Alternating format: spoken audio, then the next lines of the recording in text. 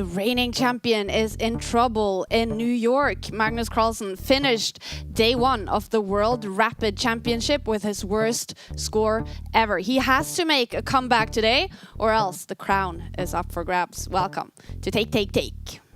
And he spent now 5 minutes on this move. And it seems to be an immediate win. Magnus Carlsen wins the game in round 2 of the World Rapid Championship. I want to do well. I'm very passionate. I'm putting maximum effort into every game. Fabiano Caruana is fighting for his life in this game. The first day is the most difficult to actually get it, into your form. Magnus Carlsen looks worried in round 3 of the World Rapid Championship. Oh, he's shaking. A handshake in New York, a draw. He was winning at some point in this game. I think he's going to be disappointed with that. Oh no. Oh, is this a blunder? I think it is. Clocks are ticking, bar is jumping. It's now better for Shimonov. My God, that's insane. Is Magnus losing? Now he is definitely worse. Oh, he's claiming the threefold repetition. Okay, so it's a draw. We have a draw. Magnus Carlsen in huge trouble here. Massively better for Denis Lazovic. He blunders. He gives up. He resigns. It's over. Magnus Carlsen, the reigning champion, loses in round 5. He is stuck at 2.5 points. That is his lowest score ever after 5 rounds in a World Rapid Championship.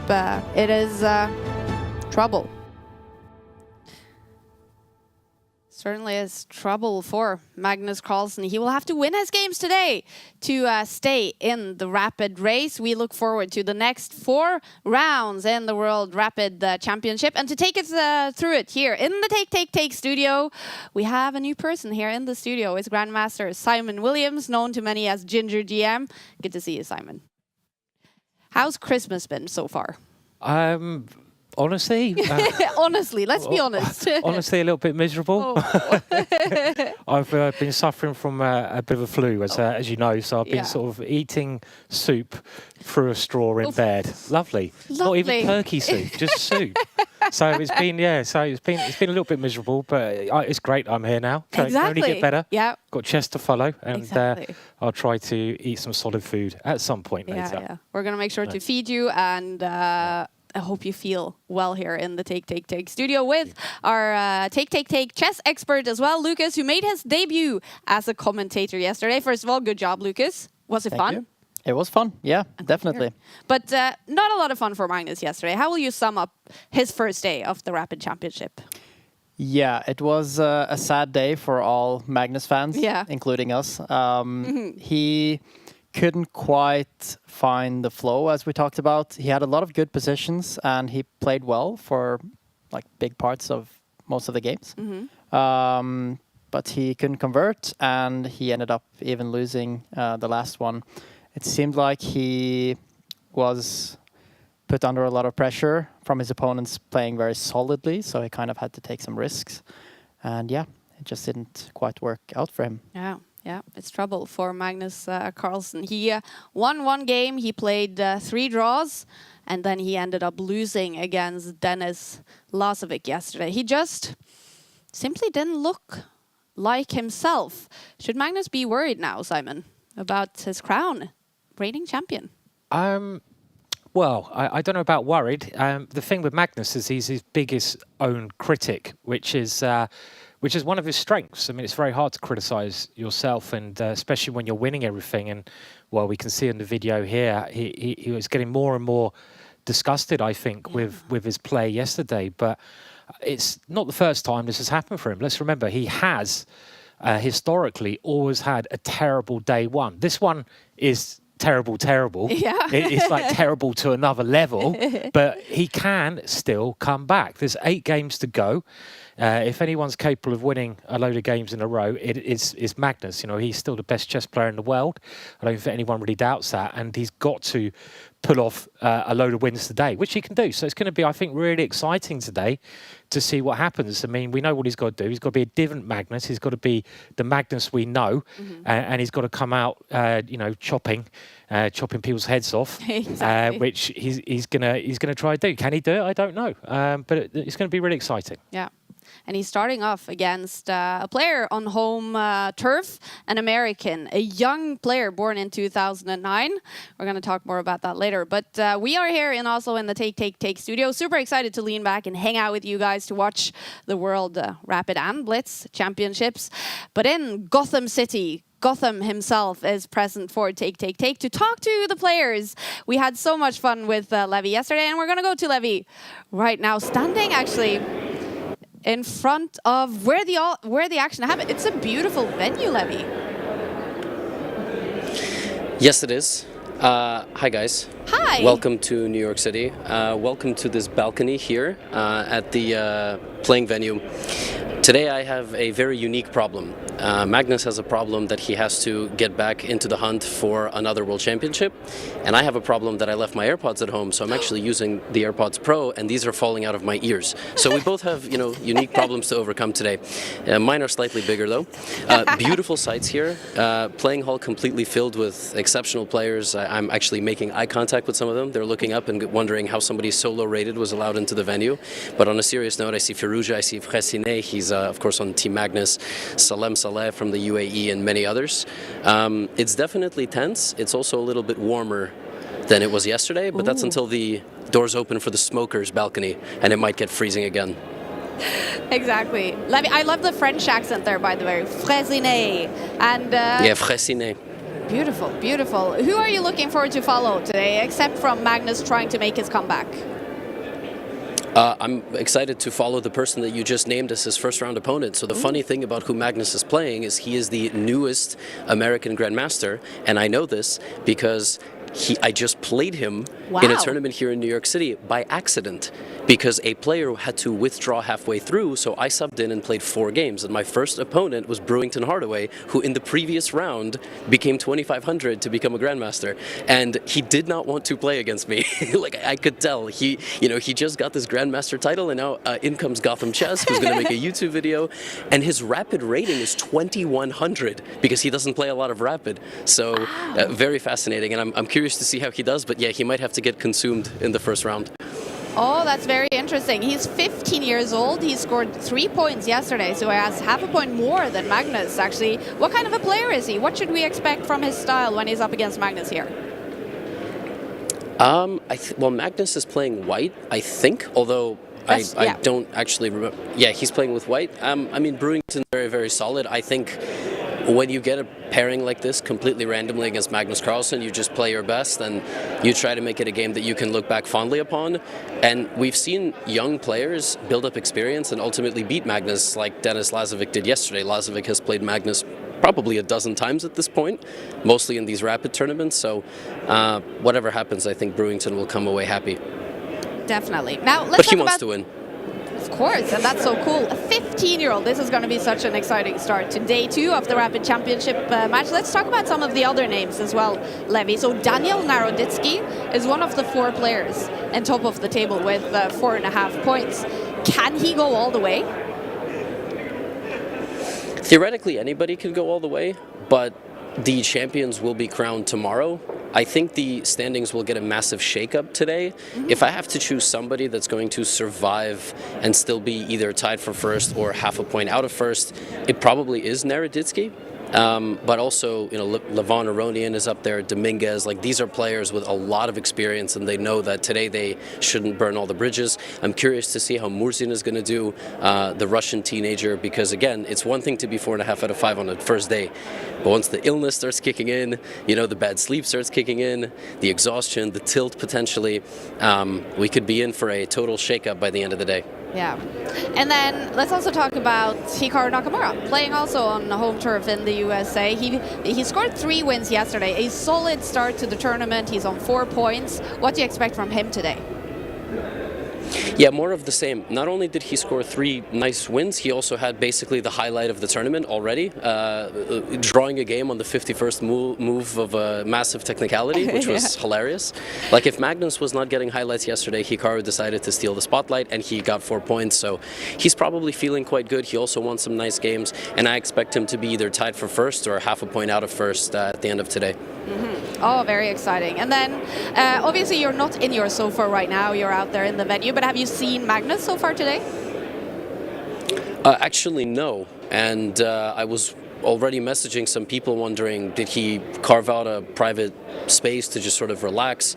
I will say, I know that he likes to catch some rest between the rounds. Yesterday he was watching some football on an iPad. I don't know if there's more football matches to watch today. I don't actually know how Magnus will do after a 2.5 out of 5 start. What I will say is, with a career like Magnus and with a career like Hikaru's, who are two of the biggest stars in the sport, we are constantly asking ourselves, when is the fall off going to happen? It's the same in tennis with guys like Djokovic, it's the same in basketball with guys like LeBron. When are these guys going to stop winning everything? When are they actually going to get 10th place in a tournament?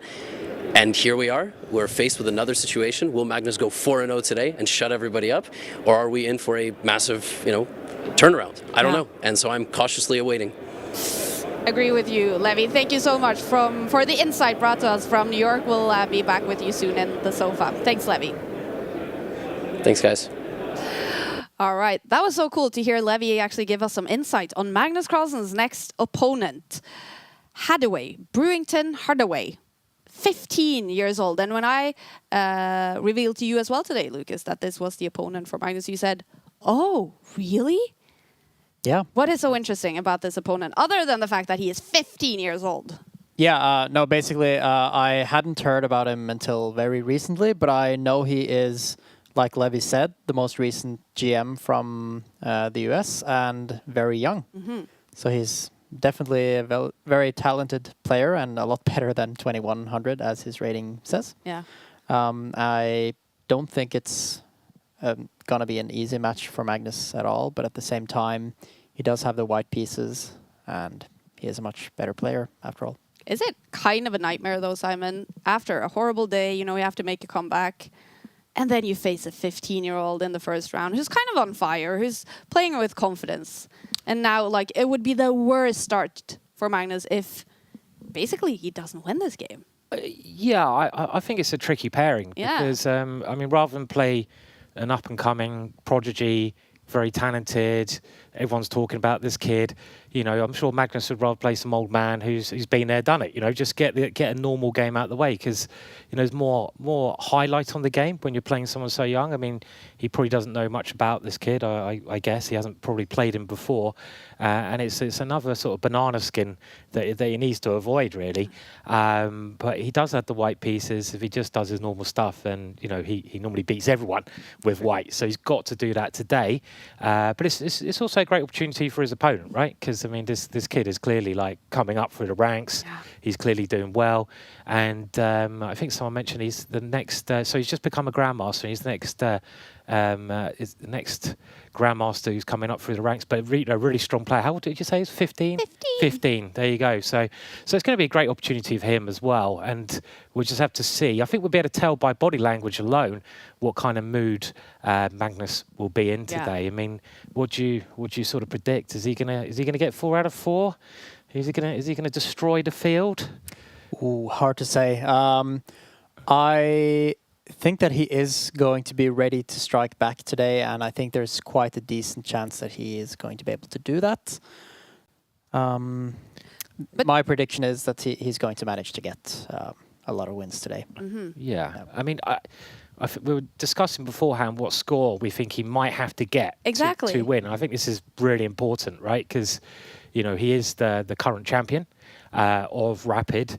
There's only 8 games left. How many points will he need to get out of those 8 games to have a chance of winning? And it's at least 7 out of 8, I think, isn't it? Because his tie-break's going to be very bad now because he's starting to play lower-rated players. So he'll need to, he can't really lose a game. And even dropping a draw, he's going to have to take risks. So 7 out of 8 minimum, maybe even more than that to win the competition now. 7 out of 8. It's a big ask. So he really needs to get 4 out of 4, I feel, today to have, a good chance tomorrow to retain the title. Exactly. Yeah, I agree. At least 3.5. At least 3.5, yeah. 4 would be much better. Yeah. Yeah. He's won it many times, Magnus Carlsen. He is a 2 times now reigning Rapid champion. And I checked yesterday the score that he had last year and the year before that. And I think it was 9.5 and 10, or 10 and 10.5. Yeah. So, I mean, hope's not out. He can still score 8 more points. He has 2.5 points. If he wins all the games, he's going to finish with 10.5 points. So it's possible. Yeah, and that could be a winning score. Even 10. I think you mentioned somebody won with 9.5. Yeah. So it's not lost for him yet, but he needs to win basically every game. Yeah. Last year he won with 10 out of 13 points. Yeah.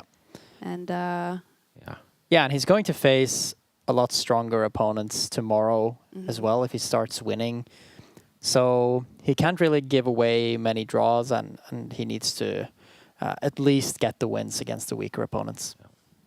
And here we see you guys. Clock's ticking down to round 6 in the World Rapid Championship. It's a total of 13 rounds. They play the Swiss format, and Magnus Carlsen is on board 1 today, playing against 15-year-old Brington Hardaway to start off the day. The youngster already sitting there by the board. He must be super excited to play the world number 1. And then on board 2, you guys, we are going to see a game between 2 of the tournament leaders. So we have 4 players on 4.5 points, and 2 of them will face off in round 6. That is Volodar Murzin and Lenia Dominguez Perez playing for the USA. And on board 3, Daniel Naroditsky, known as a famous chess commentator, a streamer, but also a fantastic chess player. And he is also on 4.5 points, playing Shant Sargsyan, who is also on 4.5 points. So we have 4 players in the top after day 1 who are not top guns, not the ones you would expect to be up there. So the question for them is, can they go all the way? And then on board 4, we see 2 of the top guns, Anish Giri and Levon Aronian, both on 4 points after day 1. Anish Giri is not known to be a speed player. Would it be a shock if he won the Rapid World Championship, Simon? Yeah, I mean, I think it'd be a shock if Anish won anything. I'm joking, Anish. Yes. Don't kill me yet. No, I mean, it wouldn't be a shock. He's a great player. He's always been one of the elite. Well, I say always, not always, but you know, as far as I can remember, in recent times, he's been one of the elite players at the top, playing the top players, always performing well. So it wouldn't be a surprise at all, I think, if he becomes a world champion. And it kind of I'd actually like to see Anish become a world champion, because he's very well known, very well liked. Look at him there. He's even got time to sign a board. If that was me, I'd be pushing him away. Wow. You know, get out the way. I'm concentrating. And he's got time to get up, sign. What a gentleman there to go and do that. So, or is that just boosting his confidence? Yeah, he's like, look at me. I'm the boss. Yeah. And he said, they didn't ask for your signature, did they, Lev? Yeah. Ha, ha, ha. They only asked for my signature. Maybe that's what he's thinking. But no, but I would like to see Anish do really well, because he's, you know, he didn't qualify for the candidates. He missed out on this cycle. I think he's still quite confident about, but you know, still has chances to become world champion one day. And you know, this Rapid is a massive title. So yeah, I hope he does well.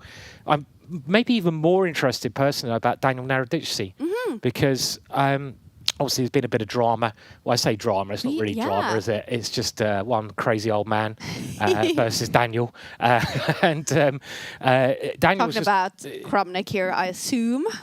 Is that what you're talking? Oh, yeah. I think about, yes, of course, Krumnik, yeah.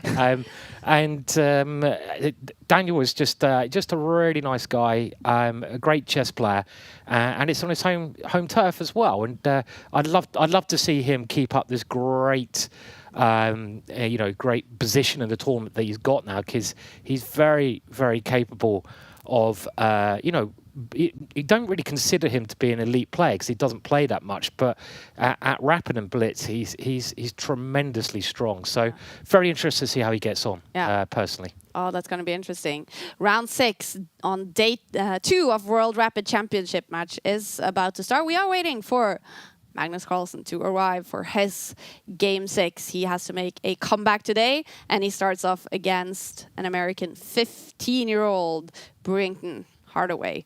Thank you to everyone who is watching us on YouTube and Twitch. We really look forward to hanging out with you today, and I will definitely pay more attention to your comments. So please Share your questions to our experts here. Share your comments. And at some point today, we're also going to challenge you guys to a Guess the Move battle. Take studio against the world. Can anyone beat us? We see a few handshakes here, but we are waiting for Magnus Carlsen. And now, round 6 is about to start.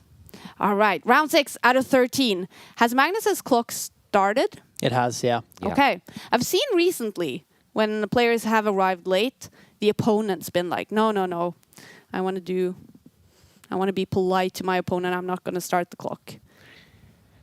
Yeah, I think there's a rule that you have to start the clock. Okay. I mean, I think a lot of players, they want to wait for their opponent out of manners because they don't want to actually have a head start. But I think the arbiter is obliged to start the clock on time. Otherwise, it could really ruin when the rounds do actually start. And he is here. So Magnus is here. Too late. Running in. Okay, well, not running in. He looks very chill, actually. Yeah. Magnus Carlsen has the white pieces. He is stuck on 2.5 points after the first day of the World Rapid Championship match. And he has to make a comeback today. Maybe even winning all of his 4 games today, you guys. And starting off against a fierce 15-year-old who just got his GM. All right, here we go. The game started. 2 knights on the board. Yeah, looks like a Reti. It might become some sort of a Catalan. Is that what we're moving into now, Simon? Yeah, we've kind of gone into an English so far and into Reti type of position. I guess if Magnus pushes his pawn in front of his queen, that will go to a more traditional Catalan structure, and this is where he's got to he's got to make that decision soon. But first of all, it's up to Black, and Black plays this move, which we've seen quite a lot in the recent World Championships, which leads to very exciting positions. That Black pawn going through the middle of the board. A very ambitious move. Yeah, very, very ambitious. Black taking the center, and White going to try to play against that center. And you can see with Magnus's next move, I think he hits that pawn. Gets prepared to hit. First of all, he puts a blocker in front of it. So quite a standard position so far. We saw Denis Lazovic in round 5 yesterday beat Magnus Carlsen with a very successful strategy of just annoying Magnus, not letting Magnus play a game with big chances, perhaps. And eventually Denis won that game. Different strategy here then from Hardaway. Is that what we're seeing so far, Lucas? Yeah, definitely. This is a more principled approach, going for the most ambitious move, which is an interesting approach when you're playing with the black pieces against Magnus. So, yeah, cool to see. Yeah, and quite an interesting move there from Magnus, his last move, because Magnus is now saying to his opponent, do you want to take me on pass on or not? And Black has decided not to capture on pass on. And if you look at the pawn structure in the center of the board, I call it like Lego locks together. Oh, yeah. And those pawns are kind of all locked together. So they are very blocked. And this last move, I think it might have even been Ding who mentioned this plan in the World Championship match, and it was considered, I thought at the time, to be a very nice plan for White. You use that pawn in front of White's king to try and build an attack around. It's basically it's King's Indian attack now. This position is transposed into a favourite opening of Bobby Fischer's. We've seen a lot of different openings within the first 10 moves here. Yes. From a Reti to an English to a King's Indian attack. That's right. It's changing a lot, and I do like White's position, I have to say, because it's a very simple plan that White has. White can castle his king, and when you have this pawn on, it's in the center of the board. That White pawn is on the E5 square, but it's well known going back to the days of Ali Ekin, and I think it was Ali Ekin or previous world champion Max Uwe who said that when you have a pawn on that square, you can always have the potential to start a kingside attack later, because that pawn is a real thorn in your opponent's position. And you can see Magnus's pawn in the middle of the board. It's really annoying for Hardaway there. Hardaway, how's he going to deal with that pawn? Is he going to let it rest there, which is going to cramp his pieces, or is he going to try to break it by maybe challenging it with another pawn? But it's a little problem that he has to already think about here. Okay, better for Magnus already on the bar. They have 15 minutes on the clock and they get 10 seconds increment after each and every move. Hardaway now entering into his first thinking pause. 1.5 minutes now on his next move. Magnus leaning back. Yesterday he had a shiny silver shirt. Today I would say a shiny purple shirt. Colorful today from the reigning champion. All right. Hardaway moves his queen out and Magnus, what does he play? I think he just defends that pawn with his bishop. That's his prize sort of piece pawn at the moment. It is that pawn right in the center of the board. And again, if you go back and look at some of the old text, I remember Nimzovich talked about a pawn like this as well. And he said, if you've got a pawn so far advanced, you need to back it up with as many pieces as you can, because that is the pawn that's going to cause your opponent problems. And this is a bit of a problem for Black, because what's Black going to do here? If Black ever castles, then it feels that the Black king will be very susceptible to some kind of attack. And Magnus's pieces can work behind that pawn as well. And a little bit unpleasant for Black, this, I feel. I mean, Lucas, I mean, what would you be thinking of doing here? I mean, if I was Black, I might even try something like G5. Not now, but I might be looking at castling queenside and playing a move like that. Yeah, that's interesting. Yeah. I was thinking, can you even do it now just to get rid of the pawn on e5? But it probably doesn't work tactically. I agree with everything that you're saying. This feels more comfortable for Magnus. He has the attacking potential on the king side. We might even see Harry the H-pawn start moving sometime soon. Definitely. And what do you expect, Simon? Do you think that's going to happen? Yeah, 100%. I mean, it seems like Black's only way to try and get counterplay is by, okay, so this is a move to prepare that. Hardaway plays. And now, well, there it goes. Lucas, you predicted it perfectly. Good Where's job. the Harry pawn? Yeah. Harry comes into play. And yeah, this is a preemptive move because we're trying to stop Black from pushing Gary, the G pawn. And this means you keep the center stabilized by controlling it. And now just normal development instead here. Yeah, I think maybe Hardaway's plan here could be to castle the other way, castling long. Yeah. As the king is actually quite a bit more safe there. He has the space in the center on that side, and it's a little bit hard for Magnus to open it up immediately. But even there, he can break open the queen side over time. Yeah, and it's just an uncomfortable position, this, for Black, because, okay, let's say Black does everything that Black wants to do, develops the bishops, places the king. Whichever way the Black king goes, it will be a target. Yeah. White has breaks on the queen side. If the Black king goes there, White can push the pawn, the B pawn, in front of the knight 2 squares.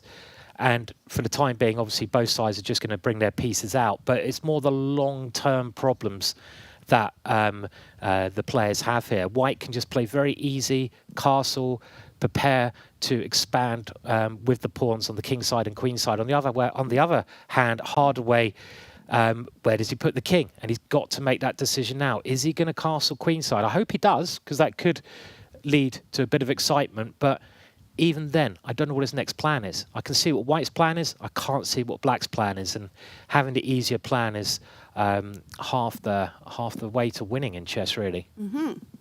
For sure, yeah.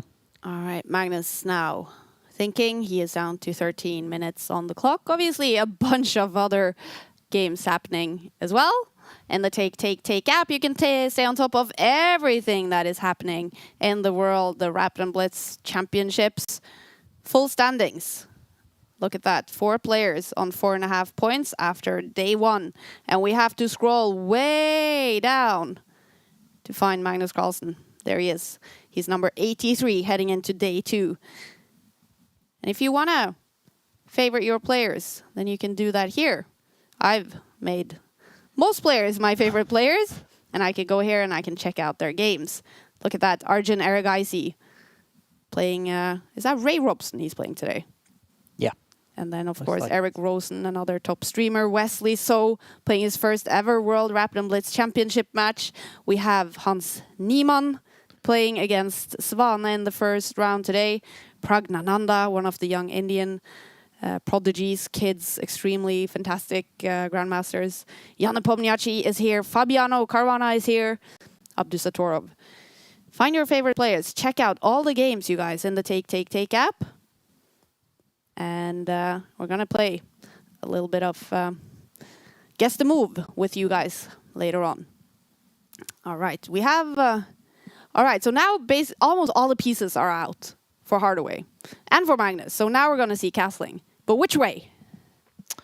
Yeah, it's kind of like maybe this is the decision that both sides want to wait a little bit with, because as soon as you commit your king, you also create a target for your opponent, because your king will probably stay on that area of the board and your opponent can start targeting that area.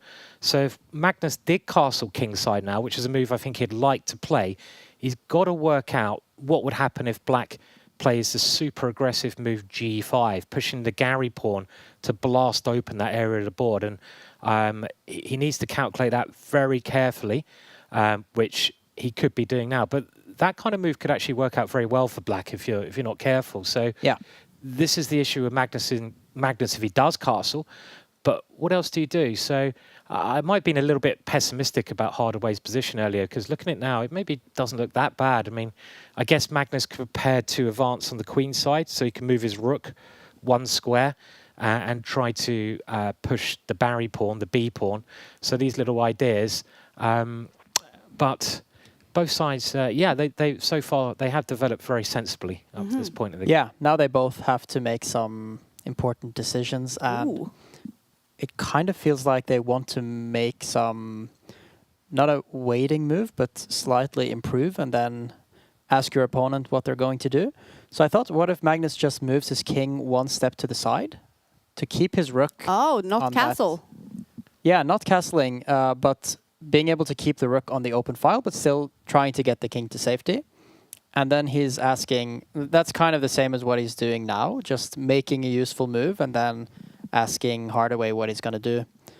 But this is getting his attack a little bit closer to breaking through over time here. Interesting. We are in move 13. Hardaway, the 15-year-old, is thinking, let's head to Levy in the sofa in New York. What do you think of the opening here in Magnus's game, Levy? Yeah, thank you, guys. It's a very interesting opening. It's something actually I prepared a couple of months ago. Ooh. And we have a move now which is long castling. And Magnus using the experience factor against the young Hardaway. It's a perfect weapon for rapid and blitz. Maybe it would have also worked in classical, but here black has a little bit less time to react. And if we just back it up to, let's say, move 6, I don't know if we are able to do that. Yeah. There is a very key subtle detail that is hidden in these positions, that white can play move E2 to E4. So one more move back. Yeah, here white can sneak this pawn through if black is not careful, and also get the pawn to E5 like Magnus has done in the game. I remember studying this a little while ago and wondering, oh wow, like why don't more people go for this? Well, in classical chess, it almost never works. Black is very well prepared in classical chess, has a little bit more time to think about the intricacies. But Brewington actually messed up a little bit here, and this is basically the best version of this position that white can get. Now, I will just add that the computer always says it's 0.4, but as we know, Simon, Lucas, that doesn't always mean much in classical chess. You get to the position and you go, oh, I don't really know what to do now. But with a 0.4 for Magnus, it's a very different story. And here we are. So we have long castle then for Hardaway. Will we see the same? No, so Magnus has now moved his king. He is not going to castle. Yeah, I will just add, before I throw it back to you guys completely, King F1 was one of the top computer moves, which is kind of hilarious. Try explaining that to a person at home. I mean, it just looks like a computer mouse. It looks like you're playing on your phone and you mouse slipped castling. But yeah, it's a very flexible move. You don't want to commit your king all the way, because that would make the rook move to f1, and actually the white rook wants to protect the pawn on h5 instead, which is why Brewington just played this move, because now he will launch a counterattack. But it's a vintage Magnus position, and if he's in good form, he should get a decisive advantage in the next 10 to 15 moves. Wow. Very cool. Thanks for that insight, Levi. Vintage Magnus Carlsen, Gucci Magnus, is here. He hasn't castled his king. Does that mean we're going to have some action here, Lucas, in this game? Yeah, we're definitely going to have some action here.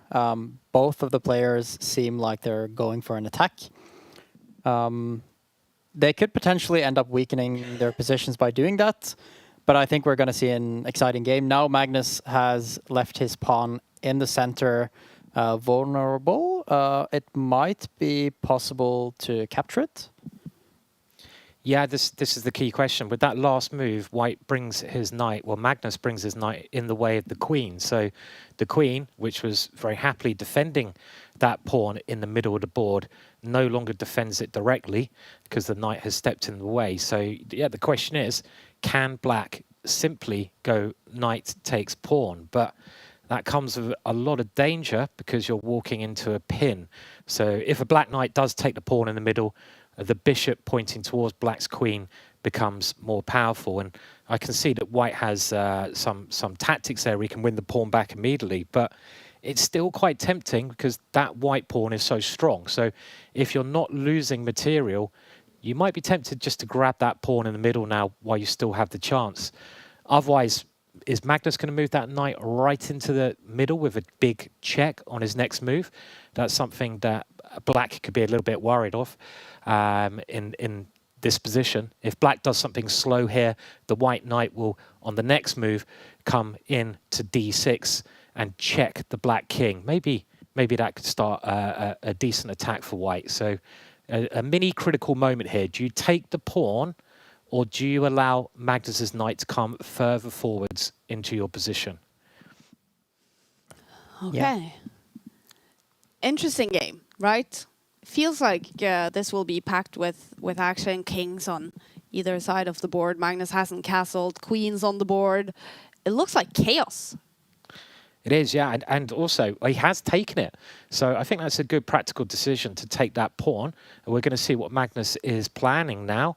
It's going to be very interesting. And I think Magnus is just going for an attack. Really? Yeah, so he's offering potentially another pawn. He's one pawn down, and he pushes with b4, and he's trying to open up lines towards Black's king now. So Black is a pawn up, but the Black king is starting to look a little bit open where it is at the moment. Wow, much better now for Magnus Carlsen. Could he get a dream start to day 2? He has to make a comeback. He maybe even have to win all his games today. And it's looking good so far. But he lost a lot of winning positions yesterday. Well, they ended with draws, a lot of them, but he wasn't able to convert yesterday. So what needs to be different today, Lucas? Well, it feels like he's playing with a little bit more confidence today, maybe. And this feels like the start to a crushing game where he's just like running over his opponent, basically. Especially since he's sacrificed the pawn. Now he's trying to sacrifice another one, and actually it works according to the computer and is the best, it seems like. Mm-hmm. Of course, he needs to stay focused. It's still a very complicated position, and it's possible to go wrong, but it feels very easy for him to play now with now that he's found this idea of sacrificing the 2 pawns.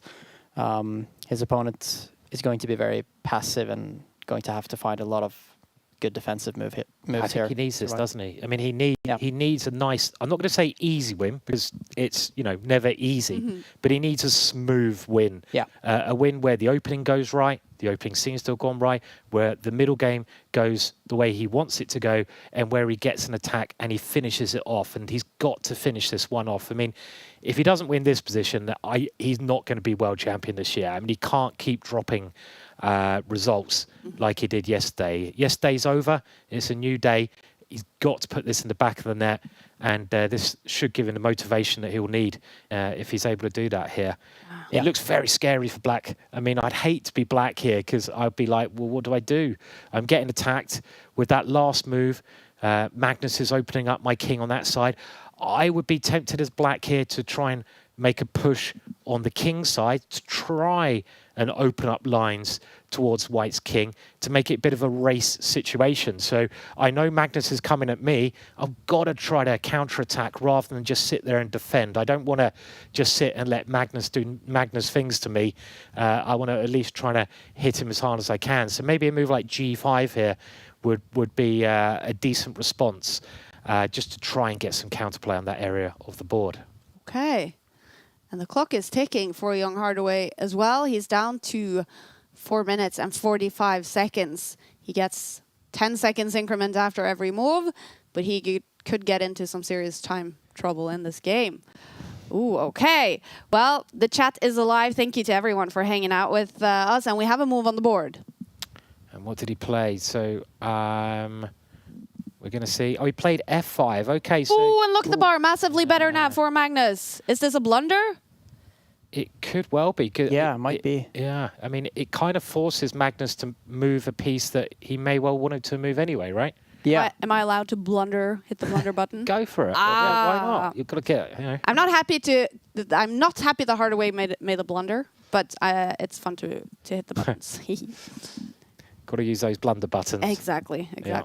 All right. Well, is Magnus now winning? I don't think he's winning yet. Okay. It's still very complex. His next move is key. Does he retreat the knight, or does he go and take a pawn? And he's playing the most aggressive move. He's grabbed a pawn, and now Hardaway has managed to swap off a pair of bishops. This weakens both kings. You can see the bishop that Hardaway has moved was defending the black king. So the black king is now weaker because you've lost the defender of the king. But also you've moved one of the defenders of white's king.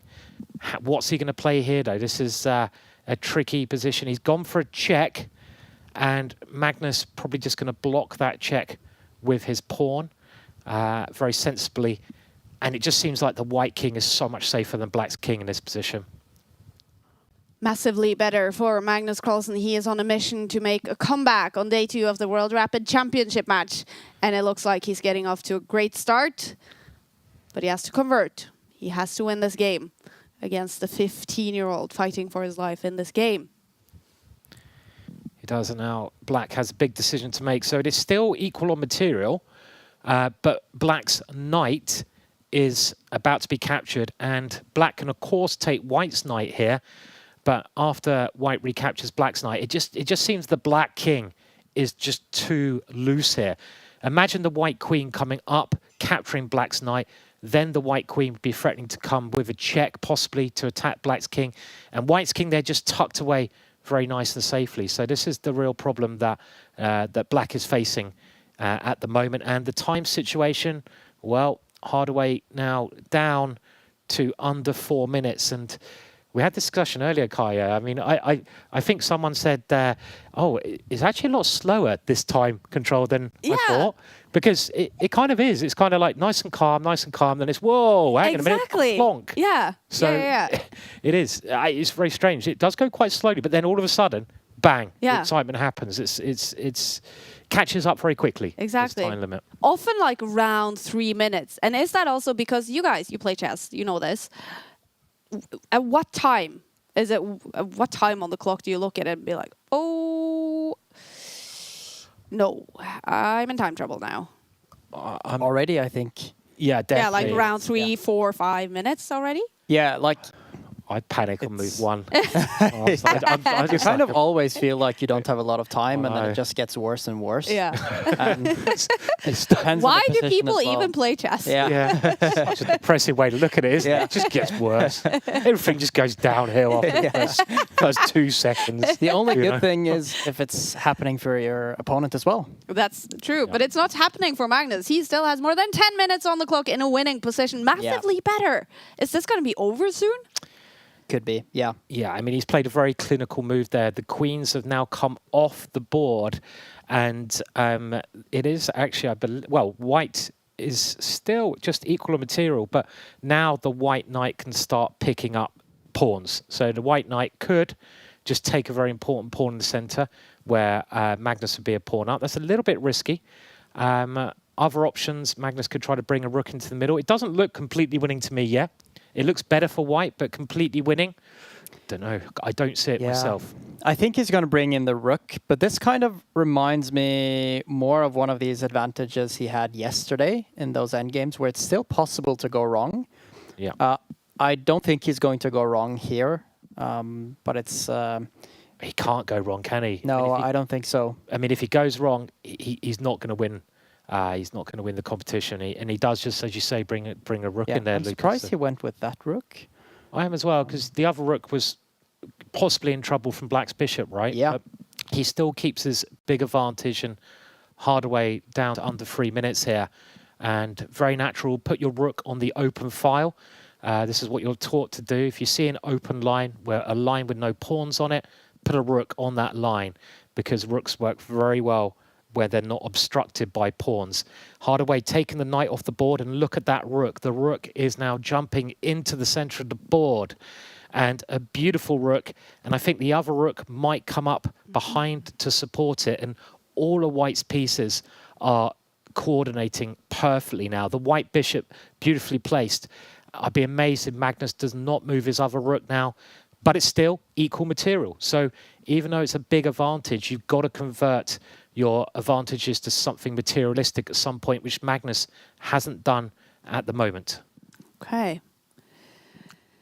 Well, if I don't get another chance, I have to say that now a lot of people in the chat has been pointing out, Hardaway, what is love?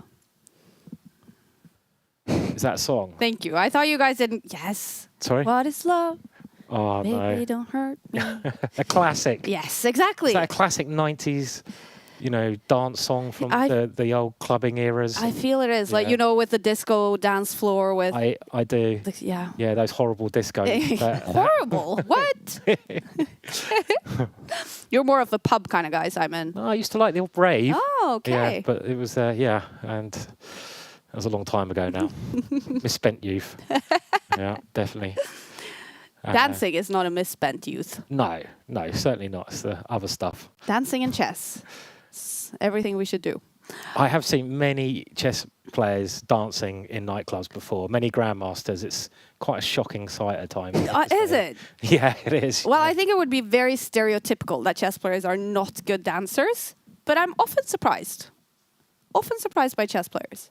I'm never that surprised. Okay, so all right. Doesn't it rate the higher your elo, the worse dancer you are? Yeah, maybe. Is that there's some relation there, correlation? I feel we have a TV show incoming here. There's a great one of Jonathan Spillman, I don't know who's a very famous English grandmaster, of him doing some dancing at one of the chess Olympiads, and he looks like a ravaging wolf on the dance floor. He's got very long hair, and it's a brilliant video. He's enjoying himself, and I think it doesn't matter what you look like when you dance, right? You 100%. Only dance for yourself. You should look stupid. 100%. So just, get into the flow. Yeah. All right. Magnus, now he has those two rooks. Those look deadly. Yeah. I think he is very close to winning this now. I thought he might go with the other rook to that square so that he's able to actually move it without the... now he doesn't actually threaten anything with that second rook, as his other rook would be captured. But at the same time, Black cannot really do much here. And maybe that's why he's thinking 1 minute and 40 seconds. Hardaway makes his move, fighting to save this game, but it's looking more than difficult. Yeah, so now Magnus can win a pawn, but that would allow Hardaway's rook to get a little bit more active. Yeah, I mean, even though the computer says it's completely winning for white, you still equal a material. You've still got to find the killer blow here. There's a lot of tempting options. You could go into the ending. The ending should be very pleasant, but I don't see it's winning by any means. He's swapped off one rook, and he does go straight into the ending. So this is still an equal material ending. But the problem, one of the problems that Black has here is if you look at Black's pawns, a lot of the Black pawns are on dark squares. And that last move from Magnus, very, very nice move there. That basically locks down Black's pawns the left-hand side onto dark squares. Why is that a good thing? Because they have dark square bishops. So the white bishop can attack Black's pawns, but Black's bishop cannot attack White's pawns. And this is the long-term problem that Black has here. His pawns can be attacked, but he can't attack Magnus's pawns. So very tricky ending. I mean, you wouldn't want this against like, the best endgame player of all time, really. You wouldn't want this against anyone. No, you wouldn't. Definitely not. I mean, it's horrible, but you still got to win it. Yeah, it's not... I mean, it's not that straightforward. But I guess what you do now is that you bring up your king, you push your G-pawn next to the bishop so that you can get your king even more involved. And the problem is that Black has to keep the king close to the pawns on the left side so that they cannot be captured. Right now, Magnus could try to go for moving his bishop all the way down to attack those pawns, but it doesn't work, I think, to try to take them as the bishop would be trapped in the corner. And we see on the blue bar, Hikaru draws Sindero in round 6. Hikaru Nakamura is now on 4.5 points right now on top of the table together with some other players, but obviously a bunch of games still going on. Oh, he goes for that move? That is a little bit surprising. Yep. So the bishop does come down, and it seems like the major problem with Black's position here is that he's just a little bit overextended. So his pawns are on dark squares, and if the white... Okay, Magnus has grabbed a pawn here, and Black's sacrificed his pawn to try and do quite a brave run with his king towards White's pawns the left-hand side. So I like what Hardaway's done here, because he was in a tricky position and he's just going for active counterplay at all costs. Magnus needs to be very accurate here, because look at the Black king. What's the most important piece in the ending? It's the king. And the Black king is trying to run into Magnus's position and start gobbling up those pawns. It's a bit like Pac-Man. You've all played Pac-Man. Oh, yeah. Oh, there's a great pub in Norway where they have Pac-Man. You can play it. I love that pub. Opposite the Good Night. But look at that king. It's the Pac-Man king. It's trying to come in and grab those white pawns. But Magnus just brings his bishop back, and it's that problem before. The black pawns on dark squares. Bishop attacks those pawns. Pac-Man king, but it's struggling.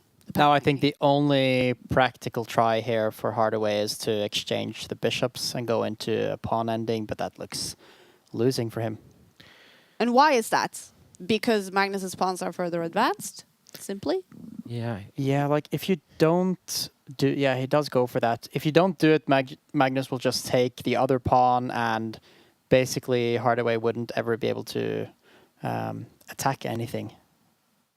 But will Magnus know? So he does not want the bishop trade. doesn't want to do it. Okay, you're surprised by that. Why is that? I thought he would at least try to calculate it and try to figure out if it's easily winning. And then if it's not that clear, he doesn't go for it. But maybe he just knows that this is very easy. Yeah, it was quite a clever idea that Magnus did there, because he brought the black bishop away from the defense of c7, where the white bishop has gone into. And now Magnus doing the most important thing in the ending, generally improving your king. And if Magnus can get his king into the light squares, then it is completely game over. So they're maneuvering around a little bit here, and Hardaway very short of time in a very tricky position here. Yeah, I think Magnus is only a few moves away from winning here. Yeah. Good start for Magnus. Pretty smooth game, it looks like, this one. Good. So he'd be happy with this one. We might even get him for an interview with this. Ooh. Yeah. I think, because he wasn't that happy about interviewing yesterday, understandably, because he had some big games going on and he wanted to get back in the tournament. But it'd be very interesting to see what he's thinking today. Exactly. Yeah. Let's hope he throws himself down in the sofa with Levy and gives us his thoughts heading into this day and after winning an important first game on day 2 in the World Rapid Championship match. He is Matthew here. There we go. We have a result. It's a handshake. Magnus Carlsen takes the win. And is this the start of his comeback in the race to keep his crown as World Rapid Champion. He beats 15-year-old Hardaway in round 6, and he now is up on 3.5 out of 6 possible points, Magnus Carlsen. A bunch of games still going on. We can see Magnus stopping, taking a peek at some other games. We hope he's going to go up to Levy, but in the meantime, I know there's a lot of action happening in this round. I see some comments on Robson Erigaisi being an exciting game, and then of course we have Anish Giri against Levon Aronian. Any preferences from you guys? I'd love to see Daniel Naroditsky. Yeah, I was going to say. I mean, if I don't know how he's getting on, but you know, Daniel said I'd love to see him do well today and be up there in the score group. The top board. Okay. For he's now. top board as well. So yeah, if we could. Let's go to board 3, where we have, and I will fix that here, where we have Daniel Naroditsky, who played fantastically yesterday. He's playing Sant Sargsyan, who is, they are both on 4.5 points. And let's see.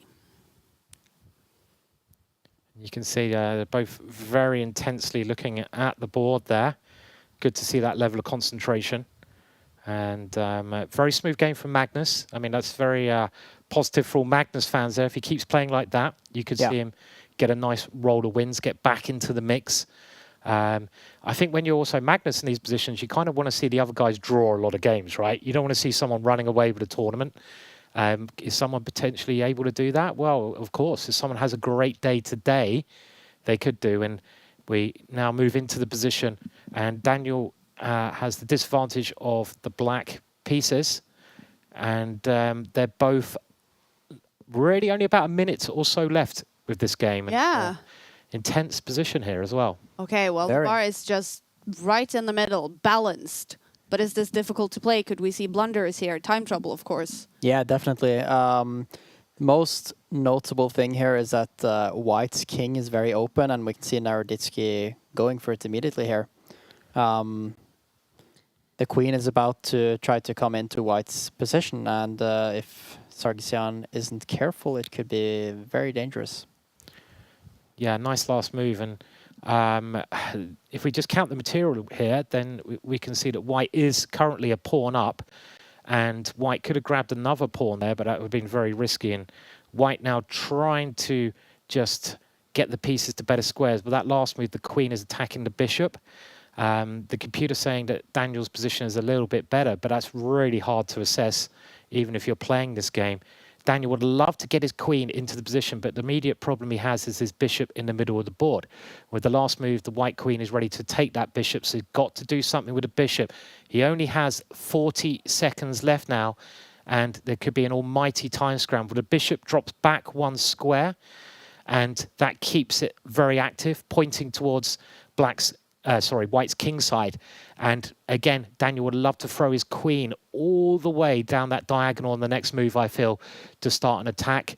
I like the way he's playing this, Daniel, because I think he realizes if he wants to do something special in this tournament, he's going to have to take risks. He's offering a lot of pawns here, but he doesn't care. He realizes, okay, you can have my pawns, I'm going for your king. And in the quicker time limits, it's often who has the safer king, which is more important. It's not materialistically all about the points. And now a big decision from White, who is under a minute here. Yeah, this is a very difficult position to play with under a minute on the clock. So I think Naroditsky is the favorite to win this game. Now if he gets another move, he can get his queen in. He's also attacking White's pawn with his bishop. So this is looking tricky. Okay. Yes. Yeah, if I was White, I would try to maybe centralize my queen. So maybe I'd bring my king into the center and then try to bring my queen to swap off queens. If I was White, I would love to remove the queens from the board. If White can remove the queens from the board, White's quite possibly better, but he goes for an even braver move. He grabs a pawn with check, and this might look like an obvious move, but I don't think it's obvious at all, because the white knight now goes to a very risky square. The white knight doesn't have many places to go after that, and it doesn't help the problem of black's queen swinging in. White now attacks that bishop with the queen move, and Daniel has some big moves here. Does he bring the queen in to d2 in front of white's bishop? Does that work, or would that only be enough for a draw, or does he do something about his bishop in the middle of the board? He's got 30 seconds to decide this. Any result still possible here. The evaluation says the position is balanced. I think that's fair enough. And Daniel, he can probably go for the draw by throwing his queen into the middle, but is it only a draw? No, he grabs a pawn. He's still playing for the win. Brave play from Daniel, which I like to see. We like to see a bit of brave play. He's going for it. He is going for it. I think he has to keep his 2 bishops. It's so much more dangerous for the white king here with both of them still on the board, especially since white is so weak on the dark squares here. Maybe now is a good time to bring in the queen. Well, he gets rid of the knight first, and that was a strong piece. Materialistically, white's still a pawn up, and the white queen, very good square there. Yeah. If you're in a position with just queens or not many pieces left, you want to keep your queen in the center of the board. And white's queen is on a really good square, attacking 2 pawns centralized. So I don't see why white should be worse here. And now the black queen dives in. Is this going to be potentially a draw now? It's getting very complex. Yeah, it's very complicated, but it looks like Sargsyan has a perpetual check here. I think so. And Naroditsky is letting him go for it. Wow. Because the only other option here would be to bring the king up, but that looks very risky. It does. And Daniel going up with the king, but this could be a draw with a repetition of moves. I'd love to see the king start wandering up the board. That would be brave, ambitious. And very stupid. Okay. But, yeah. But still, they agreed to a draw. Okay. It's a draw between the 2 players on top of the table, Sargsyan and Naroditsky. A draw means that they are both on 5 points after 6 rounds in World Rapid Championship. Not two of the favorites in the championship, but they are fighting for it. And games still going on. Anish Giri against Levon Aronian. And Jan Krzysztof Duda from Poland is playing as well. Is that Sam Sevian he is playing against? Yeah, I think so. Yeah, from the US, 2 youngsters there. And then, of course, Arjun Erigaisi, maybe the biggest favorite from India, playing here as well. I'm wondering if we should jump into another game. I mean... Yeah, should we look at the Giri-Aronian game? I would agree. Let's jump into Anish Giri against Levon Aronian. I will find it here. All right. The app is great, you guys. You can follow all the games. 180 players competing in the World Rapid Championship. And you can follow all the games. Massively better for Anish Giri. Is he winning this? Don't know. I think it's too early to say, but it looks very promising. I think massively better is a fair evaluation here. And what is it about the white position that makes it so much better? It's the 2 bishops that are very strong, and it's the passed pawn that he has, which is getting quite close to the end of the board here. And it's kind of hard for Aronian to coordinate his pieces without losing material. Yeah, very, very tricky position for black to play here. I mean, as you already mentioned, Lucas, those 2 bishops, we've heard about them many times. You combine them with this passed pawn, and there's that pawn moving forwards already. Very tricky move from Anish here, because it does seem that that pawn could be taken, and it is taken. The board will update very quickly, but Aronian's moving into a lot of pins here. Those bishops are very, very good at controlling squares in a crisscross manner, and there's going to be a very strong pin coming up here. Yeah, Giri's found a way to win material here. Yeah, this could be it. This could be the end of this game. The problem with the last move, the bishop attacks black's rook. If black's rook moves, white plays rook takes knight and wins the knight. Otherwise, black's going to lose at least the exchange, and that should be enough to lose the game. So Aronian in serious trouble, and Anish playing very well so far. Yeah. I think the Rapid is much more Anish's territory than the Blitz. I'm not saying he's a bad Blitz player. He's a great Blitz player, but I've seen him perform exceptionally well in Rapid events before, and I think having that little bit extra time, it kind of helps Anish. He's a bit old now, isn't he? He's a father and stuff. He needs to chill out, and you know, he's not as sharp as he used to be. So, but if he wins this, Anish Giri, he's going to be on top of the table with 5 points, together with Lenny Dominguez-Perez and Volodar Murzin, who has played a draw in their game, and Daniel Naroditsky and Shant Sargsyan, who also played a draw. So we will at least have 5 players on 5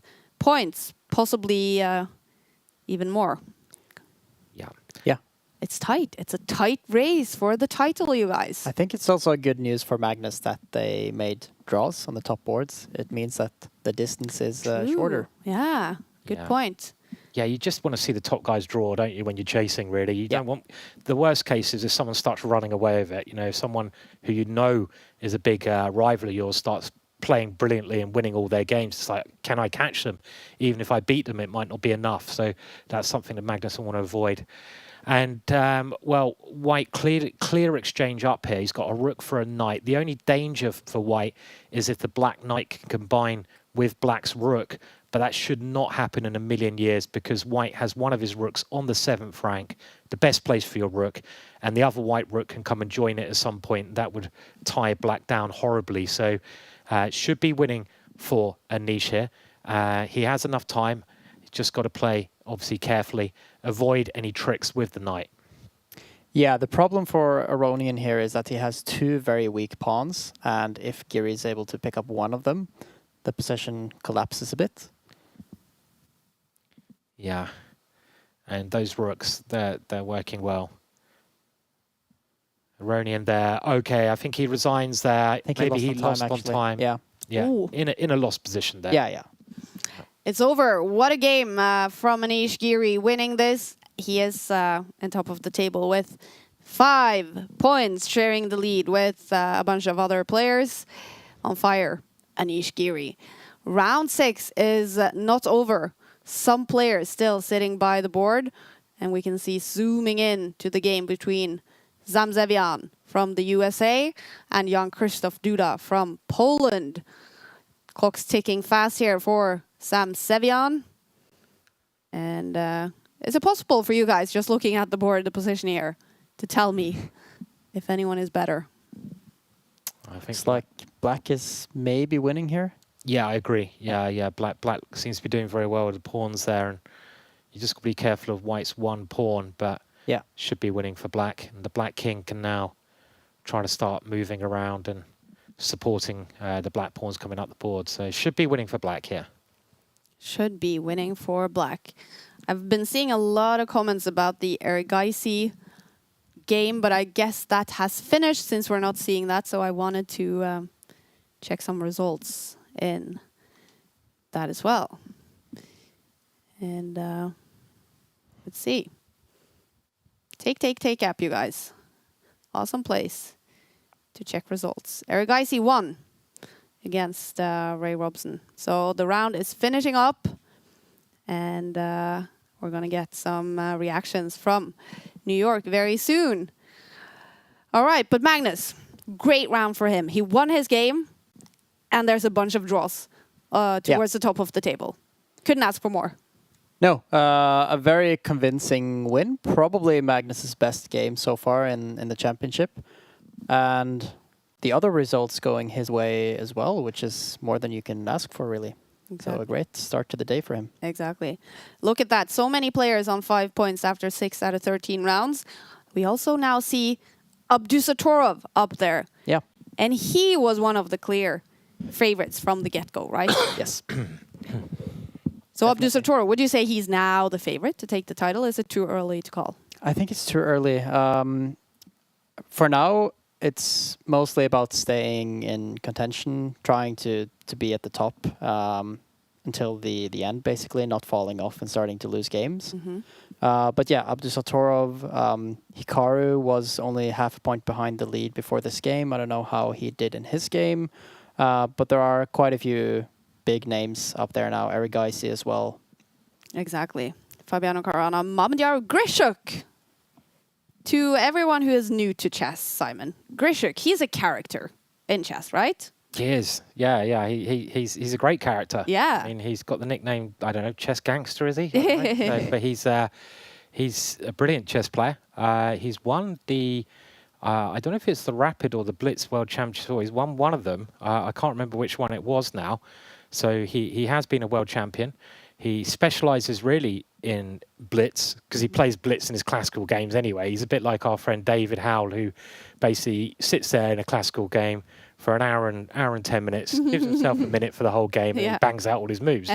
This is exactly what Grischuk does as well. So he's very used to the quick time limits, and it's good to see players like him and Mamedyarov, who's just above him, who's another exciting player who I don't think's ever won a world title. So he'd be really going for this, and you mix them in with some of the new names as well. You know, so these young Indian players who are up the top, and Faruja. Yeah, he's there as well. I mean, he's. I think Magnus said he's the one player who he was, probably most thinking would be his big rival for this in his interview. So extremely talented at the quicker time limits. Yeah. Yeah. And at 4.5 points, only half a point behind the top guys who are on 5 points.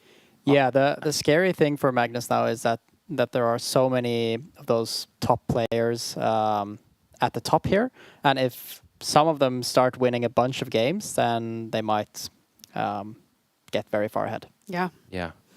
All right. Someone who is also coming from a win, who is playing a fantastic tournament so far, is Fabiano Caruana on 4.5 points, coming now from a great win against Nugerbeck. And I can see him sitting in the sofa with Levy. So we'll go to New York. What's happening, you guys? Hey guys, thank you. I'm joined once again by Fabiano Caruana. Tell me honestly, do you enjoy doing this? These interviews? These interviews? Yeah. They're all right. They're all right. That's not the worst part of playing a tournament. Does it depend on like who your co-host is? Oh, are you fishing for compliments now? No, I mean you could have said, I would have preferred it would have been Danny or something. No. I'm happy to do an interview with you. But after such a game, right? Without getting into the specifics, it's actually interesting. You upfloated, right? You played somebody who had 4 out of 5. What do you know about your opponents when you play somebody like, Nugerbeck, who's one of these younger Kazakh grandmasters? He's not like Jumabayev, but I think he's like 18 and he's 2,500. Yeah, I think he's the world junior champion. Current. Yeah. I was watching when he drew his last game. I think it was against this Russian, also young player, maybe around 20 years old as well. He was also very strong. So, of course, if he's world junior champion, he has to be a very good player. And he did just beat Prague in the last round. So, I mean, I wasn't expecting an easy game. I did think he made like an inexplicable decision at some point to give up the exchange. I think probably like lack of experience, because you never hold down an exchange pretty much. While if you're down a pawn, maybe you hold, maybe you don't. But besides that, I thought he seemed like a very good player. And yeah, he had more points than me, so I got a double white. Even though I was playing down by rating, I was playing up by score group. So still fighting. I mean, yesterday was pretty bad overall, my quality, but the result was not too bad. So still fighting for close to the top spots. I mean, now I guess I'll get a very strong player with black, so... But yeah, it's never going to be easy in this tournament. Yeah, actually, I was going to ask you about that, about not easy or not easy, but rather, do you have any heat map or understanding of player tendencies going into this event? For players you haven't played a lot, some of the top guys, you know all their styles, you know what they're going to play. Do you know something about Nugerbeck? Like, can you prepare for an opponent? Here you could, because you had overnight pairings. Yeah. But the next game, for example. No, not too much. Some players you might know. I mean, I might play a player who I've played like a dozen times before, right? Or I could play someone I've never played before. Although I suspect the next round I'll play someone who I have at least a bit of experience and know more or less what kind of player they are. But there are players like when I played Andrew Hung, we had never played over the board before. So there are some players who I'm completely new to play against. And in that case, you can only make some assumptions. Usually I make the assumption that I should be playing for, if my opponent is like a lower rated player, that I should be trying to play for a win with either color. But then very often they show great ambition as well.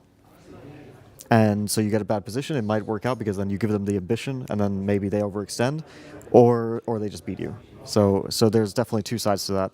I've been on both sides of it. Like against Andrew, I did both. I gave him the chance to win, and then he did overextend.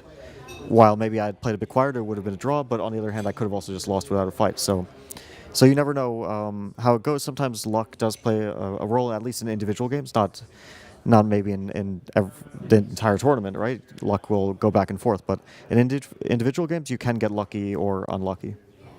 One last question. A lot has been said by fans, and I mean, frankly, even Magnus himself, like over the last couple of years, that you are the second best chess player in the world. He's never thought of anybody who's as bigger of a threat to him than you. And I've also seen you recently talk about things like, well, there's a lot of chess commentary out there that says things like, I wasn't as good in Rapid and Blitz as in classical chess. And so I wanted to ask you, what is your goal when you play the World Rapid Championship? Obviously, it's easy to say I want to win the entire thing, but do you actually set out with like, I have a point to prove, or is it just simply I'm trying to play good chess, or no, I want to be on the podium? A bit of both. I mean, I want to play well, and like to me, if I get a medal, I'm pretty happy about it overall. Like when I got silver, it was a long time ago. I was happy about it. When I got bronze a few years ago, I also felt like I had played a good tournament overall. I didn't manage to win. I was half a point outside first, but it was close. And if Magnus had not won the last game, then we would have tied and played a playoff. And who knows? So I can't say that I was unhappy. Like last year, I was unhappy because I didn't fight for anything. That's when I'm unhappy. But to say that my goal is a medal, I wouldn't say that. I've already had medals, so like I don't feel like there's much point in aiming for something that I've already achieved in the past. So of course to win, but also with the understanding that winning, you really have to come with your very best, and then things also have to work out for you. Like you can play your best, and then it's not quite enough, and so you have to play your best, and then some factors have to work out. Maybe your opponent's not going on a great run at some point. Maybe a bit of luck here and there in decisive moments. You're going to need a combination of factors. So, I could say like my goal is to win, but my expectation, of course, is that everything would have to go right for that to happen. Actually, I just thought of one last thing. It's kind of like a this or that. You've played a lot of these events, and you've played a world championship before. Now chess is becoming a little bit more like an esport. So you have the events in Oslo, you have the events in Toronto. Which do you like? Do you like this big hall with hundreds of players and a little bit of fans? Or do you like one-on-one, maybe screen, maybe a board, headphones, the modern version? I really enjoyed when I played in Toronto last year. I thought it was a great experience. I had a lot of fun. I didn't manage to win. I lost to Magnus in semis, but I still had a lot of fun during the event. I thought it was organized in a fantastic way. Everything was it was entertaining. I think everyone enjoyed it. I also like this event, but if we're talking about what I would prefer to play, I mean, the conditions here, the organization is just not the same standard, not even close. So that from that point of view, that's what I value the most as a player. In terms of format, then I could give you a million things that I might. That's very individual, but for me, the most important thing is not the format, but the organization. And here so far, I have to say it's probably the lowest from all the World Championship Rapid and Blitz that I've played, and I haven't played so many, so I can't be the ultimate judge. But yeah, that's kind of the most pertinent in my mind. Got it. And you can elaborate more on that on the next C-Squared episode. So, Fabi, thank you. Good luck in the rest of the games today. Thank you. Back to you guys. Thank you, Levi. Thank you, Fabi. Loving the new backdrop. Take branding there with Levi in New York. Round 6 is finished, you guys. And so we are looking ahead to round 7. And I keep updating here to get the pairings for round 7. Magnus Carlsen, he made a comeback. He lost the final round yesterday on day 1 of the World Rapid Championship. And he made a comeback, winning in the first round today against 15-year-old Hardaway, who recently became a grandmaster. I can see another player getting ready in Levi's sofa.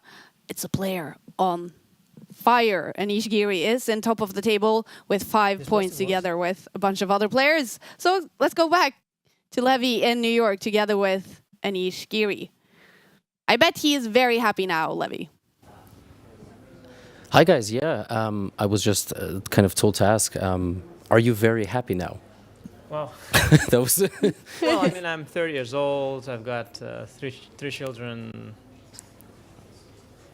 Job I love. Yeah. I'll say so. Wife you love? What? Of course. Yeah. It comes with the children usually. Yes, well, not Doesn't have to. not necessarily, Doesn't yeah. have to, But in my case, it did. yeah, we're starting, and you're all here like together. You basically travel like a family, and Yeah.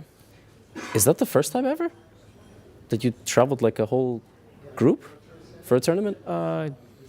Good question. It might be because my daughter, she's only 1 year old, so I don't have to go way back in history. Yeah, I mean, we've traveled a few times, but not for a tournament. It's really convenient to do that, but in this particular case, it was quite fine. Yeah.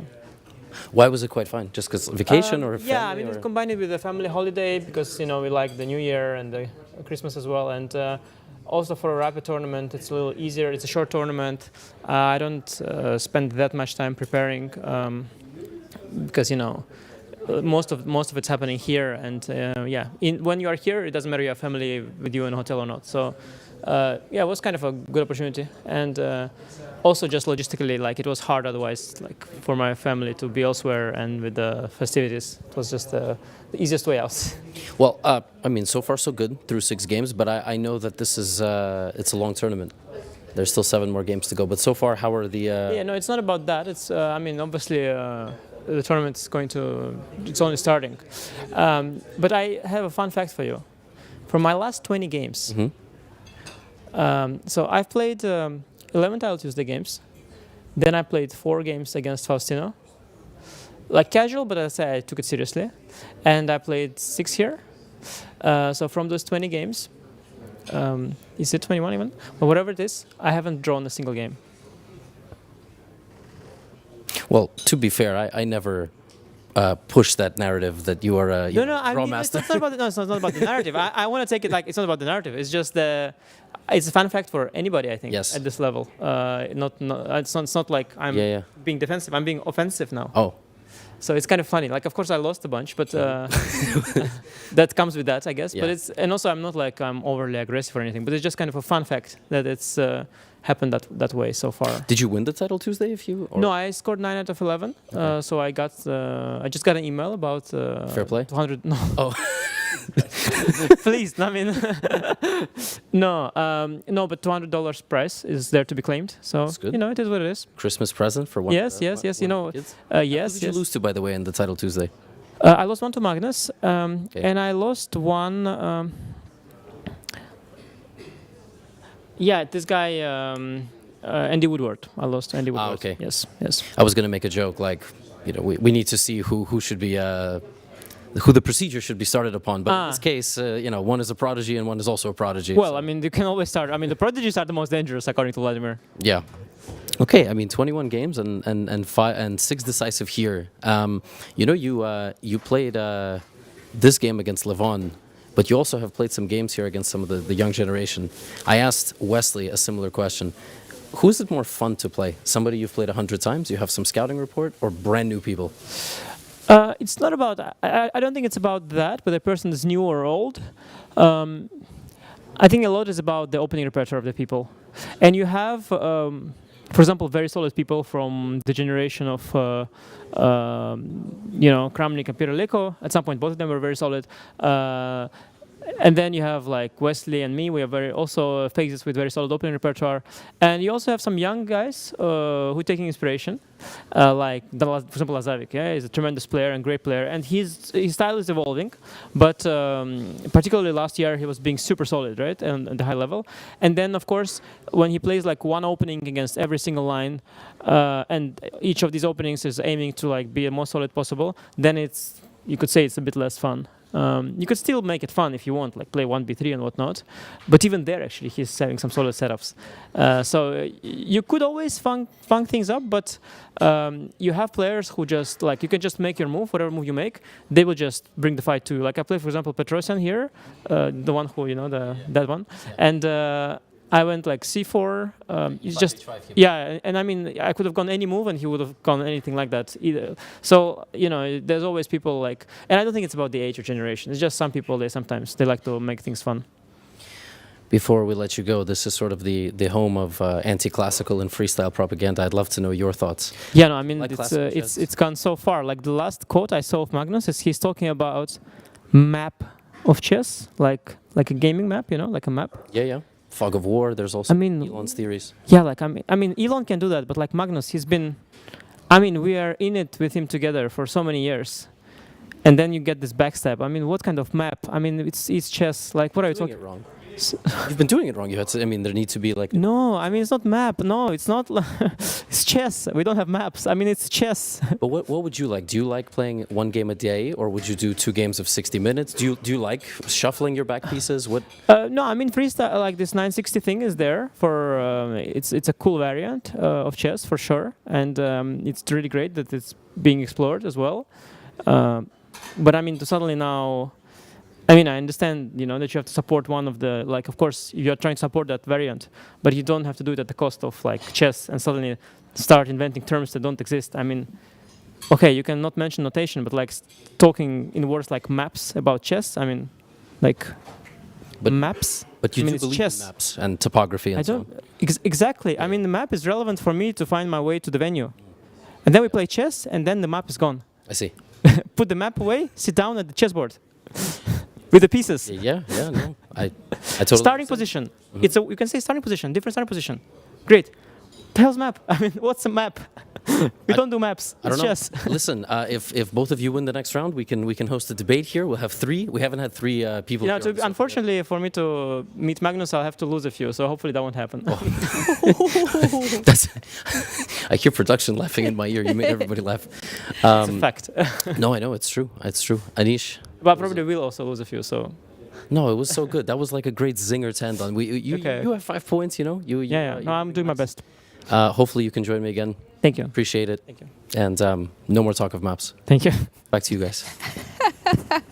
Levy, I could sit here all day and listen to you and Anish Giri talk. That was fantastic. What a cool guy. He seems to be in a good mood, Anish Giri. How are you, Levy? I just want to ask you that, sitting in that sofa. Are you okay today? Yeah. I'm great. I'm curiously awaiting results. You know, the thing about the Rapid Championship is that games are done on an ongoing basis. So yesterday I was finishing some interviews, and then I would look, and a game is on move 150, and it's a queen versus rook and pawn. But now, I mean, I think for fans of Magnus, they are obviously very happy. He got a win, and also every relevant game at the top ended in a draw. So at the end of the 5th round yesterday, there was a 2-point gap between 2.5 and first, and now it's only 1.5. And this is now going to turn into a really kind of dog-eat-dog competition where all the 4.5s are going to play the 4.5s, the 5s are going to take the 5s out. Actually, what would be almost the worst-case scenario is if that doesn't start happening. If by the end of the day there are not only 4 or 5 people left to overtake, if everybody makes draws, it actually puts a lot of pressure on the person who is trying to catch up, because you have to play every game for a win, which we have seen is not so easy with black, including in the game that Lazovic ended up winning yesterday. It was an exchange Slav. It was really solid. Actually, Anish talked about Lazovic's style, saying in all lines he has really solid options where he basically puts the onus on the opponent to take risks. But it's, like Anish said also, the tournament is just getting started. And like Anish also said, we hate maps. So you guys can do with that what you will. Exactly. We hate the maps. A very interesting debate there between, well, maybe not debate, conversation. Let's leave it at that. But we have pairings actually, Levy, now for round 7. Sure. Obviously, Magnus on his mission for a comeback, now with 3.5 points. He plays another player on 3.5 points. Daniel Darda, Grandmaster from, is that Belgium? Is that a name that rings a bell to you, someone you can give us some insight to? Yes. I know Daniel Darda quite well. I actually was just at a tournament in an Italian village, population 9,000, Spilimbergo in Italy, and he was the top seed there. I think he tied for first, which makes sense. He was the top seed. I also know Daniel Darda because I once played him, I think, in a Title Tuesday game. I played the French defense, and he played 2 Queen G4 against me, which is idiotic is a generous word for that move, and I was, kind of joking about it throughout the game, and I ended up winning the game. And then I made as a good content creator should, I made a piece of content saying I'm the king of Belgium now because I beat him and he's Belgian. So I know him only from the sporting perspective. We've played a few games. I think it's actually a pretty good pairing for a world champion trying to climb back up the standings. He's not playing somebody who has vast experience. Who is, going to use the situation against Magnus, let's put it this way. Also, Darda is not as hyper solid as Lazovic. So I think Darda with white is not just going to try to kill the game. But I could be completely wrong. Well, let's see. Round 7 is coming up. Levi, thank you so much for now from the sofa. Love hearing from you. Thank you. Thank you, guys. All right, you guys. We have round 7 coming in. So Magnus Carlsen will play Daniel Darda, who recently played Levi Rosman.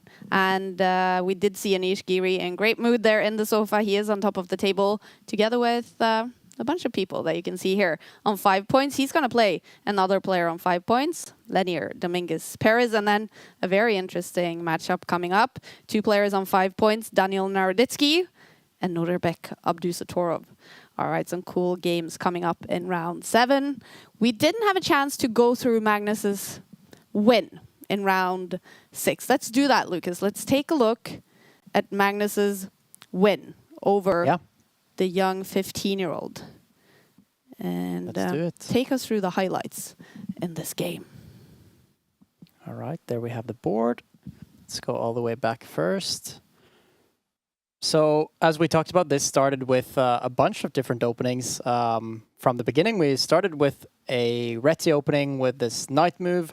It went over into an English opening, and then a few moves later, Magnus played this interesting move here, e4, that we talked about, striking in the center, and posed some immediate questions to Brewington Hardaway.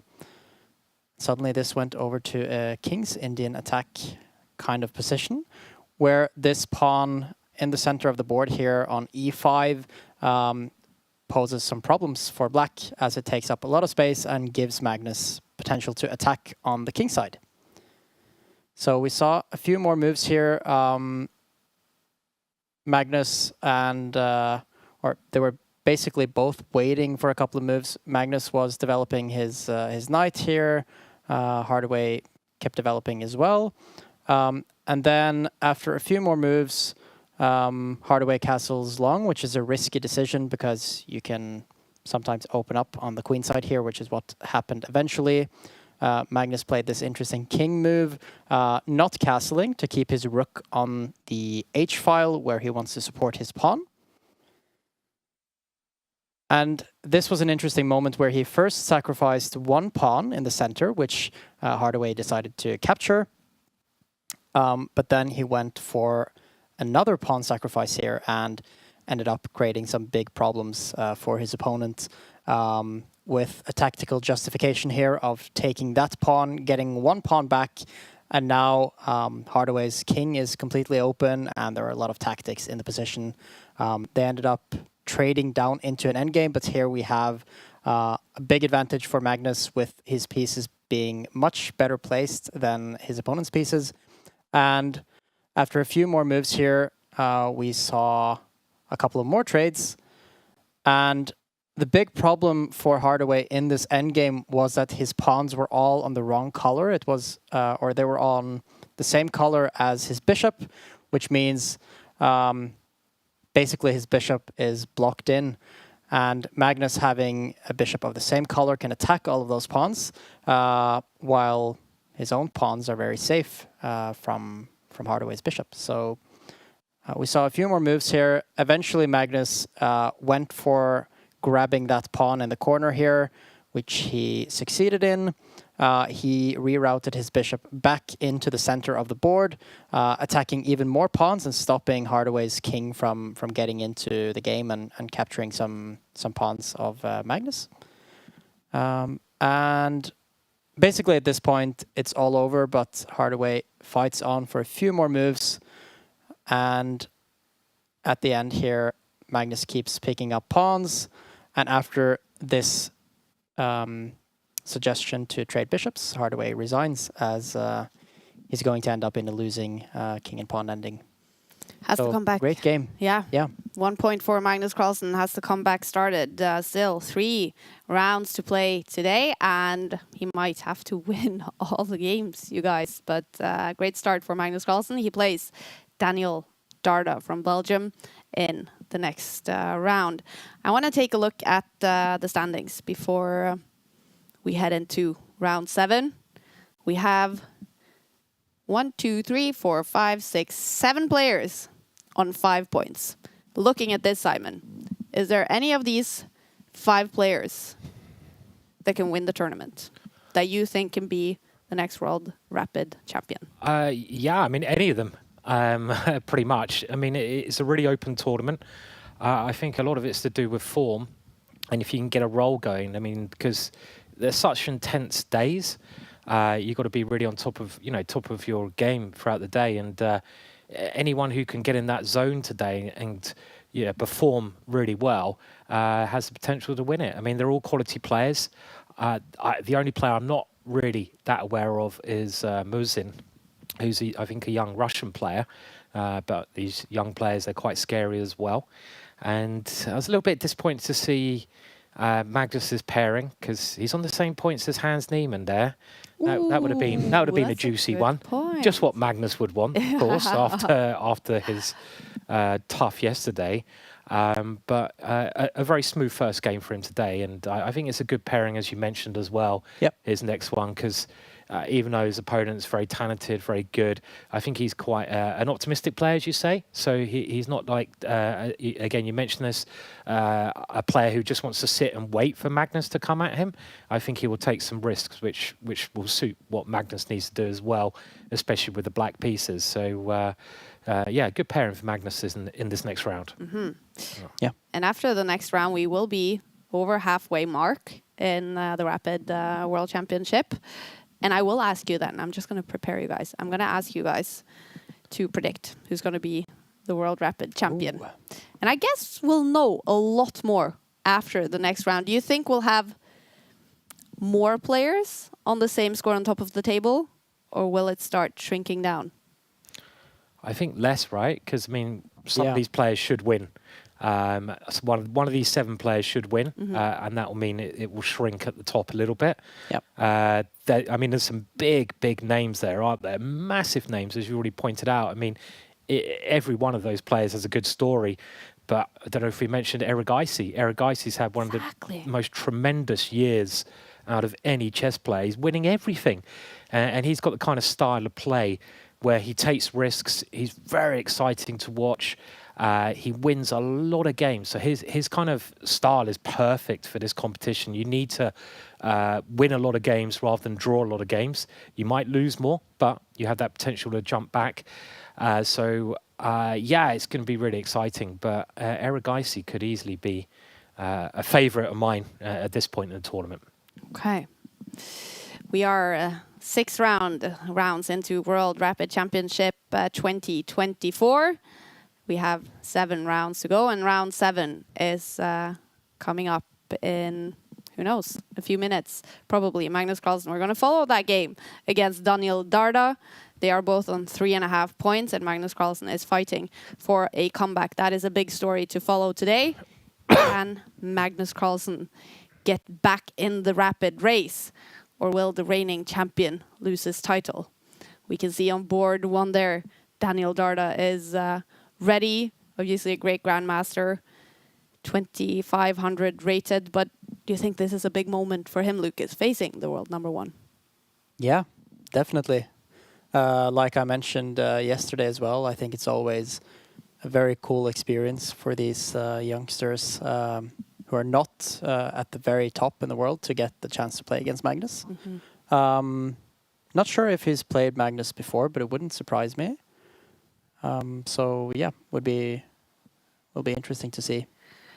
I have to say, I think there's even more people on that big stage in New York, the venue situated in Wall Street on Manhattan.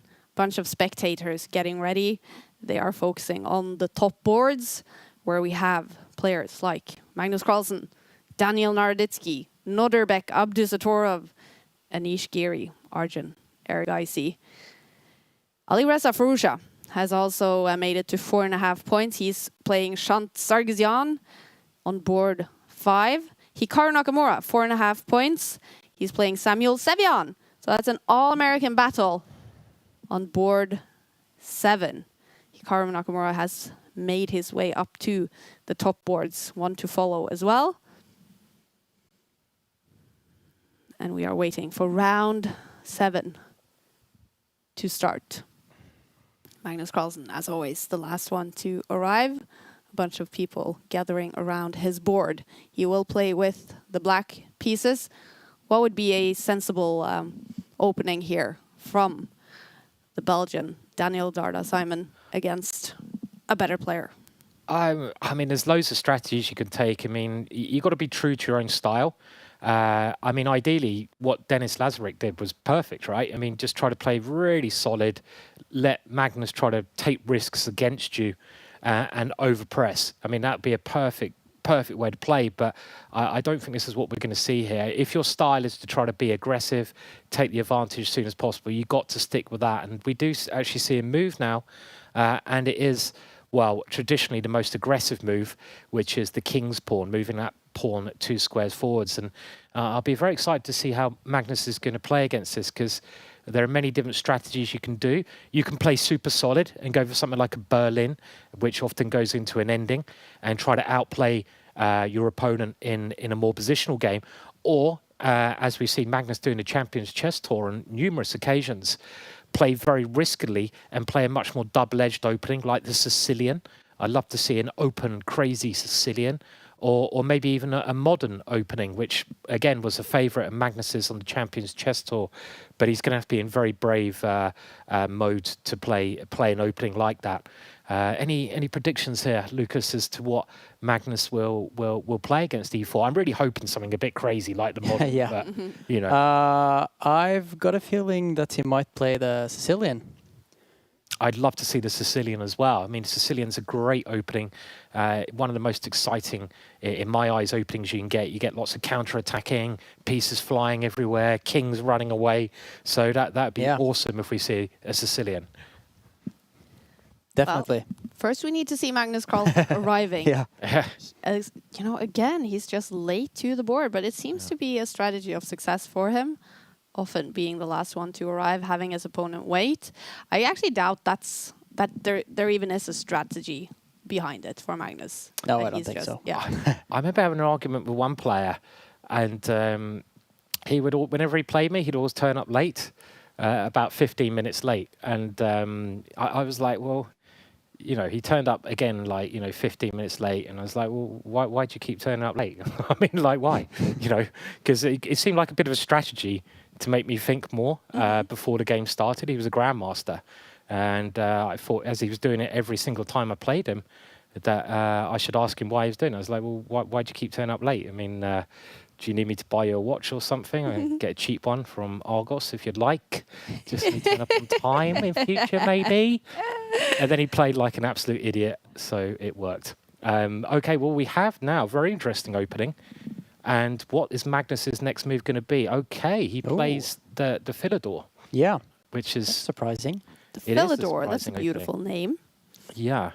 Named after a chess player, Philidor, who I think came up with a saying that pawns are the soul of chess. I think that was one of Philidor's famous sayings. Which is a great saying because, the little guys, they can sometimes win you the battle and the pawn's only 1 point, but they are really the essence of chess a lot of the time, especially when you get to the end of the board. And they remind us that anything is possible. Dream big, and you can also become a queen. That's right, yeah. Yeah. Not a dream of mine. A dream of, I'm sure, some people's. Yeah. It's a dream of mine. that's yeah, okay. Yeah. You want to be King Simon. I don't think they'd let me be Queen of Norway. I don't know. I could try. The image is in my head right now. Yeah, let's move on quickly. Getting quite scary in the studio. May 17th, which is a national day in Norway. Simon up there on the balcony with King Harald. That would be nice, yeah. Waving to the kids. With my beard blowing With your in beard the wind. and a crown. So, yeah. And gloves, probably, or a Yeah. nice hat. Let's move on, please, quickly. Okay, what's happening on the board? Yeah, so this is the Philidor, and this move G3 is quite a rare move, but I've actually always thought a pretty good move. And we're going to see what Magnus does. Magnus is just developing in standard fashion. I've seen Magnus play this opening a couple of times. It's actually an opening Richard Report does quite regularly with the black pieces. Another maverick and exciting player. But in general, white should be a little bit better in these positions. I mean, I know this because I play this as well as black, and I've tried many different things. But white just has 2 pawns in the centre. Black has 1. But it keeps the tension, and that's what Magnus is going for. Keeping the tension. Yeah, I think that's a good way of putting it. It is a little bit better for white here, but there are a bunch of pieces on the board. It's nothing forced here, and it's very possible for Magnus to outplay Darda here. Yeah, Magnus played a very sensible move there, just trying to develop all of his pieces.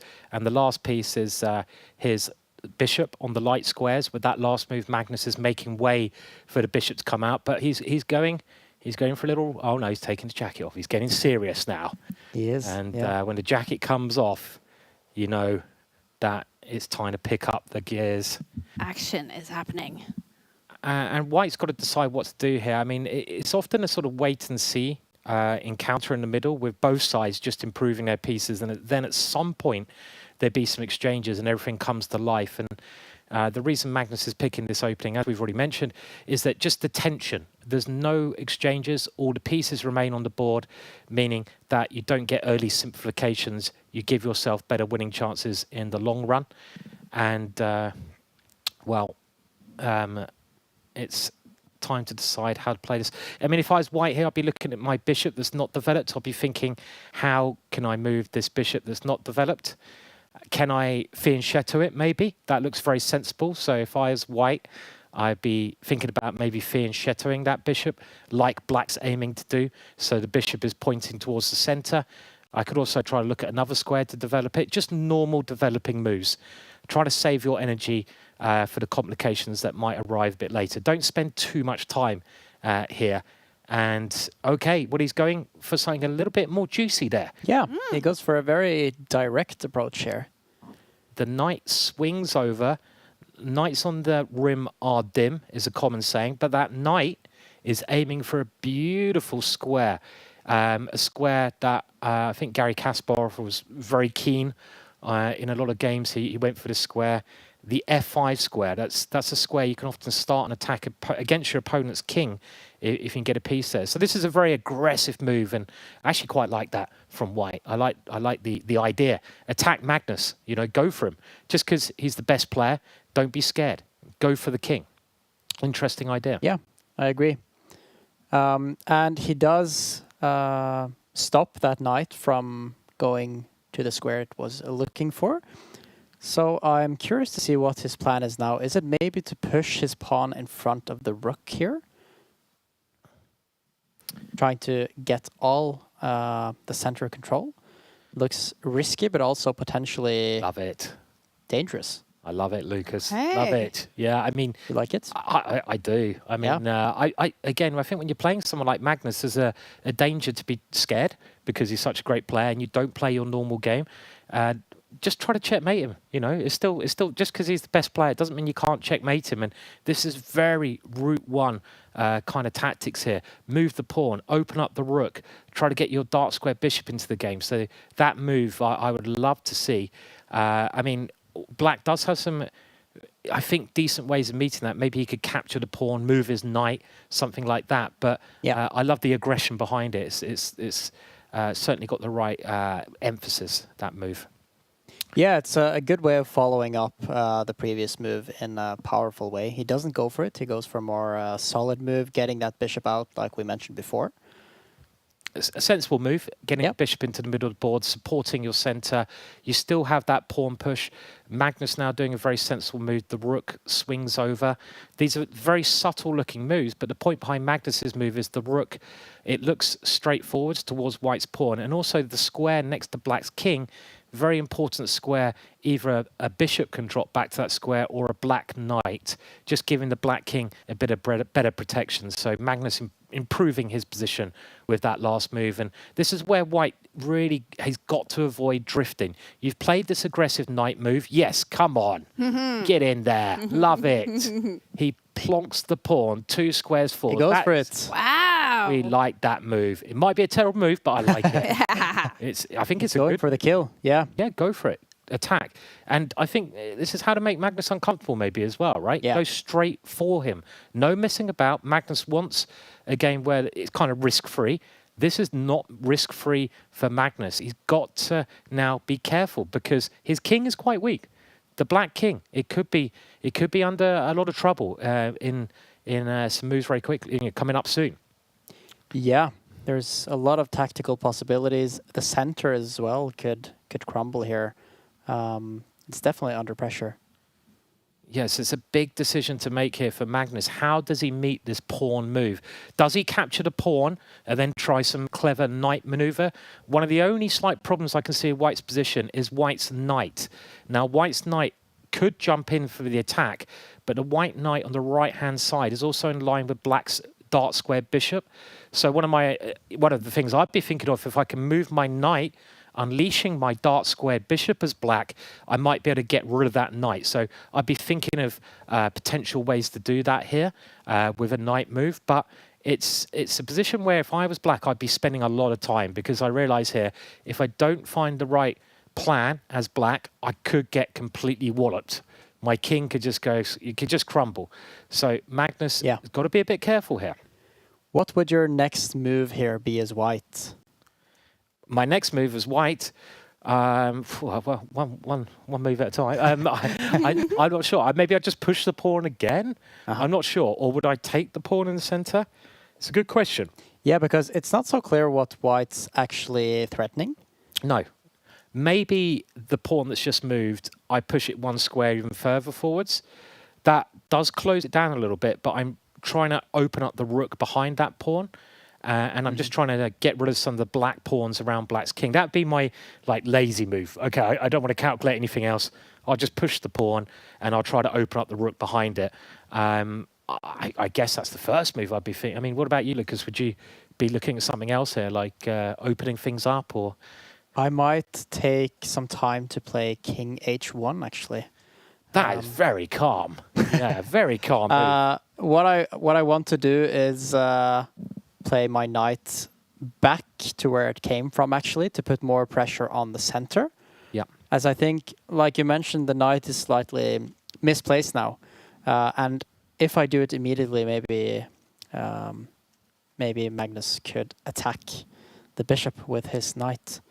But yeah, I'm sure there are a bunch of interesting moves here to be considered. Yeah, it's one of those positions where it does seem like white's position's a bit easier to play. And that's why Magnus has to be a little bit careful here. And I would have thought he'd be looking at ways to create counterplay in this position. I wonder if we could see what the computer actually still would do be that. interesting. Yeah. Okay, and what do you think? I think pawn takes pawn. Well, that might be a terrible move. I'm not sure. I'll go pawn takes pawn. I'm not going to say which pawn. Which doubles my chances of getting the right answer. Oh. Okay, so even though I doubled my chances, it was all wrong. It was all wrong. Bishop to A6, yeah. Which, I mean, it makes some sense, but the bishop doesn't seem to be doing a lot there if I just move the rook. And the other moves seem so slow. They require a great deal of patience. With all those moves the computer's saying, you're basically saying to white, well, okay, you're not actually doing anything. I'm not scared of your attack. I'm going to try to get some counterplay on the queen side. But, I mean, moving the rook, that seems so slow, Lucas. I mean, would you play a move like that? No, I wouldn't move the rook. That seems like a crazy move. I might go for the bishop move because it is a forcing move and it does kind of force the white rook to move to an awkward square. You don't want to move away from that F file where you just push your pawn, but you also don't want to move up because it might be vulnerable there. Yeah, I guess that bishop move does make some sense. You're right. I saw Magnus in the round before, after his game, he was on his iPad, waiting. Yeah. And I was wondering, okay, what do you think Magnus was doing? And of course, Magnus finds the top computer move. No surprise Obviously, there. yeah. Wow. Obviously, as always. Do you think he was either looking at the other games on his iPad? I think he was looking at the Arsenal game. The Arsenal game? Yeah, Was there? Oh, okay, right. Yeah, there's Premier League today. Okay, I didn't realise Arsenal. He was definitely looking. What do you think he was looking at? Oh, if Arsenal were playing, yeah, definitely. Any football game he'd be looking at. Yeah. He doesn't care about the chess. There's football going on. Who cares? It doesn't matter. I don't care what's going on the chess. Only cares about his own Arsenal game. playing. Yeah. Yeah, I thought he might be looking at Senegal Division 5 football game or something, which I hear he's a massive fan of. True. You know, I lie. I don't hear that What's at all. your favourite football team, Simon, in England? Aldershot FC. Aldershot FC. How do you even Aldershot. write that? The Shots. The Shots. It's that's quite near where I come from. It's a very small team in about Division 6, who are pretty terrible. But I don't really follow football too much, I have to say. So yeah. Do you go to an occasional game? I've never been to a football game in my life ever. Not What? Yeah, I know. That's what people say. Yeah, one of my brothers is the biggest football fan as well, and I've never been to see a football match. I'm missing out on life. Well, Yeah. that's now my New Year's resolution. To Take me bring to a football Simon Williams to a football game. Yeah. Isn't that like a part of your culture? I in know. England? I know. It is. It's sad, isn't it? Yeah. I've never been to a football game. No. Give me a good darts match, or True though. Oh yeah. Yeah, that's quite popular. I've never been to a darts match. You never been to a darts match? So Oh my words! You'll bring me to a darts match in 2025. Yeah, I mean, I'm more like built for darts than football. I feel. So, no. I want to see Luke Littler. Oh New yes, superstar, he's a right? legend. Yeah. Legend. We all love it. Darts is Teenager. great. Yeah. It is. And what we've seen in darts lately, it's also become popular in Norway with like people with big posters, I don't know what the poster says, but it's like, bullseye or full score, and they cheer loudly. And it's kind of what we envision for chess in the future, right? 100%. Yeah, I can see that happening in chess. I mean, could you see the people here, they all dress up crazy in the darts, they dress up like as cavemen or something, and they're cheering with their banners. I'd love to see a bit of that there. Yeah. I mean, I'm not sure FIDE would. There'd probably be a bit of problems if you had people shouting dressed up as, like, I don't know, werewolves in the background. Yeah. Could add a bit of juice to this proceedings, but I'm not sure it's the kind of juice FIDE want. Yeah. Well, this is chess as it is in 2024 World Rapid Championship. Magnus Carlsen playing on board 1. He is on 3.5 points, Magnus Carlsen. We see Daniel Naroditsky against Nodirbek Abdusatoro. We see Hikaru Nakamura, All-American battle against Sam Sevian. Hikaru is doing good in the tournament. And then we see the top board in the women's section. And that is between Ju and Jun, and I actually didn't check the pairings, which I should. They are in round 6 right now. So we see Ju and Jun against Tan, Grandmaster Tan. Yeah. Ju and Jun is in sole lead in the women's section with 4.5 points after 5 rounds, playing against Tan on 4 points. So that's the women's section. They are now starting round 6. Round 6 is starting for the women's section.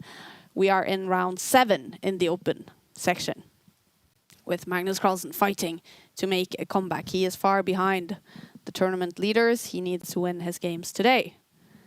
All right, we have some moves on board. Should I remove the computer suggestions? Yeah, go for it. And All right. It seems pretty balanced still. I do like what Magnus has done, I have to say, by fianchettoing his bishop in front of his king. Again, a very typical maneuver there. And White still playing aggressively. This pawn push we mentioned before. And I like the attitude that White's showing here. And Magnus moving his queen in front. I mean, we look at the evaluation bar. The evaluation bar is pretty much liking white's position. I think this is all pretty normal still. I don't think you can avoid this kind of thing with the black pieces. But the computer's top move here, I'm a massive fan of. And if white can play 2 moves here, white would be pretty much winning.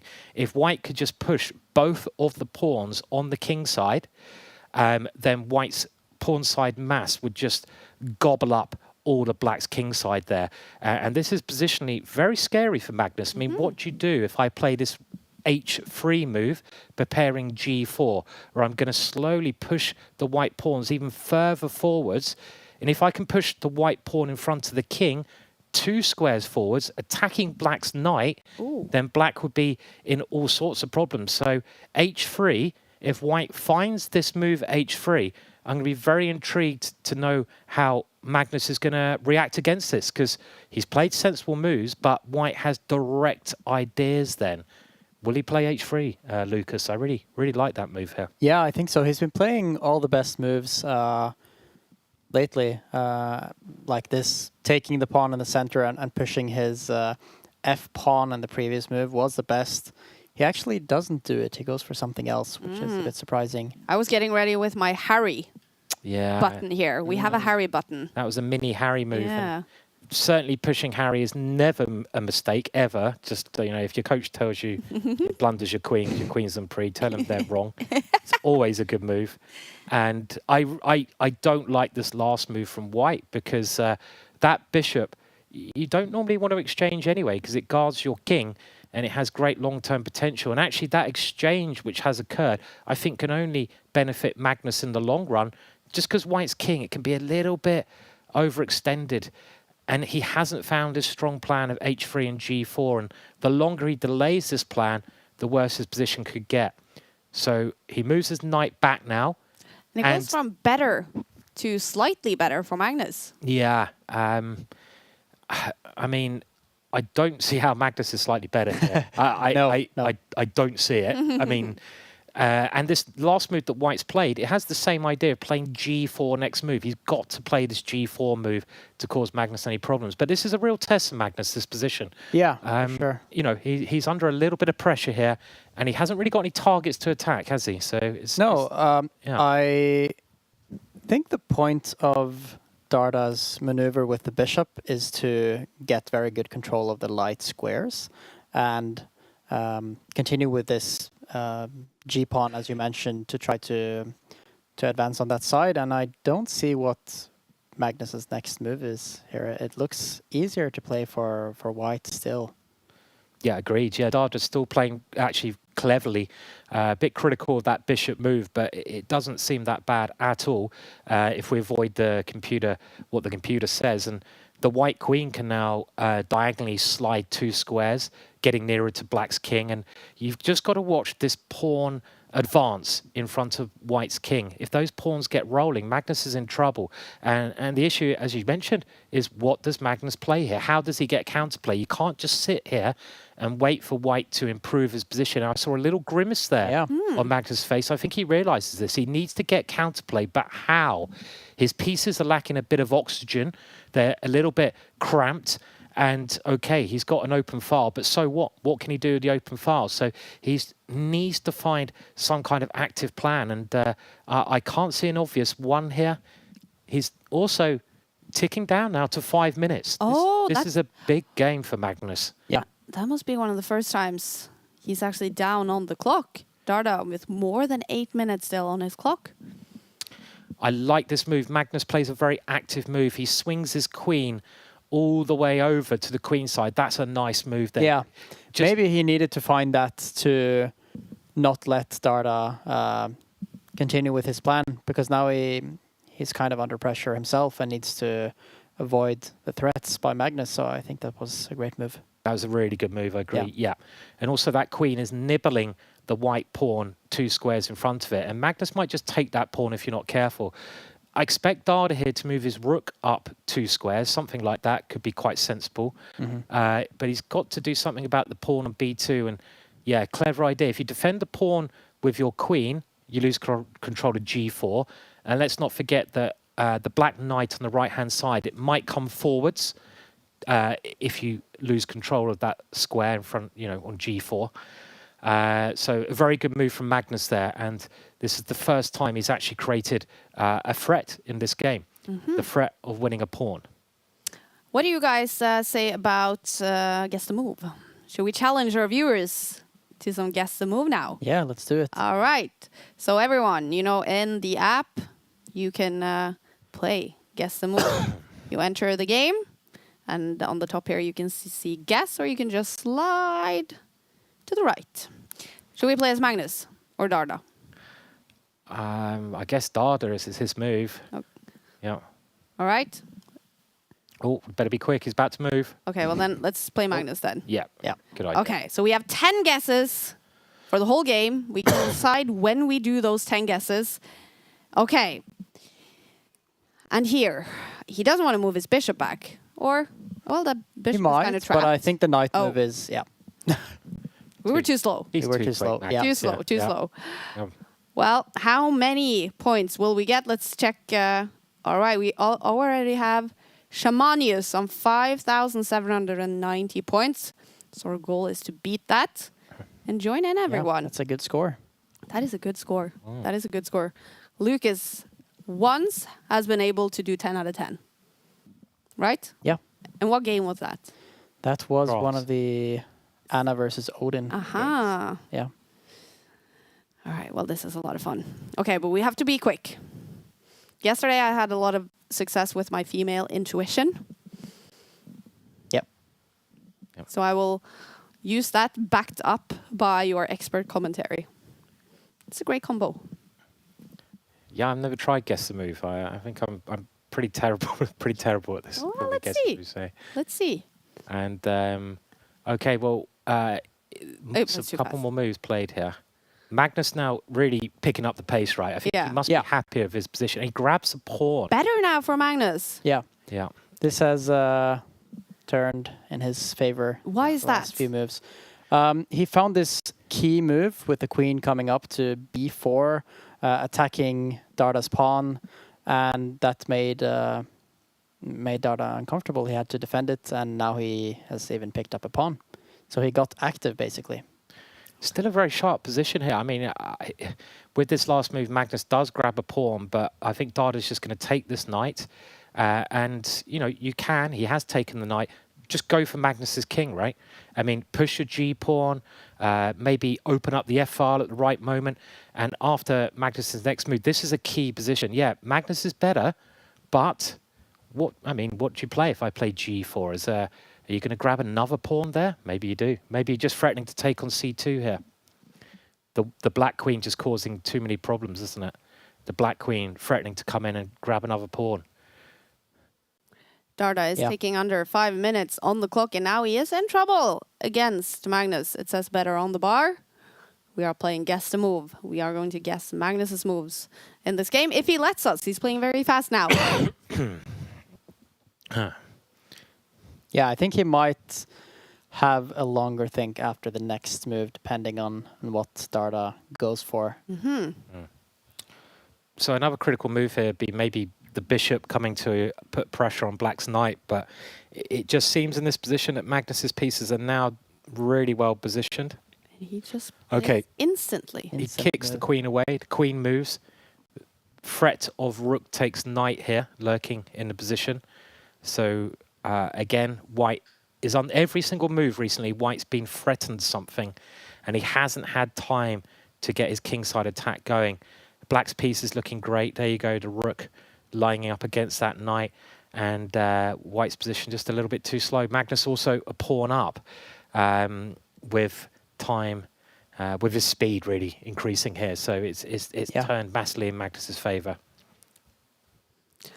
Queen b4. What a key move that was. Without that move, Magnus would have been in trouble. And he finds it. Unsurprisingly, he is Magnus Carlsen. I mean, he's kind of good at finding these things. Yeah, that queen definitely looks dangerous.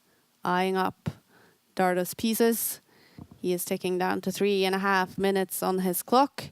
Could end up in time trouble. Is he already in time trouble? Yeah, I mean, I definitely think when you get under 5 minutes, you start to feel the tension. Maybe some of the players don't, but if I'm under 5 minutes, I start to shake. Look at that kid that is always behind this board, keeps following Magnus and Darda's game. Okay, he left with the white shirt. He looks so much like Magnus when he was around that age. Magnus is just blitzing out the move. Yeah, I know.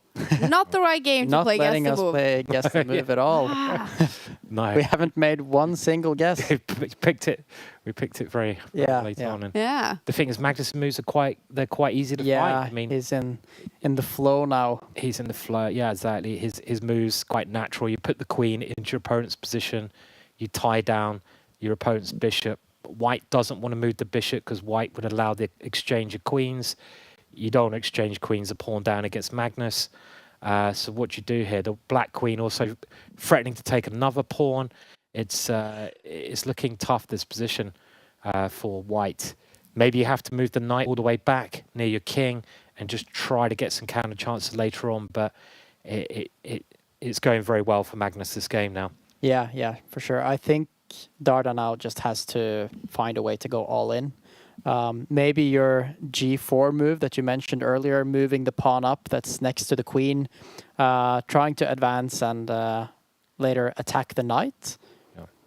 I agree. I mean, the thing is, when your position is starting to go wrong, you're a pawn down. When you're getting outplayed, if you keep doing the same kind of strategy, you're just going to lose without a fight. So it might be worth just pressing the turbo charge button and doing something a little bit crazy and stupid. If you're going to lose, you might as well lose in style, right? So pushing the G-pawn here.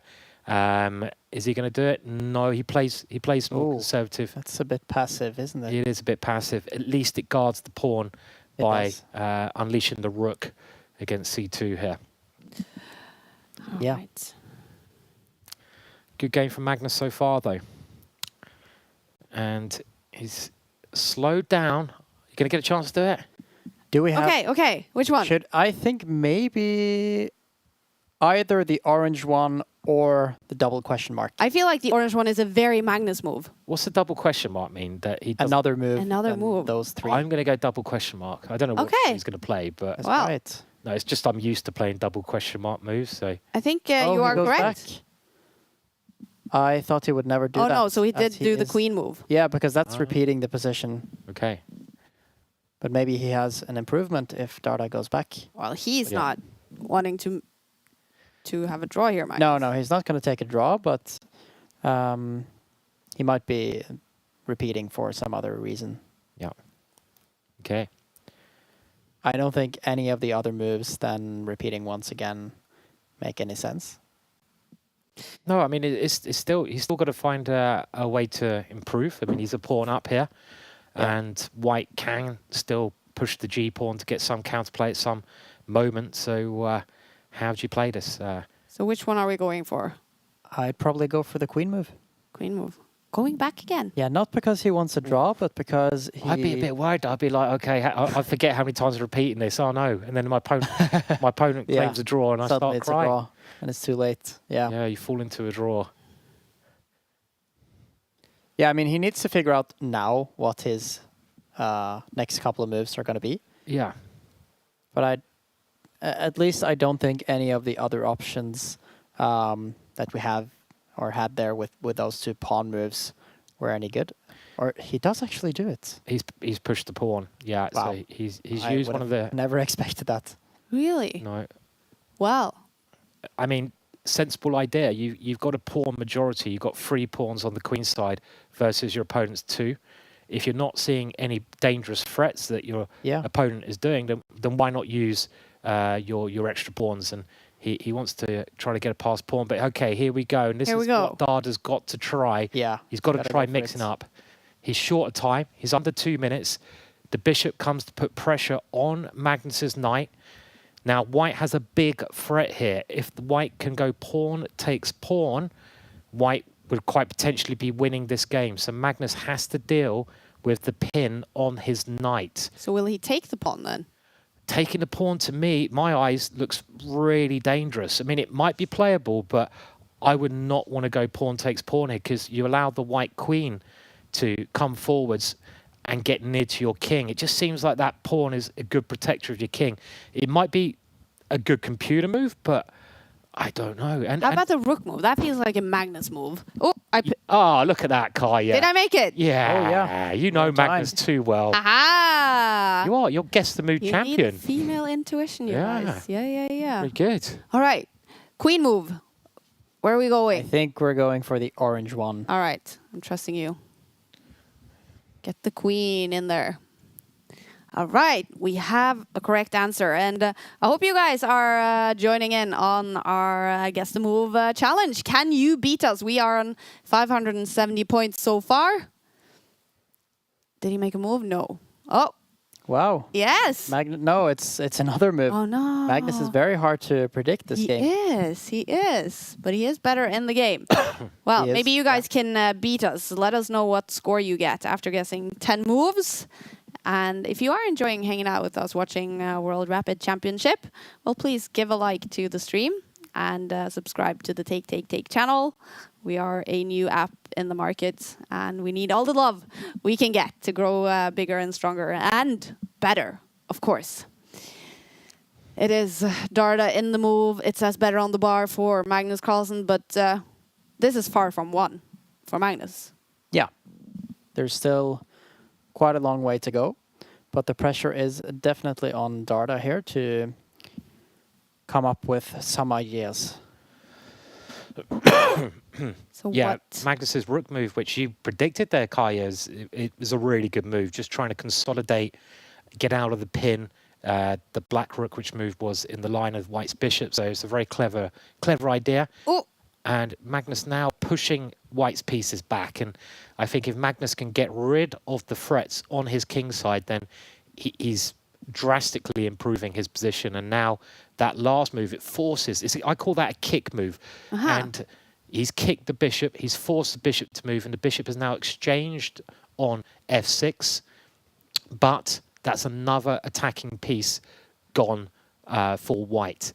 And either capture by black here on f6 looks pretty promising to my eyes. okay. The dart squares, With the rook or the bishop? I'm not sure. I'd probably go bishop. I agree. Yeah. I agree. Why would you move the rook out of that open file? Look, you're just True. getting better and better all the time. I mean, like, this is a great explanation I'm as learning. well. You've got the rook on the open file. Why move it away? Exactly. That's it. Exactly. You know. Well, let's see. Let's see. He's going to take with the rook now, obviously.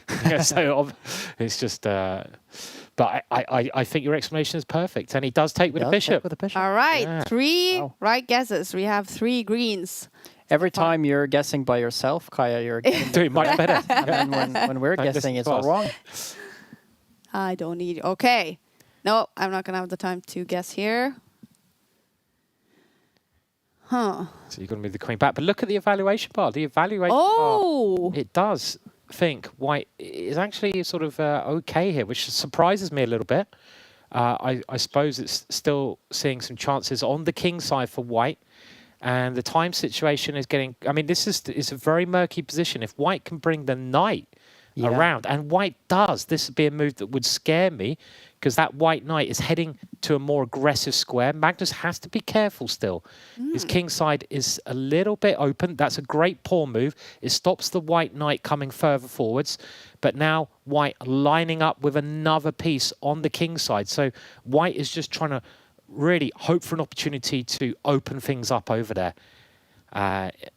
And black still has control, though. Should be doing well for Magnus, but you've got to be careful. This time limit, it's hard to defend. Oh, I was going to go for that move. I was... Doubling rooks on the open Yes. file. You know the score. Perfect. That's a good idea. 2 rooks on an open line. Yeah. Only make your position better. And let's not forget, Magnus is a pawn up here. Can white open this up somehow? I mean, you're looking at moves like g4 still, just trying to blast some lines open. Maybe rook in front of the king and then g4. They're a little bit desperate, but you are a bit desperate here. You're a pawn down, and you want to try to just go for the opening. If white can open up one line on that area of the border, you know, it's scary. White's pieces, white's queen and rooks, and he's gone for h4 first. Okay. I like that move. I think he's getting ready to play g4 next, going all in. The problem Magnus has is his rook on d6, the most far advanced rook, can't move forwards easily because white goes pawn takes pawn, and the white queen would then come and capture black's bishop. That rook is guarding black's bishop, and that's a key part of black's sort of fortress here. So it's very hard for black to get active.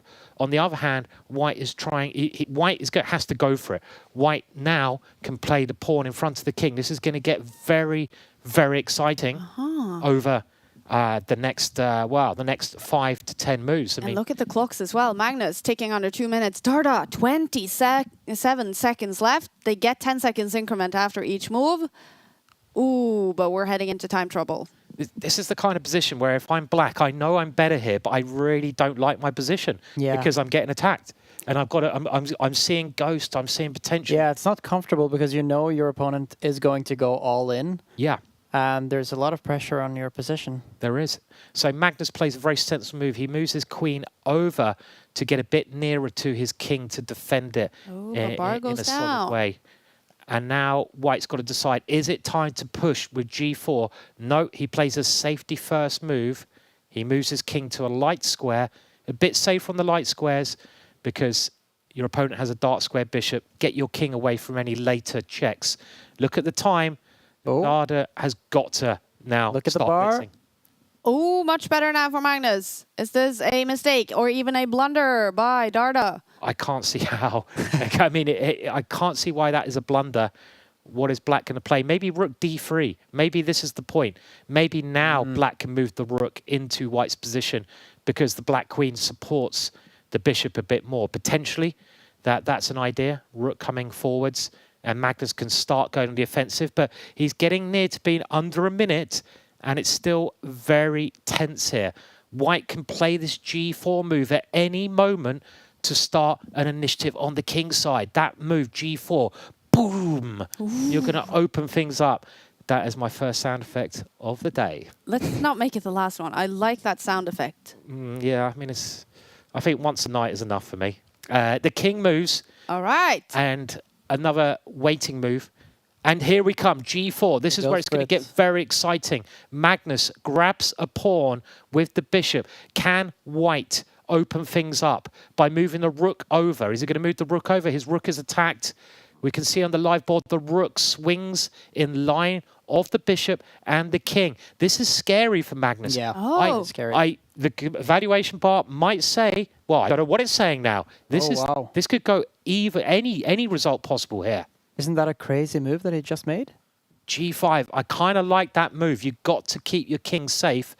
And white... But what about pushing that pawn, the most far advanced pawn? Yeah. He pushed it forwards. Yeah, well, and any results possible. Oh, really? And he sacrifices. Balance now. What is happening here? What has been sacrificed? He sacrificed exchange. He sacrificed a rook. Takes bishop.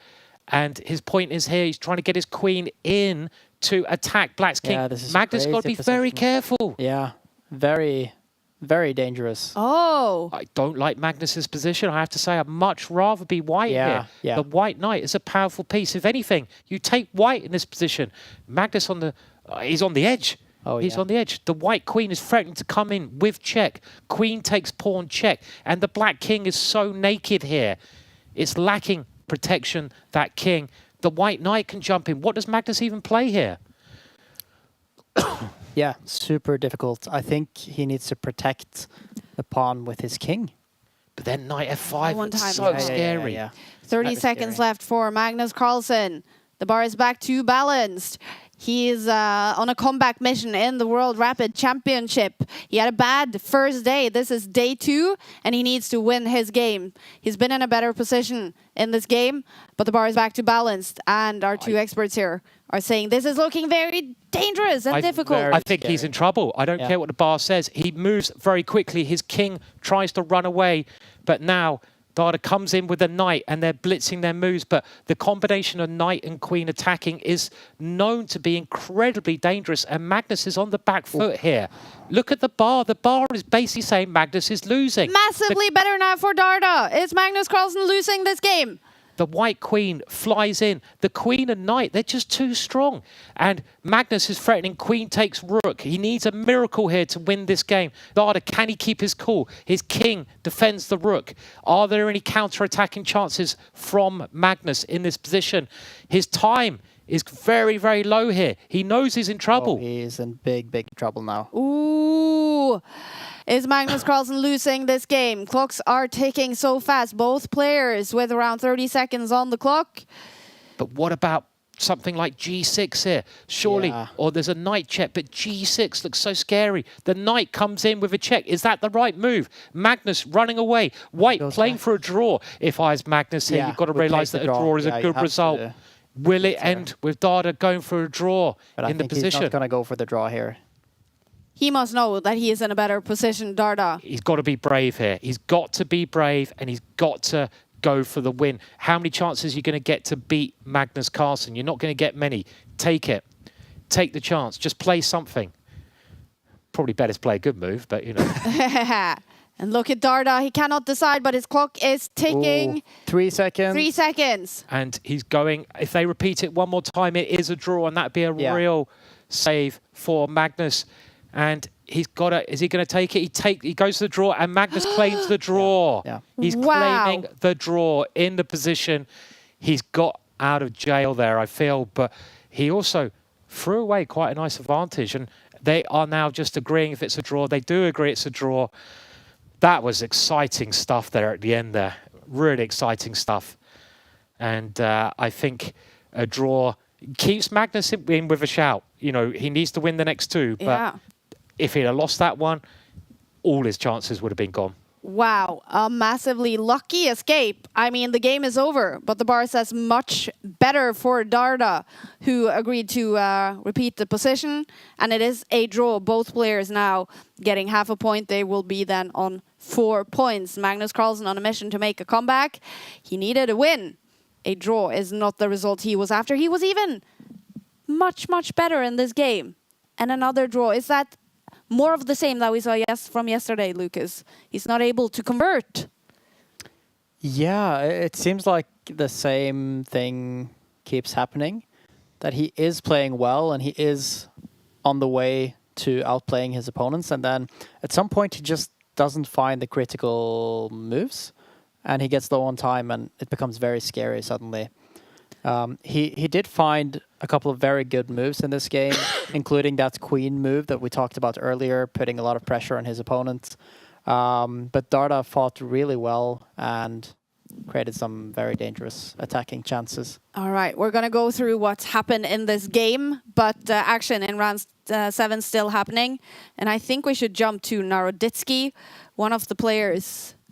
Or, no, because they just finished that game with a... I think Naroditsky won. A win for Daniel Naroditsky against one of the big favorites in the tournament, Nodirbek Abdusatorov. Well, I will just click on that game. Well done, Daniel. A brilliant result for Daniel there, beating one of the favorites in this whole competition. And brilliant stuff. Absolutely amazing result there. And look at that. So what can we say by just looking at the ending here, Naroditsky with the white pieces? Well, why is he winning this? What would Kramnik say, more importantly? I mean, whoa. He's going to sacrifice the rook for the knight, and then he's going to promote his pawn to become a queen. Wow. Daniel Naroditsky, he will take the lead now in the Rapid Championship after 7 rounds. He's a known streamer. He's a known chess commentator. Of course, a great chess player, but he was not one of the top names heading into the tournament. And look at him, Daniel Naroditsky. Some amazing results at the moment. It seems like he's the only person on 6 points. So Daniel Naroditsky is, at this moment in time, if you stop the event now, he would be Rapid World Champion. Yeah. So if that meteorite comes and explodes at this moment in time and destroys everyone in the world, he is world champion. Is that worth it? Probably not. He's playing great chess, and that was a great result. But lots of other games going on. I expect he will be caught up by one of these other players at the top. And we can see Erigaisi there on the live one. Very interesting how that's going against the young Russian player. All right, should we jump into that then? Yeah. Let's take a look at Erigaisi, one of the young Indians who's had just a fantastic year. Arjun Erigaisi, he is named also by Magnus Carlsen as one of the players to keep a close eye on. And we're definitely in an end game. It says balanced on the bar, both players with around a minute on the clock. Is this a draw? Yeah, should be. I think the only one in danger of losing is Erigaisi. Yeah, I mean, in an ending like this, there's so little material that a draw is very likely. But you've got to look at whose pawns are more dangerous. And white's pawns are both immobile, meaning you can't move the white pawns. But black's pawn has the potential to move. And if you ever were able to swap off the bishop for the knight, it's possible black is just winning that position as well. So it should be a draw, this, but I would have thought it's, as you say, Lucas, a bit easier for black to play. Black can try to get the king into the position. Black can try pushing the pawn at the right moment. But Erigaisi always seems so relaxed, doesn't he? He does. A very chilled player, which you need to be in a big tournament like this, and holding the draw here so far. And he's gone, knight takes pawn, and he's forced a draw in that position. All right, Arjun Erigaisi and Volodar Murzin, a draw. These two players will be on 5.5 points. We do have a tournament leader, though, and his name is Daniel Naroditsky, the only player right now on 6 points. I can see that also Anish Giri is now on 5.5 points. So that means his game against Lenia Dominguez ended with a draw. Duda as well, Jan Christoph Duda. He must have then won his game. Yeah, he did. Against Brandon Jacobson. So that means Jan Christoph Duda is now on 5.5 points as well. We also see a few of the women boards. Alexandra Kostenyuk is playing in the women's section, and then the top board with Ju Wenjun, who is in the lead in the women's section. That is round 6 in the women's section. Alireza Farouja is discussing his game. And let's see what the result was in that one. Looks like a draw. All right. Draw, Yeah. Lots of draws in this round, draws. which is Good news for Magnus then. it's good news for Magnus, but I mean Magnus only drew as well, so good news for Daniel Naroditsky. He's one of the only players to win against such a strong player. Every half point is massive, and you know, if he can keep up today, I mean, it's he's playing fantastic chess so far. Could be a real fairy tale story. That. Yeah. We are finishing up round 7 out of 13. That means we are getting close to being over the halfway mark in the tournament. And we're seeing some names on top of the table that are fighting for the title. Magnus Carlsen, a draw, a lucky escape in the end for Magnus Carlsen, getting a draw in his game here in round 7. He is stuck then on 4 points, as I see the tournament leader sitting down in the sofa with Levi Rosman. It's Daniel Naroditsky. Oh, Levi, you have to say congratulations on his performance so far from us here in the studio. Danya, welcome back to the couch. The Oslo studio. Yeah, Oslo studio wants me to congratulate you so far on the performance. Obviously, tournament is not over. Job's not finished. I wish it were. I'm saying for the second time. Can we just? Yeah, the first time you were on a perfect score. Well, now your score's not perfect, but you are, as far as I can see, we're not waiting for any more results so far. Tournament leader, but obviously, okay. Look, we have 6 more games to go. How are the emotions? I mean, I haven't begun to process anything that's happened. That last part of that game was, I mean, I can't believe because I had already come to terms with the fact that I'm going to lose.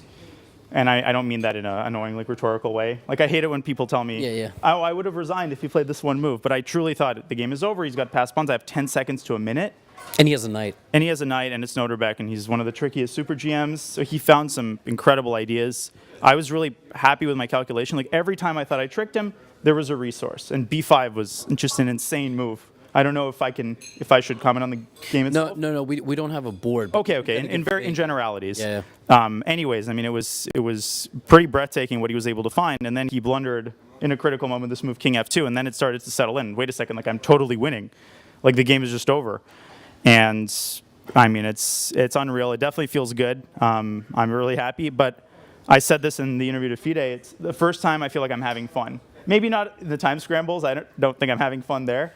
My heart is definitely not having fun, but I'm enjoying just everything about this tournament. I'm having a blast, and I feel like I'm on vacation, and probably that's why I'm playing better so far. But I'm under no illusions. The tournament hasn't even begun yet, as my coach would say. I'd be in first place. The tournament hasn't even begun. That's actually what Giri says. So I don't know. Maybe he's a secret coach. Like he was just here at the end of the last round, and he had 5 out of 6. He just drew his game, so he has 5.5. But he said, yeah, the tournament is just starting. And I look at your opponents that you've played to get here, and if you just look strictly at rankings of the world, the only elite one is Noterbeck, I think, right? Which is kind of crazy. I mean, you played already like one of the strongest players in the world, Mr. Visu, but you managed to get through that challenge.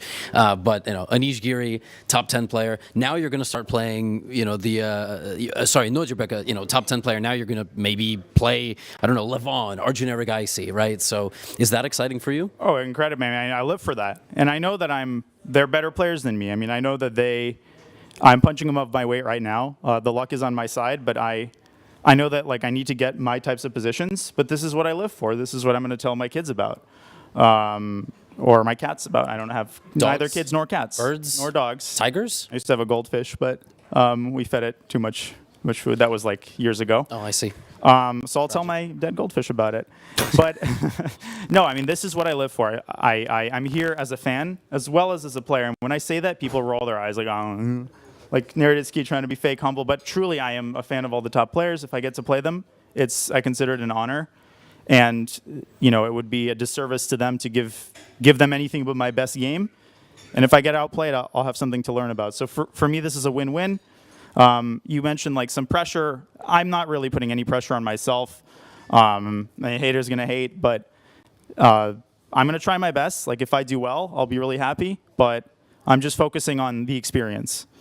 What is a time scramble like over the board versus online? Oh, it's so different. Like 15 seconds, even with a 1 second increment online, is an eternity. That's like I can go, brew some coffee, Brewington some coffee.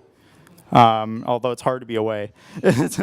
Sorry, I don't know where that came from. I mean, it wouldn't be a Naroditsky interview without a pun. Yes. So it feels like you have a lot of time. When you have 15 seconds with a 10-second increment, it evaporates. By the time you've processed your opponent's move, you have 5 seconds. It's crazy. And then in the morning round, I barely made a move. I had 5 seconds, and my hand was shaking, and I barely put the piece on the square.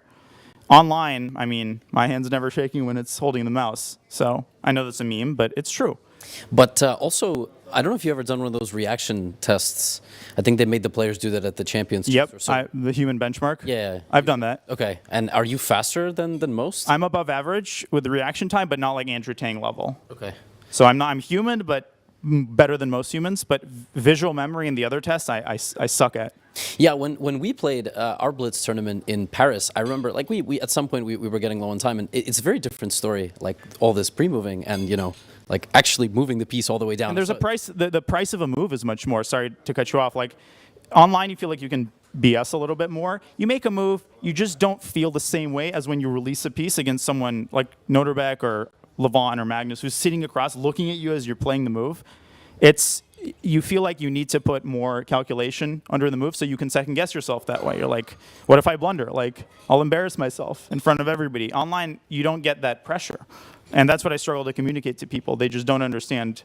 Truly, you don't understand until you're sitting there at the board, not from the spectators area. Amazing.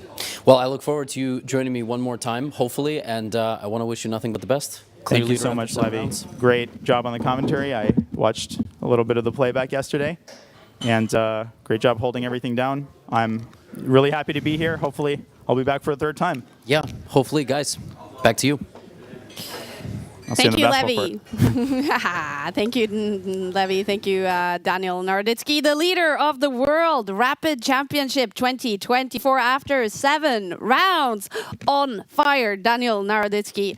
Loving the interviews with Levy in the sofa on site in Gotham City, New York, where the action is taking place. Round 7 is now rounding up. Not many more games happening. I actually think the round is over, and that means I start clicking update button to see if we can get round what is it, round 8 pairings. That's what we're waiting for right now. Round 8 pairings, not yet here. All right, we've seen Magnus Carlsen play a draw in his previous game against Daniel Darda. Magnus was winning at some point in that game. It ended with a lucky escape, a draw. Should we take a look at it, Lucas? Sure. What happened in Magnus's game? He is on a comeback mission. He needs to win his games. He will not be happy with a draw in this game. It does look like we have someone on the couch. That's true. Oh, we have more people coming into the sofa with Levy. Looking comfortable there.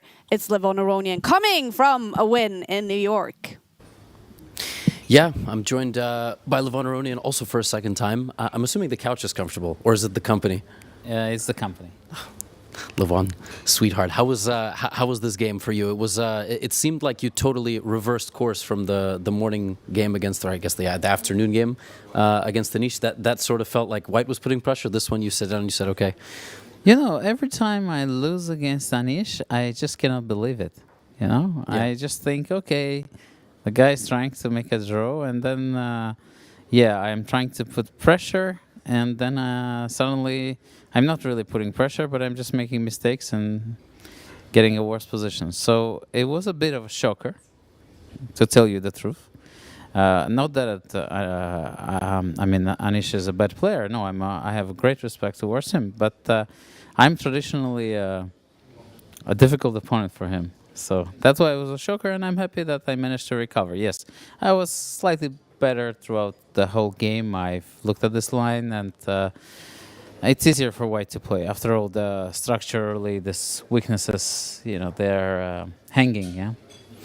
Yeah, I was actually curious how much of the draw comment against Anish that you just said is a meme, and how much of it is serious, because even I as a spectator cannot quite tell. Like you said, oh, you know, he's trying to make a draw. He actually made a point. He joined me after the win, and he said, I've played in my last 21 games, 0 draws. Title Tuesday, some games against Faustino Oro. So how much of it is a meme? How much of it is serious? When you go to play Anish with Black, you kind of expect a solid game, and like you will have the responsibility to steer the game into a more dynamic situation.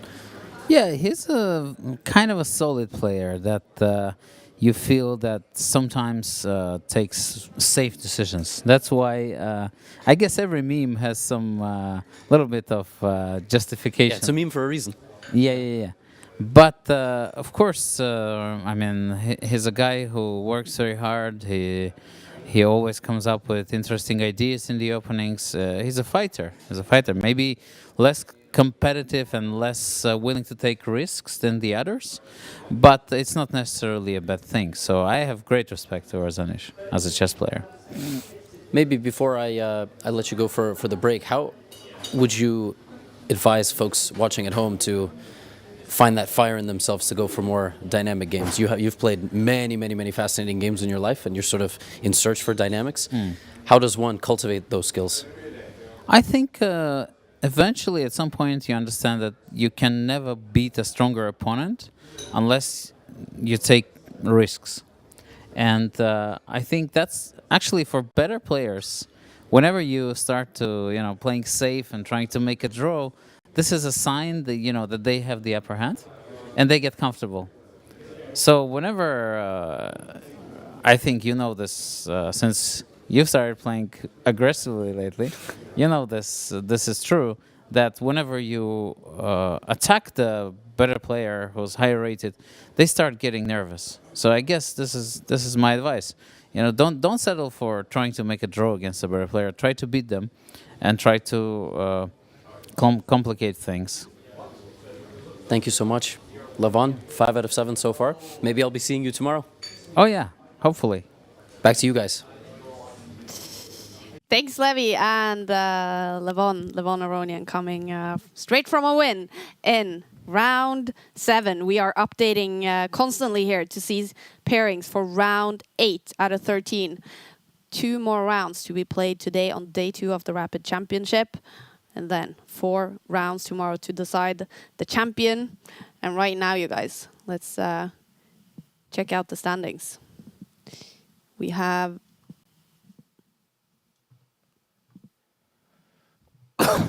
All right, I'm not doing too well with my buttons. There we are. I have some great people helping me out. The standings, you guys. This is just super interesting and very cool. Also, we have Daniel Naroditsky on 6 out of 7 possible points in sole lead. So we now have 1 player on top of the table. How impressed are you, Simon, with Daniel and his play here? Yeah, I mean, I'm impressed, but I'm not actually that surprised. You know, I think a lot of people would be really surprised to say, "Oh, Daniel's leading after 7 rounds." But I think anyone who knows him knows he's a quality player. If he can just keep he's a very tricky player as well. So can he go on to win the whole thing? Well, of course he can. But look at that group just behind him, Kaja. The amount of people who are half a point, just biting at his heels there is really scary. I mean, some of the names in that group, you got Duda, who we haven't really mentioned, who's Poland's top player, has been for a long time, incredible player all round. Other names, Grischuk, well, Grischuk's back up there. Wow. And Erigaisi. I mean, all the names there are powerful, powerful players. So now that it's really tough, right? Because you've got to the position of leading. Can you stay there against these people who are going to be hungry? If they beat you, they come first. They get, they jump into first position. So this is where I think it really, really starts to get very testing for anyone who's leading the competition. So it's going to be very exciting now. Yeah. I'm talking about Magnus, because obviously we're following his game, seeing if he can make a comeback. The last game, he was in control. He lost control. I thought his opponent played very well there, and it wasn't as simple as the computer had ever mentioned there. So he's got to win his next 2, I think. So the pressure's now on him. So I guess we keep looking at his games to see if he can come up into that group as well, whilst keeping an eye on this big group behind. I mean, also on 5 points, just scrolling down a little bit more. So only 1 point behind the leader, so they're well within striking distance. True. You've got massive names there: Caruana, Hikaru, Aronian, who we just saw on the couch, Mamajarov, all of these names. So it's getting so exciting now, so exciting. And this group of players on 5 points, if they can win their next 2, they could be leading at the end of the day as well. So it's getting to a very exciting moment in this whole rapid competition, I feel. Yeah, Hikaru coming from a draw in round 7 with 5 points, 1 point behind the tournament leader. Can he still win it, Hikaru Nakamura? Yeah, definitely, yeah. But I mean, he's one of the players who could just win 6 out of 6. And he's only 1 point behind leader. He can definitely win it. Yeah, I mean, no doubt about it. And then we have to scroll quite far down to find Magnus Carlsen's name. With 4 points, he is now number 59 in the tournament. Must win now in the rest of the games, Lucas? I think so. Yeah. Wow. It's hard to imagine that he can win without winning the remaining games. All right, pairings is here for round 8, and let's see. Magnus look at that. All right, what do you guys think will come down? Neiman with that reaction. Yeah, well, okay, it's not that big, but it's okay. It's fun for us. So then what do you think? Oh, Norwegian. Sorry, who's Magnus playing? It's an all-Norwegian battle against Aronian Tari. Oh, Aronian Tari. Oh, okay. All-Norwegian battle, both players on 4 points. Aronian Tari, the second highest ranked player in Norway, must be still? Maybe. I'm not sure, actually. Yeah, we'll have to check that out. Yeah. It's going to be all-Norwegian battle. Magnus Carlsen against Aronian Tari in round 8. Daniel Naroditsky with 6 points, tournament leader. He plays against Jan Krzysztof Duda from Poland. This is a big one as well. It's going to be a tough one for Naroditsky. Well, also for Duda. And then we have Arjun Erigaisi with 5.5 points. He plays Shant Sargsyan, who's been on fire in the tournament. Anish Giri against Volodar Murzin. Big one there as well. Some big battles coming up in round 8. But look at that. All Norwegian battle. Okay. Well, Simon, playing for England many times. Is it special to meet a teammate, basically? Yeah, I mean, it's always a bit more tense, I think, playing with a teammate, because you're always battling for who's the better player, who's going to get higher board. I don't think there's much of a question between Magnus and Arian. I mean, Magnus is a bit better, but they know each other extremely well. That's more of an issue when you're playing someone like a friend or someone who you might relax with away from chess, or someone you just see a lot, because you've got to change the way you normally interact with them. Because if you're friendly with them, you can't be friendly when you play chess. You've got to put all those emotions to the side and try to destroy them. Which is a skill you've got to learn when you play chess. Just put away your friendship and try to kill, basically. So that's what we're gonna, I expect, see in this game. And Magnus has to win. He has to win every game now to have any chance. I think if he drops another half point, he's not going to win this. Wow. He's too far behind. So I think they must have played loads of times before as well, right? Bunch of times, right? Times, so Magnus Carlsen, white pieces against teammate Aronian Tari in the next round. But before that starts, we should go through his game, right? From the previous round, Magnus constantly in must-win situations. He had a winning advantage at some point against Daniel Darda. But eventually it was a draw, and Magnus was even in trouble. So let's go through that game. Yeah, let's have a look. Yeah. So we'll go all the way back here to the opening.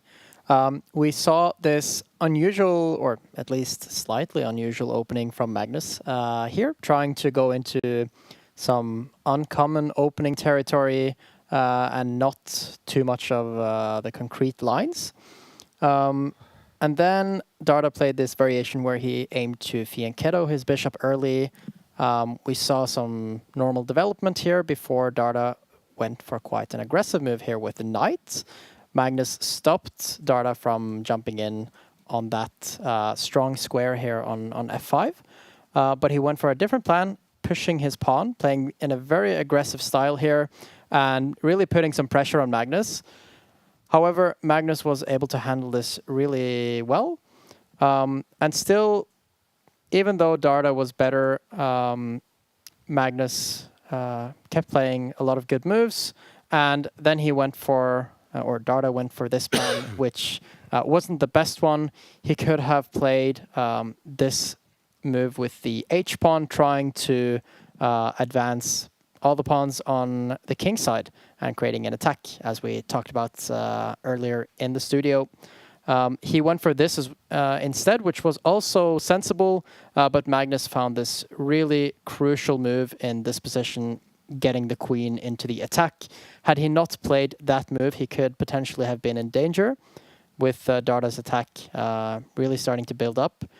Instead, he put some pressure with this. He picked up a pawn, and even though he's up a pawn here, it's still a little bit scary for him, as he is constantly pressured on the king side, and there is potential for an attack there. And for a few moves here, he was, as we said, in the flow state, just playing moves really quickly. But then at some point, it wasn't so obvious how he was going to continue here. Let's see. Now the app is a little bit stuck. Let's maybe refresh it and go back in. Yeah. Yeah, this was a position. And Magnus went for a pawn advance here instead of repeating the moves, which would have been very surprising if he did that. And Darda kept applying the pressure here. Although he was worse for a while, he fought really well and was able to find counterplay. And after a few more moves here, he started advancing his pawns on the king side, eventually going for this very committal but also very dangerous move with the pawn here, opening up the king for both players, and Magnus ended up in a bit of trouble here. He tried to close down the position, but Darda kept it open with this strong move, and then he sacrificed his rook. A very dangerous plan, followed with this pawn push. He's threatening to win the game here by capturing that pawn that is next to, or in front of Magnus's king. So Magnus went out of the check here, but he still managed to get a really dangerous attack. And at this point, after capturing the pawn, Magnus goes for the counter-attack against the rook. The king defends. And here, this was a moment where Darda went for a move repetition after getting very low on time. There was apparently a winning continuation here. I don't know exactly what that would have been. He went for these checks back and forth. Maybe, let's see what he could have done instead. So the check... And wait, what? Yeah, we talked about pushing this pawn, right? Maybe that was a possibility. Pushing the pawn looks like the most brutal. Yeah, You're just trying to open up lines and look quite scary in general. Yeah, but that could have been a very dangerous move for Darda, and he didn't end up going for it. He went for the repetition to secure the draw against Magnus, which was good news for Magnus, as if he had lost this, he would have been completely out of contention. Yeah. So he's still in it, but he has to win probably every single game. Wow. Must win for Magnus Carlsen in round 8 against fellow Norwegian Aronian Tari, and that should be starting very, very soon. There is rumors from New York that something happened actually after the game, and we have no idea what it is. But the arbiter came after Magnus to say something to him after the game. I assure you, we are looking into that. We're asking everyone we can. What was that? Was it something dramatic? Or was it just, hey, you forgot your water? You know, could be it. These arbiters can be really annoying at times. Can they? I mean, like, I feel like I've been in a studio with you before, Simon, and you've said a thing or two about arbiters. Yeah, I mean, they do a great job, most of them. The majority are hardworking and they know what they're doing. But some of them are just idiots, you know, and they shouldn't be there. You know, because you're in charge of a really important competition, and I've seen it many times before that you know they got to realise that the players are the boss. Really, that's one thing I've realised before from being in the scenario, that they don't realise that they're there to sort of serve the players rather than the players are there to serve them. You know, and I've seen it where they can just say bad things at the bad time, get involved, and sometimes they, you know, and this is probably on rare occasions, they don't even know the basic rules sometimes of when they should be, you know, getting involved and claiming a draw. But unless there's a very good reason to come up to Magnus afterwards, or any player, it doesn't, you know, it doesn't matter if you're the best player in the world or not, then you should leave him alone, right? Because it's being in the right mental state in a tournament like this is the most important thing, and the smallest of upsets can just throw you off. You know, just little things can affect you massively. So you shouldn't be chatting to the players unless there's a good reason. Probably a very good reason to chat to Magnus, but you know, they shouldn't be getting involved unless there really is a good reason, right? So, do you guys have some personal bad experiences with arbiters? Sounds like you have one. Yeah, so I've been, like, you know, from a young had nightmares about them. Nothing too particular. I mean, I always find it quite funny when I'm at tournaments that I hear them, like, you know, there could be 200 people in the playing hall, and suddenly, and you have to be quiet when you're playing chess. Then all of a sudden you hear an arbiter shout at the top of his voice, "Can you walk more quietly, please?" And it's like, what the hell, you know? And they pick someone who's like walking and making a bit of noise because they got shoes on, and it's like, bloody, you know, you're the one who's making the noise there just to show his boss. Like, you know, you don't need to scream like that. I mean, sometimes it just thinks, why are you doing that? Why? Because you're bored. And they often fall asleep when they're supposed to be working as well. Oh, really? God, it does seem like I hate them, doesn't it? Yeah, it does. Yeah, I'm not that bad. Most of them are good. Yeah, a lot of fantastic arbiters. We're sending love to all of you. Yeah, just show me them, please. Yeah. Joking. Yeah, no, there are. They do a very hard job. They get paid well as well. So. Oh, do they? Yeah, I think so. Yeah, yeah, they get paid okay. Maybe that's what I should try to be. An arbiter. Or you'll be in my bad list. Oh, that's true. Okay, I will not be an arbiter. You can. No, I'm only joking. I am going a bit over the top. Arbiters do a great job, and we need them. That's true. They have to be there. Yeah. And 99% of them are fantastic and make these tournaments happen. So yeah. Exactly. Well, round 8 is about to start in New York. A total of 13 rounds to decide.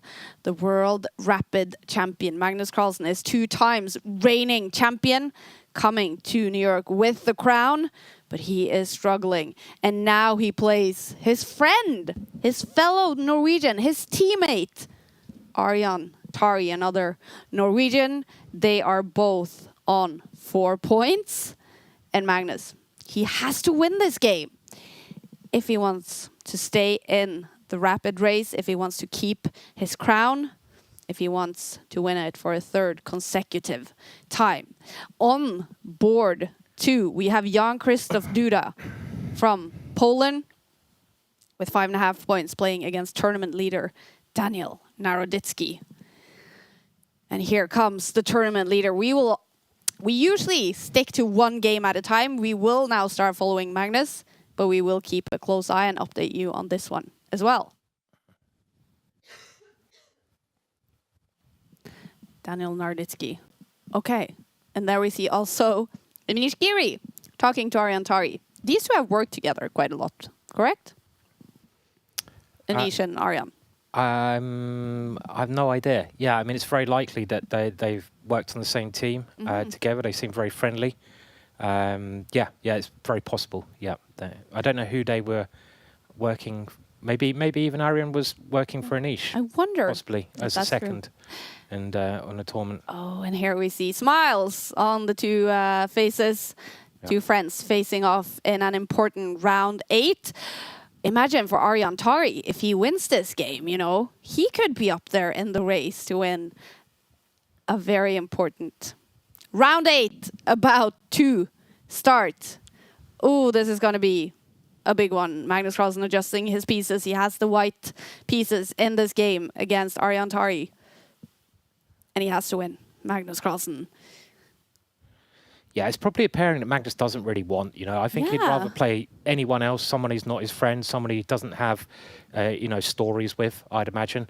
And he's got to put those thoughts out of his brain. And we do start with this very slow system by Magnus here. He's playing, I thought he was going for a sort of Reti structure, but instead he's going for a reverse sort of Nimzo Indian, which is rare. And I think he's just saying to Aronian, I want to get out of theory and play some chess. Maybe they know each other's games too well. They don't want to play into a main line where they've done preparation before. And all the pieces at least remaining on the board this way of playing.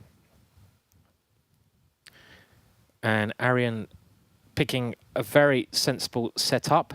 You see that Black has used his bishop, developed it, and Black's really playing like a reverse London system. So those of you who know the London system, that's what Aronian is doing here. He's just setting up in the center of the board, giving his bishop some space, and both sides just continuing developing so far, this moment in time. I have an update from New York regarding the arbiter thing. Oh, okay. Yeah, well, all right. Yeah. So NRK, Norwegian broadcaster, has a top story online about this. And the headline is, Magnus Carlsen received a jeans penalty, could be thrown out of the tournament. Magnus Carlsen has to pay up to FIDE because he has broken the clothing codex. The world #1 is now risking being disqualified from the tournament. He has to pay a fine of $200 if he's wearing, and he will be kicked out if he's wearing jeans again. He's still wearing jeans. He's still wearing jeans. So should he take them off and just must be for play in his tomorrow. pants? Is that what they're saying? They're not. Yeah, it must be for tomorrow. For tomorrow, Yeah. okay. And £200, do you think he can afford it, I don't or is he going to know. struggle? Do we need to It's send him difficult some? for him. Yeah, should we start a GoFundMe page to pay his jean fine for him? GoFundMe, Magnus. And apparently the same thing has happened to Jan Pomniachtchi. Well, he's a bit of a rebel. Yeah. He dress whatever he likes dressing as, and Yeah. I mean, I don't know what I think about that. That it is a rule. They do know they have these rules in place. You know, I think they're a bit stupid, some of them. As long as you're smart and you're looking and you're I think comfortable is important. But it is a rule to dress in a certain way. So I suppose it's a fair fine. But I don't know, a little bit petty as well. By the way, I don't know if you've noticed, but Magnus is playing a lot of the same openings as they did in the World Championship match. Yeah. He's really been paying attention to that. Okay. And is that what we're seeing here now? Yes, this is... I think this is what Ding tried in one of his white games against Gukesh. Correct, yeah. I don't remember if this was the exact position, but it was very close. And Yeah, he also played the French variation that Gukesh played Oh. Yeah, you're right. yesterday. Yeah. Yeah. Yeah, he's playing both sides, isn't he? He's playing some of Gukesh's ideas. He's playing some of Ding's ideas. On the white side, he seems to be playing more of Ding's ideas. And when he's playing with the black pieces, he's trying out some of these other concepts. But this setup that Magnus is going, this, as you rightly said, Lucas, did occur in the match between Ding and Gukesh. That game ended in a draw. And the consensus afterwards was that this interesting idea where white swaps off the dark square bishops, you can see those pieces being exchanged, is not that dangerous for black. It should be pretty comfortable for black, but white has a slightly easier game here. And one of white's main ideas in this position is to maneuver the white knight into the center to attack black's bishop, and then play sort of either with the f-pawn or around that. But Magnus not moving the knight there straight away. First of all, he connects the rooks, and I imagine this is the kind of position that Magnus enjoys playing, right? I mean, he's got a very safe position. Potentially, he can outplay his opponent. Not too much, not too well known either. It's kind of they're into their own kind of thinking here. There's not many games in this kind of position. Yeah. I remember, so if this was one of the white games for Ding, they were often not the most exciting games. Ding Liren wanted those draws. True. I actually remember specifically from this game that everyone was saying Ding didn't pick a very good opening. This was just him playing for a draw and so on. But actually in the recap, Magnus said that this wasn't such a bad try. Right. He was very excited about some of those games. Yeah. Yeah, who said that this was not a bad idea. He did say that it didn't quite work out. It wasn't dangerous enough. But he wasn't as negative to this as a lot of others were. Let's try to figure out which white game that was. Because then people can go into Take YouTube and check out recap from that game where Magnus talks about it. And maybe we can get into his mind and what his plan is and where he saw some improvements for white. Yeah, it's an idea of Ding's second, Richard Reports, this bishop a3. I think played it in a rapid game. So I think that's where it originally came from. And Magnus, I think, is a big fan of Richard Report, as everyone is, because of his unique ideas. And, you know, he's got some exciting, interesting, undeveloped ways of playing, which Magnus appreciates, obviously, you know, not just going down the normal route, but looking for unique concepts. And a bit of a smile there from Aronian. And the last move, I think, is quite clever from black, because the black queen comes out and it takes away some squares from the white queen. So the white queen now has less places to maneuver to. And black's idea is to move his knight to attack white's queen on the next move, and then potentially slam that knight into the middle of the board. So yeah, we can see there the black knight wants to come to this square, and then white's queen, it doesn't have any great squares it can move to. So I think a clever idea from Aronian Tari. But it does seem like the bar says Magnus is slightly better here. Yeah.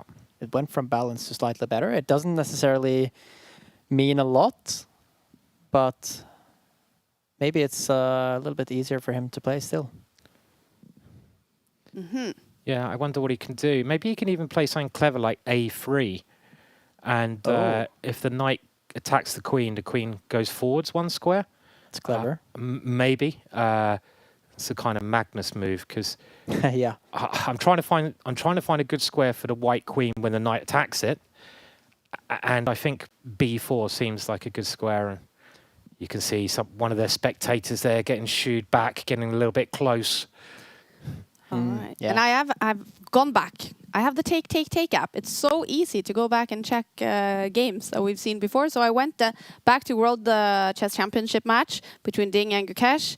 And in game 4, Ding with the white pieces played this opening. And when he moved out his queen to where Magnus's queen is now at, that was a novelty in that game. Yeah. Did they repeat the exact same opening? Was it the same position? The white knight was in, I don't know where to sort of, it's very similar. It's very similar. Yeah. But the white knight, where I'm looking right now, and the queen is not out. The black queen is not out. So it's not 100% similar. But for a long time, it is. I think this is one of the important things that maybe people at home who are trying to learn from these games. It's like, you know, you don't have to play the exact same setup, but when you're watching games like this or the World Championships, what you should be thinking of is why are they playing these moves? What is their idea? Because then if you can understand the point behind the moves, then you can easily replicate them in your own games. But if you're trying to memorize the moves that are played, it doesn't really help you. It's like a parrot. You know, a parrot can say something, but does it really understand what it's saying?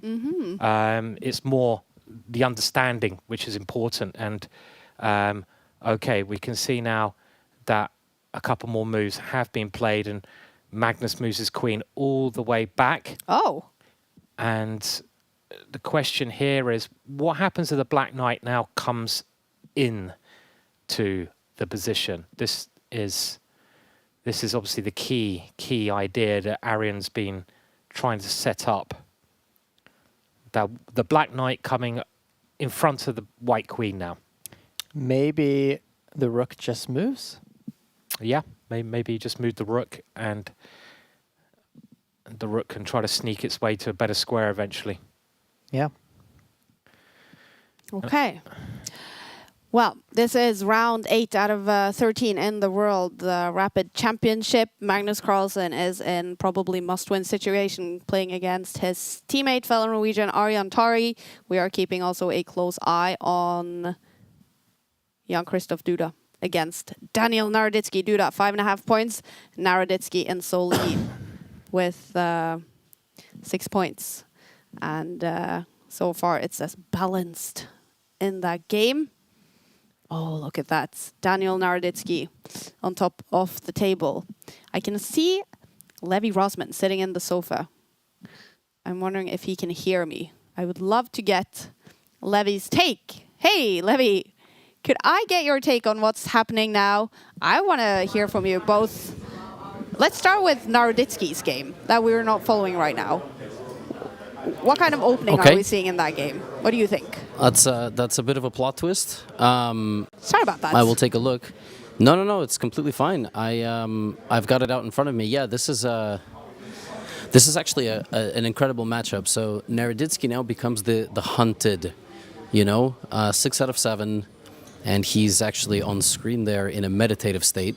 Ooh. And this is the opening that has buttered the bread of Daniel Naroditsky for his entire career.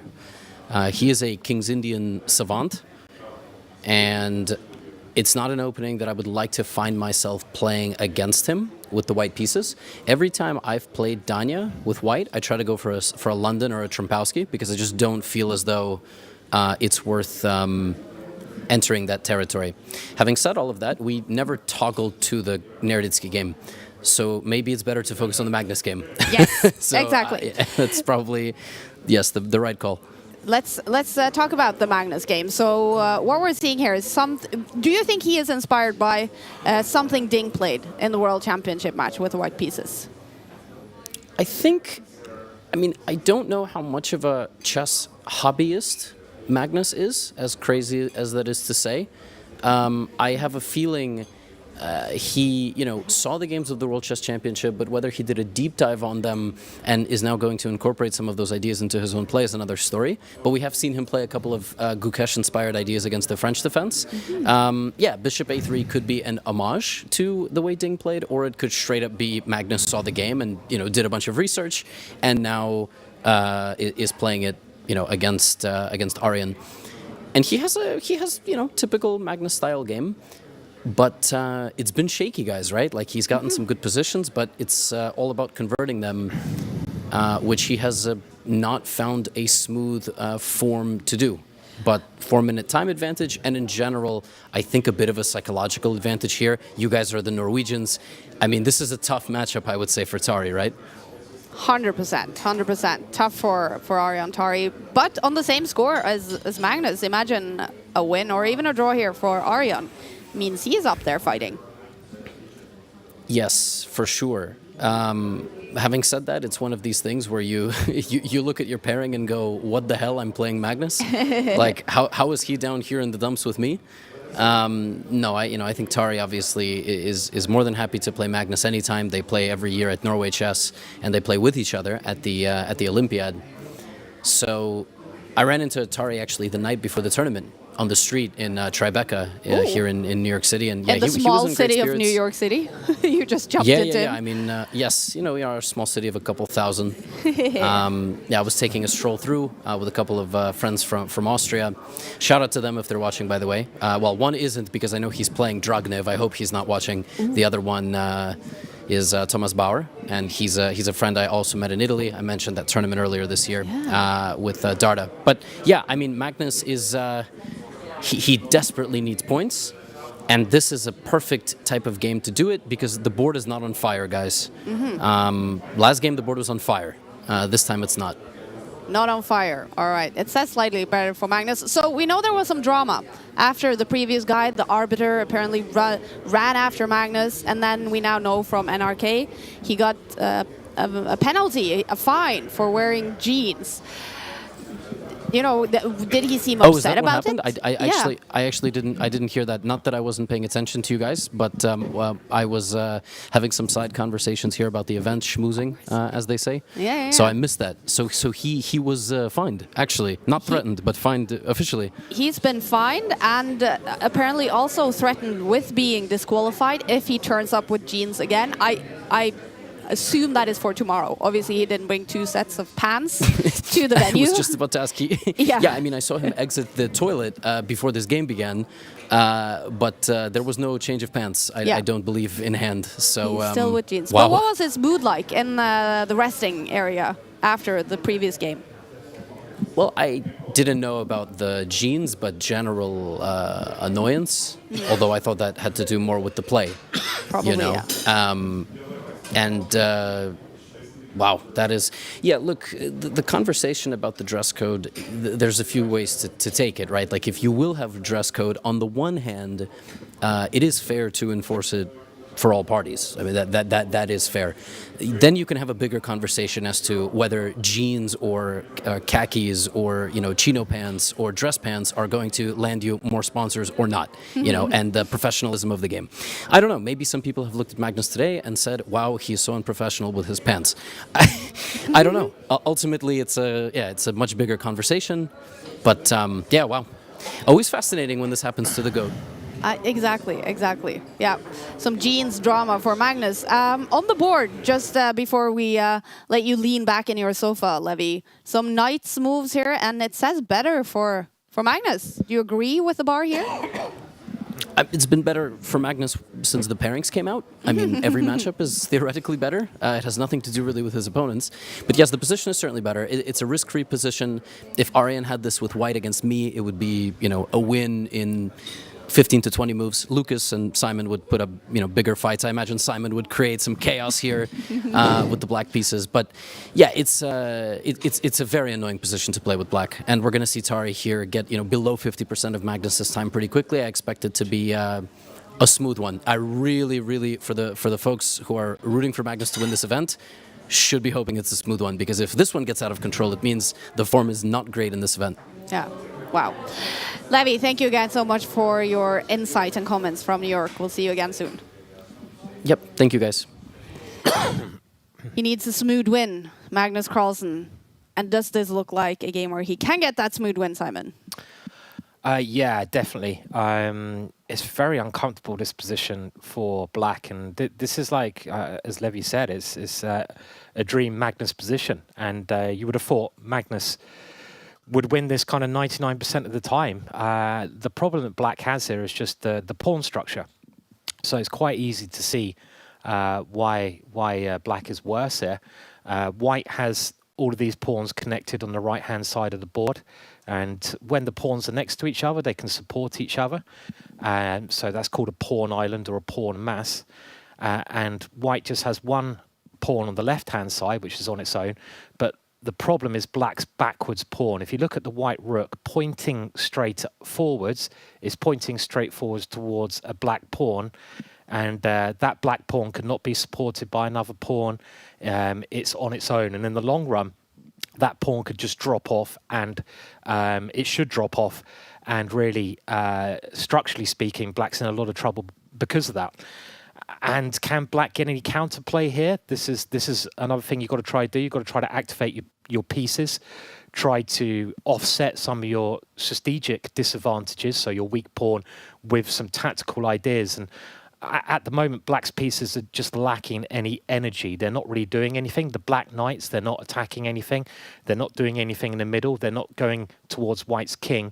And the black rooks are not doing anything. So this is really, I would say, a dream position for white. And with the last move as well, you see that Aronian is just going on defensive. He's bringing his queen back and the rook back. Oh, massively better for Magnus. Yeah, Magnus moving very quickly now. He's very confident here, making some exchanges, bringing his rook into the position and really homing in on that weakness as a good player does. You spot a weakness in your opponent's position. It's that pawn next to the white rook. You attack it with absolutely everything. Oh my God. I'm getting messages on my phone right now, and they're not confirmed. But I'm getting messages that the arbiter has said, I think maybe to NRK, that Magnus Carlsen is being kicked out of the tournament for playing with jeans for the second game. He's apparently allowed to finish this game. He might not be notified yet. I mean, I'm sorry, but can my thing about arbiters now? Does anyone else want to? Does anyone else want to agree with me now? Haven't they got better things to do than look at what he's wearing on his? What do they want him to do? Take his jeans off and play naked? I don't want to see that part of Magnus. I mean, like, okay, he's got a warning. Just be. Is that confirmed? I mean, that'd be ridiculous. It is not confirmed. I am getting messages from people watching the NRK Norwegian official broadcast. I can see they're doing interviews with people in New York, and apparently what is being said is that the rule is that if you are getting a penalty, if you have been fined and warned, then you have to change. But how are you supposed to change? The piece of clothing. If he hasn't got anything to change into, what do they expect he's going to do? Do they? I mean, what? Just take your trousers off, put a towel around yourself, borrow your dad's trousers, maybe. I don't know. Run down to the local department store, with the 30 seconds you got, go and buy yourself a nice suit. I don't know what they really expect. Okay, he shouldn't be wearing jeans, but he's got a warning. You've got 5 minutes in between games. What you're supposed to do? So I find, if that is true, that he's being banned for that, it's very peculiar. Crazy news right now, you guys. Not confirmed, and I have to underline, not confirmed. But we are being told that Magnus Carlsen will be kicked out of the tournament, the reigning champion. We will now be working hard. I can see Levi sitting there in the sofa. Can you still hear me, Levi? Okay. Levi, have you heard anything about this, that Magnus is being kicked out?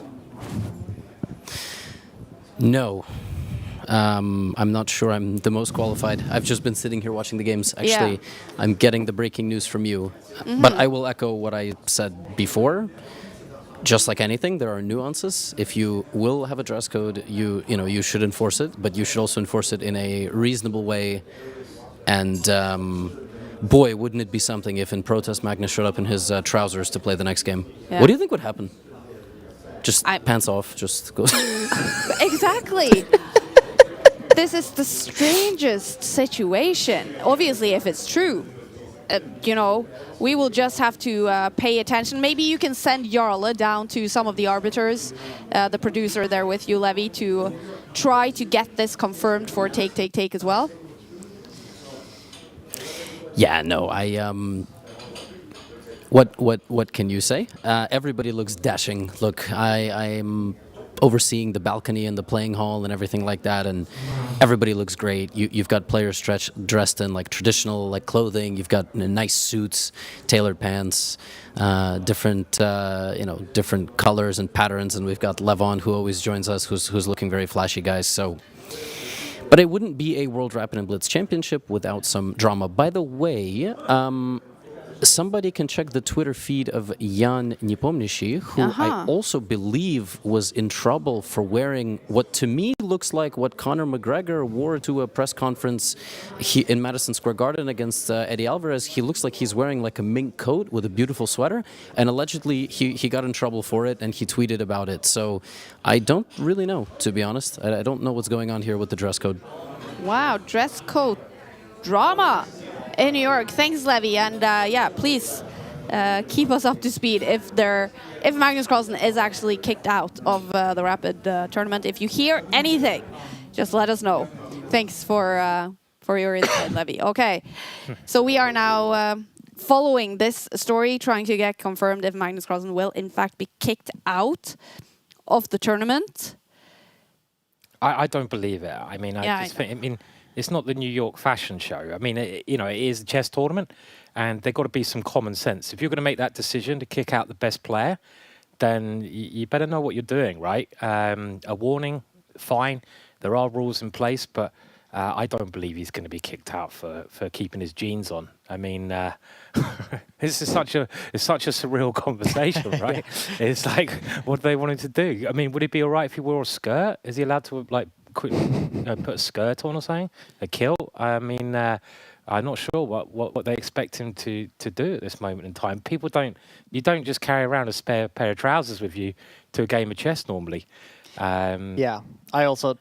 It sounds too crazy to be true. It makes a good story, yeah. I mean, in a way, but it would create some headlines for sure. Not the right kind of headlines. I mean, it's like, okay. I mean, let give the guy a warning because he's wearing jeans, but you don't need to kick him out, do you? So it's just crazy. And again, just quoting Norwegian media on site in New York. This is VG, who has talked to Magnus's dad and manager Henrik Carlsen, asking, will Magnus change his jeans today? The answer is no. And will he change it for tomorrow? Is it enough to change it for tomorrow? And Henrik says, I don't know. We don't know, you guys. Okay, so I will keep digging into this. We have to look at the board as well. Magnus is massively better against fellow Norwegian Ari and Tari in a must-win situation. Is he winning this? Well, he's got a very nice position. I think with his next move, Magnus can take the pawn in the center of the board, going a pawn up, and he does. So it looks like a fairly clean extra pawn. The white queen is attacking the rook in the corner with check. It's threatening to take the knight. Look at the time as well. Magnus is pretty much 10 minutes up, and he's got everything that you would hope, really. An extra pawn, safe position. He's just got to coordinate that rook. Maybe he moves it all the way back. He does, covering his first rank. Can he now well, can he use that extra pawn and convert it into win? And you would bet normally that Magnus would win this position again. The majority, in every case, pretty much. So unless something goes wrong, he'll win this game. This is round 8 in the open section. Round 7 in the women's section just started, and it's a huge matchup here in round 7 between tournament leader Ju Wenjun with 5.5 points against Alexandra Kostenyuk with 5 points. So a big matchup in the women's section. We do apologize for not bringing you interviews and reactions from the women's section, but they're actually not playing in the same venue as the open section. So that's the reason for that. Big matchup here in round 7. But we are following Magnus Carlsen in must-win situation in round 8 out of 13 in the open section. Also paying attention to Jan Christoph Duda against tournament leader Daniel Naroditsky, a big fan favorite. And the bar in that game right now says balanced. I will keep you up to speed on that as well. Naroditsky down to 4 minutes on his clock with the black pieces. Duda has 6 minutes on his clock. Half a point behind tournament leader Naroditsky. Yeah, the position, again, not much has changed. Magnus well in control here. He has this extra pawn. And you just got to try to work out what pieces you'd like to exchange off here. Or, what kind of position are you aiming? How are you going to convert this extra pawn? And one thing you're probably not in a rush to do is use that extra pawn, push it too quickly. Try to make your pieces as good as possible first. The white rook is under attack, so you've got to deal with that at this moment in time. Maybe just move it 1 square to the right, get it on the open file, get it in a safe place. Or, the black knight is pinned. Maybe just defend the rook with your queen, and then try to use your white knight, use the white knight in a better square. I can see a very good square for that white knight in the center of the board. What does Magnus do? He moves his rook. It looks like he used his rook to come forwards, and the time situation, Magnus 10 minutes, Aronian Tari 3 minutes. I don't know, Lucas. I mean, could Aronian Tari save this position? No, I don't think so, because the problem is you cannot really move any of your pieces after Magnus's last move. The knight is pinned, so you can't move that. You cannot move the queen anywhere. Then you would drop your knight, and the same is the case with the rook.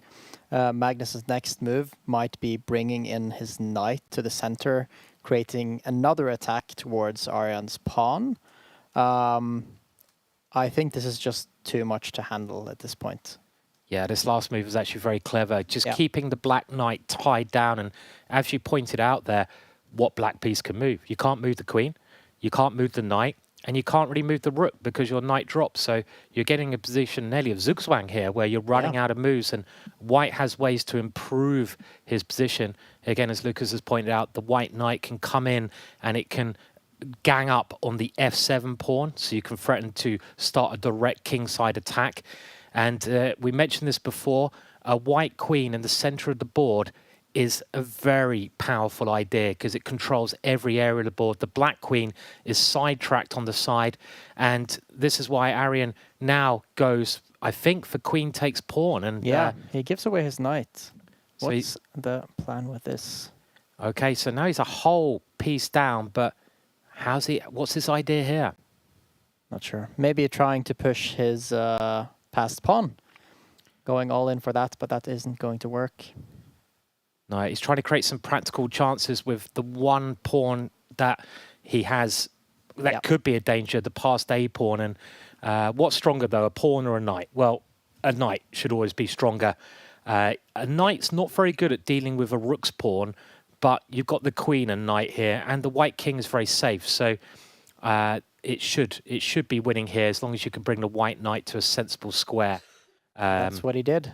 Maybe we'll see a resignation here after this move.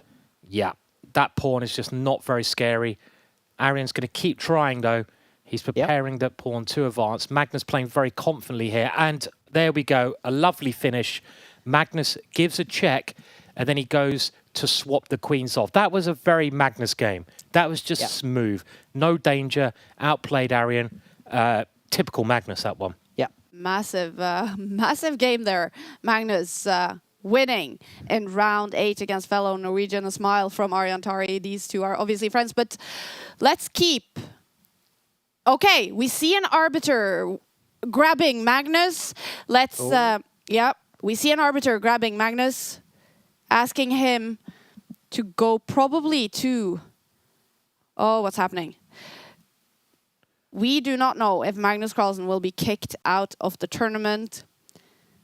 On Norwegian broadcast, that is what is being said, quoting arbiters and people from the organizer in New York, saying that wearing jeans after being warned about having to change them will get him disqualified from the tournament. We are chasing down that story, you guys. We are keeping an eye on it.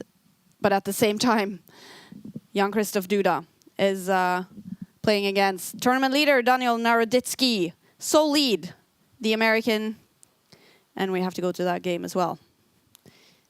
Let's see if I can find it. Yeah, I don't believe he's going to be kicked out, but we're obviously going to update you with any news that we get. I mean, it'd be absolutely ridiculous ruling, in my opinion, if that becomes a priority in an event like this, when there's clearly, it should be the chess which is making headlines and not any other minor details, and what you wear is, let's be honest, a minor detail. So this is a big game between the tournament leader. Daniel Naroditsky is half a point ahead, but he's playing the ever dangerous, the ever alert Duda. Jan-Christoph Duda of Poland, Poland's top player, a very resourceful, very dangerous individual on the chessboard. Don't know what he's like off the chessboard, if he's dangerous or not, but I doubt it. And here it's counting the material. White has just grabbed the pawn, and Daniel Naroditsky now moves his rook to the center. So has black got enough compensation in this position for being a pawn down? It looks like Duda, to my eyes, is doing well because he has that extra pawn, and I can't necessarily see the compensation. All right, we can... great that you guys are commentating on this game. Tournament leader, Daniel Naroditsky. I am trying to get on top of the story with Magnus Carlsen potentially being kicked out of the tournament. I don't know if he is. I do not know if he is, but I can see him in the lounge.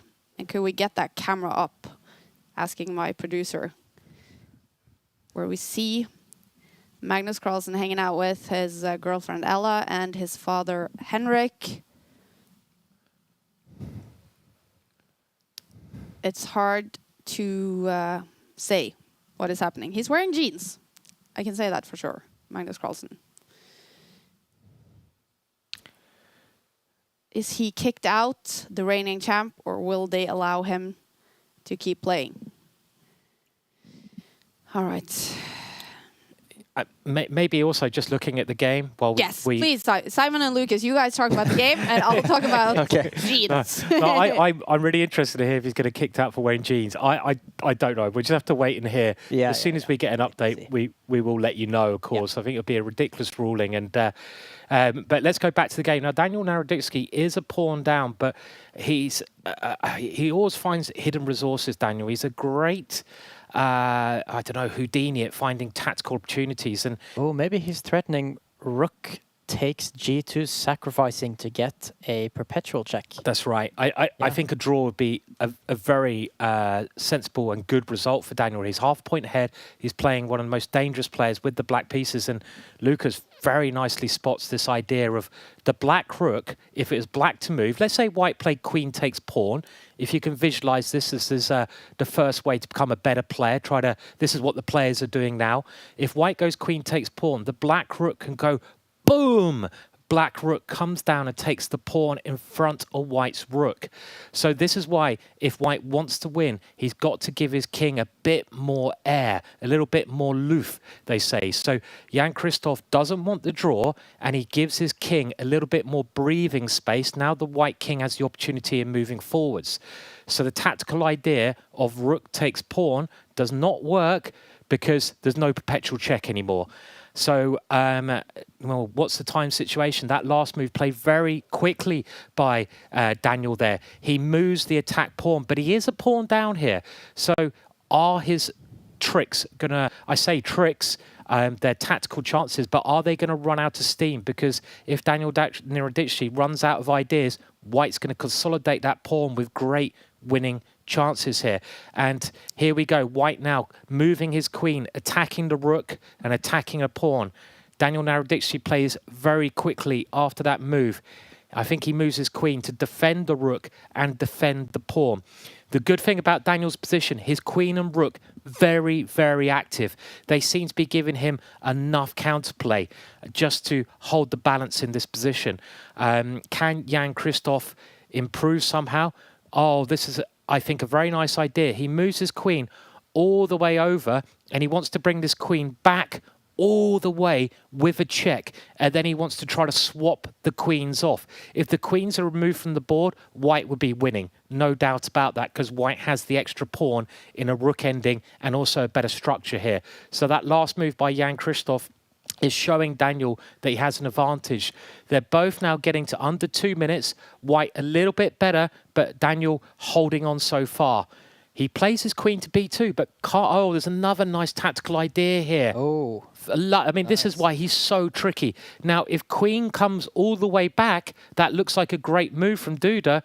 Black can go rook takes pawn again. This nasty little trick. So he does now instead just move the queen, attacking Black's pawn in the center. Really subtle play here from both sides. Yeah. And with that last move, the white queen is trying to capture Black's pawn in the middle. White would love to exchange queens, but Daniel is relying on nice little tactics to keep his disadvantage at a minimum. But they're what both happens playing great now chess. If Naroditsky takes the pawn? A good question. So if White now goes queen takes pawn, getting the material balance back, does Duda have a clever plan against that? Because if Duda then plays queen takes pawn himself, the black queen can take both of those pawns. Very good question. And this is something Daniel's trying to work out now with 1 minute 30. So queen takes pawn is a critical move here. Yeah. I can't see any obvious reason why that's not a good idea here. No, I agree. It's it could just be that the white queen comes back with a check, comes to c1, and the game goes on. As in, you know, the white queen, the black rook, you could argue, is a little bit out of play. I think the point is actually, if it takes, then the queen goes all the way back, gives that check, like you mentioned. Yeah. And then if you go backwards with the king, you swing your rook over. Lovely, and then you bring it to the back rank. Nice if you idea. block with a rook, then the rook gets pinned. Well spotted there, yeah. Black's king actually could be very weak on the back rank there. And by black playing queen takes pawn, you open up a file for a white rook to come into. Was that the Magnus Carlsen lookalike there, Kaja, in the back there? Yeah. Yeah? Or he's going to get thrown out for wearing a T-shirt. Not allowed to be wearing a Minecraft T-shirt in this crowd, you know, so. Strict rules. All right. Well, you guys commentating here, Jan Krzysztof Duda better in this game. If he wins it, he's going to take the tournament lead. Daniel Naroditsky is before this round. Oh, he does capture it. Is that a blunder? Well, let's have a look. So this looked very dangerous because of the check. Where does the black king go? Or do you just block the check with your pawn? Okay. Very, very dangerous decision because now the white rook, as Lucas pointed out, can swing around and can swing into the attack. Has Daniel made a blunder here? Duda first brings his queen in with a big check. And the black king is now very exposed here. Where does the black king go? Does it? I mean, I don't like the black king. The black king comes backwards, but it just looks too exposed, doesn't it, on these weak... Looks very dangerous. Yeah. So Daniel, I think if he survives this, he'll be doing really well here. This is a great opportunity for Duda to overtake Daniel and jump into the lead. The destiny is in his hands here. It's up to him. And this is what you want. You want to play the leader because then it's up to you. If you beat the leader, you go into first. You're not relying on other people here. And if the white rook can now come into the game, it's game over. So Duda is thinking, how can I get my rook into the game? Maybe he can put it on A1. Maybe he can start moving the white rook over immediately. And he then have to calculate some sequence where the black king starts running up the H file. And he does. He moves his rook over. And the key line here is going to be, if the black queen comes one square forwards, is there a checkmate with a series of checks from the white queen and rook? You've got to ask yourself in these endings, which king is weaker? And the black king is weaker because it's exposed on 2 files. Now, Daniel brings his rook around. He's trying to bring his rook back to defend. Is it too late, though? Jan Krzysztof just moves his queen. The rook now aiming to come in, and Daniel looks really upset now. I think he realizes that his position is crumbling. The queen comes all the way back, but look at the white rook. The white rook just comes in, and that is the end. Very impressive play from Duda there. He wins the game, and look how calm he was there. Very upsetting news for Daniel, but he's only half a point off the lead. Okay, he's got to come back from that one, so it's not over for fans of Daniel Naroditsky, but very impressive there from Duda. Smooth win. Yeah. Wow. After a massive run for Daniel Naroditsky, he loses to Jan Krzysztof Duda, who is now on top of the table, but not in sole lead, you guys, because a certain Alexander Grischuk has also won his game in round 8. And that means we now have Alexander Grischuk and Jan Krzysztof Duda on 6.5 points on top of the table. Naroditsky still definitely in the fight for the crown. He is still on 6 points. Round 8 is rounding up. Drama, drama, drama. We still do not know for sure if Magnus Carlsen is in fact kicked out of the tournament for wearing jeans.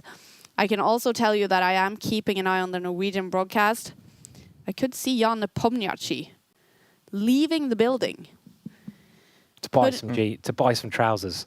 Could be also to, but it looked like some sort of a dramatic situation with the NRK reporter sort of chasing him down, and Nepo just smiling and leaving, putting his coat on. You know, we have unconfirmed stuff happening in New York. But what is confirmed is that we have 2 players on top of the table. And those 2 players are Jan Krzysztof Duda from Poland and Alexander Grischuk. Whew. All right. Wow. Should we have a look at the standings in the app? Let's definitely have a look at the standings. There we go. Jan Krzysztof Duda, 6.5 points after 8 out of 13 rounds. Same score as Alexander Grischuk. And then on 6 points, Sam Sevian is one of those players. Anish Giri is still in the fight. Hikaru Nakamura, yeah, he is on 6 points. Daniel Naroditsky, of course. Abdusatorov, one of the big favorites from the get-go. Esipenko up there. He's also a name maybe that should be mentioned as someone who could win the whole thing. Yeah, potentially. He could be. Yeah. And then we see Nepo on 5.5 points.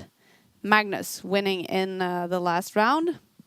Let's scroll down to find him on 5 points. 5 points, trailing 1.5 points behind. Yeah, he's not that far behind, actually. Yeah?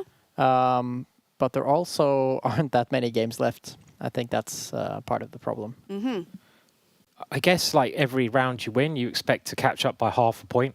Generally, with the top, you know, that's what Basically. You hope. It doesn't always work that way. Yeah. So he's still within grasp, Magnus. If he can win his next game, then you know he needs a massive day tomorrow, and maybe a bit of luck as well with the tie break. It's really cool to see. I mean, there's an expression in England that cream always rises. You know, the top players somehow always the top, you know, the guys you expect to be there, they always end up at the top, right? And Duda and Grischuk are 2 veterans in this this kind of format, and they're at the top there in very commanding positions. But the group just behind them as well, you've got Hikaru there. That's not someone you'd like to play, right, in any moment of this. And if Hikaru wins his next game, well, he's going to be in a brilliant position going into the last day. And how many players do we have on 6? I think it's 9 people who are just half a point behind. Yeah. And then a very strong group of players on 5.5, as you mentioned. So there's so much to play for. It's that cliche, completely open. Too hard to pick a winner, I'd say, at the moment. I mean, if you had to pick a winner, come on. Who are you going to pick? You've got one name, one name only. And, okay, I'll tell you what you have to do. You have to pick. I don't know if you're supposed to do this, but you have to pick who you think will win and who you'd like to win. Are you allowed to do that? Oh, I'm not sure if you're allowed to do that, but I'll stay away from the okay. I mean, it's very cool with Daniel Naroditsky now. Yeah. It is very cool.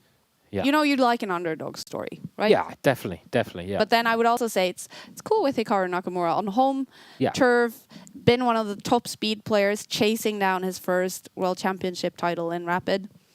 Would also be cool. I mean, there's so many stories that would be cool, isn't it? I mean, so many of these winners it'd just be brilliant. I mean, any of them, really. Oh, Erigaisi also on 6.5 now. Oh, look at that. Wow. I had missed that one game was still going on. So that means Arjun Erigaisi has just won his game against Shant Sargsyan. And so we have 3 players on 6.5 points. 3 players on 6.5 points. But a bunch of people trailing half a point behind. I can see in the sofa with Levy. One of the players on 6 points is sitting with him. And are you ready? Levy, can we come to you? Yeah. Let's go to Levy with Esipenko. Oh, how cool. What's happening, Levy? Yeah, guys, the first guest of the round 3 break is Andrei Esipenko, who just won a very nice game against Fabiano Caruana. Andrei, welcome to our sofa here. How are you feeling? Thank you. Oh, I feel okay. I feel not okay. I feel great. After such victory, how can I feel? Yeah, your famous clip is the feeling of beating the world champion, right? Like I forget what it was called, maybe youngest or something, winning against the world champion when you won against Magnus in Tara Steel. Do you have the same like positive emotions beating Fabiano in Rapid, or is everybody else sort of all the same? It's different when you win against Magnus. No, for me, of course, it's different when you beat like just a grandmaster and somebody with a level like Magnus or Fabiano. I think it's very similar, and yeah, of course, it feels amazing. Yeah. Andrei, for many years you were like perennial contender at 2700, and I remember watching some of your tournaments over the last few years, wondering what happened. And I am kind of curious because I'm seeing you here 6 out of 8, and I know you are more than capable of being let's say like top 30, top 20 caliber in the world. So so far the tournament is going quite well. Can you just tell the audience at home a little bit about like last few years, your chess? Are you focusing more on classical? Obviously you're playing well in Rapid, but I'm not sure how much you're preparing it. So just a little bit about what's been going on with your career. Yeah, last few years was not great because my peak was 2720 with something when I was 18, I guess. But then for maybe a few years I stopped, and then my rating went below 2660 even at some point. And I don't really know what happened, but I think now I found my rhythm kind of. And I won Qatar Masters if you saw a few weeks ago, and I think I'm improving, and I'm really looking forward to be better and better. Yeah.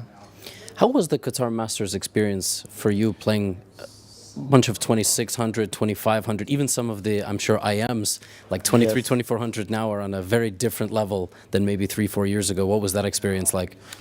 Yeah, actually, I've never won this kind of tournaments. I was like second, third, like let's say in Grand Swiss, I took third place, and I couldn't win the tournament, like big tournament, and I really wanted this.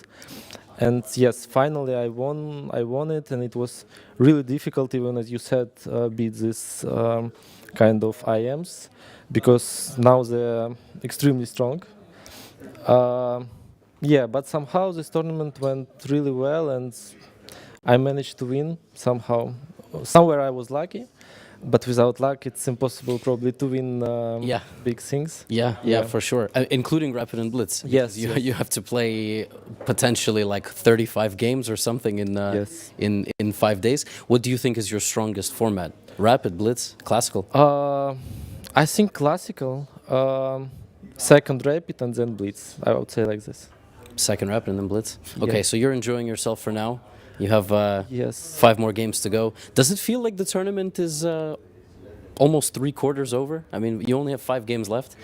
For me, it doesn't really matter because, you know, I played last few championships and I was really, I really wanted to show the result, you know, to get the good place. Now I'm just, I understood that it's no reasons even to think about it, to be nervous about it. And I just enjoy chess and I just play, and whatever happens, I'll be happy. One last question. Is it your first time in New York? No, in New York, no, it's second time. I think in maybe 6 or 7 years ago, I played this match, US against the world, like junior championship. And it's my second time here. And normally these events around Christmas time, New Year, are closer to you, like even Samarkand is probably much closer. So what's the experience been traveling? Do you prefer it there, or do you like it over here on this part of the world? Actually, I really like to celebrate Christmas and New Year, everything. And I don't really like to play these dates.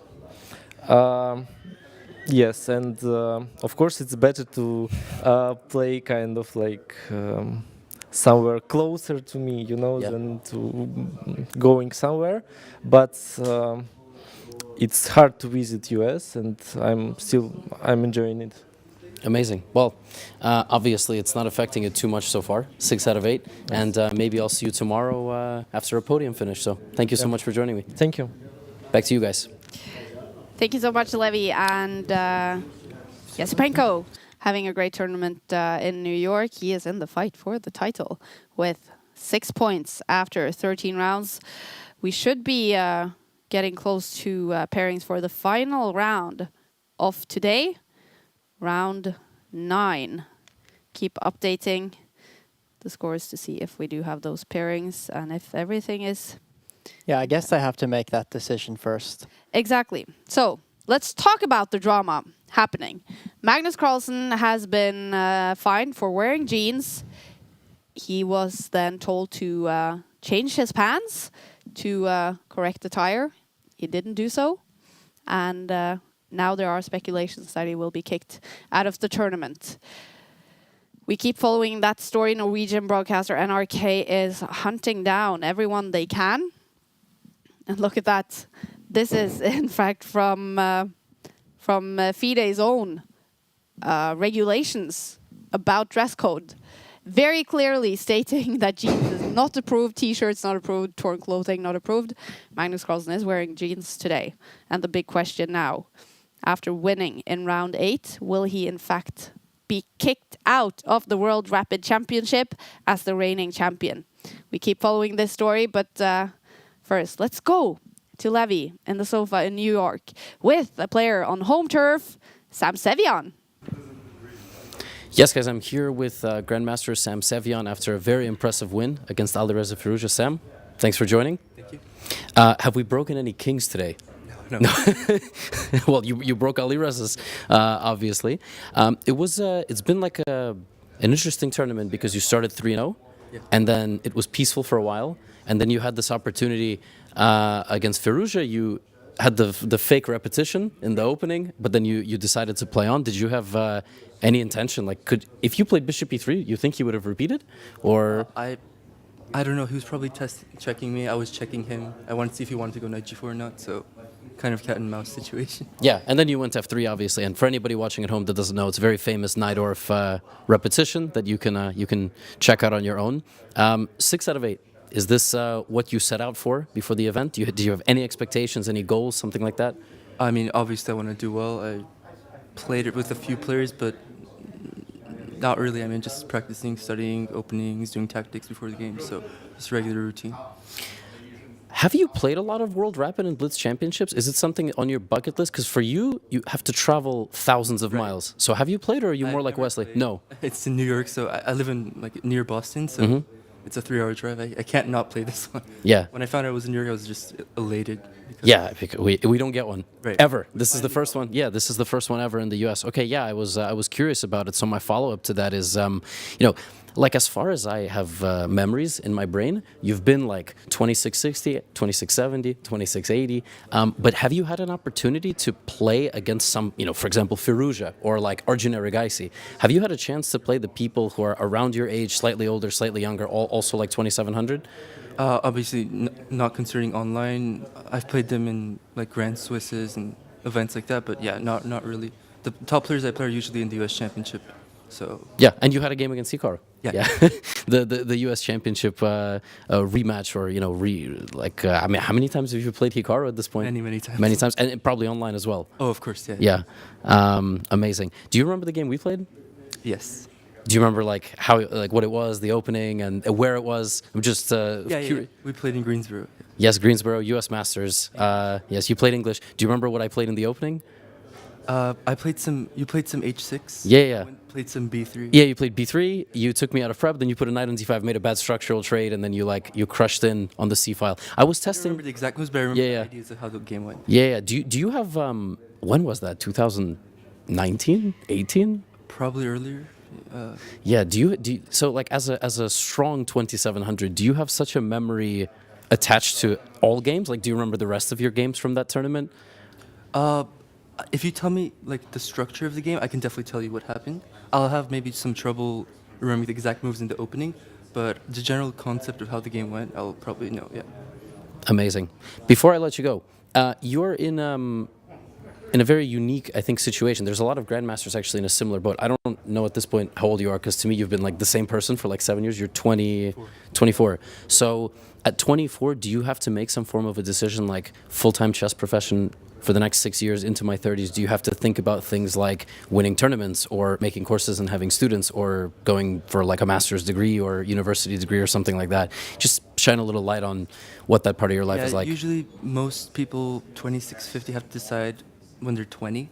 So when the pandemic hit, I had to make a real decision if I wanted to continue with chess or go to school, and I stuck with chess because, I just felt I can definitely improve, it can get better and stronger, and if I go to school, I'm going to hinder my improvement. Got it. But you could be, really improved in school. Of course. Yeah.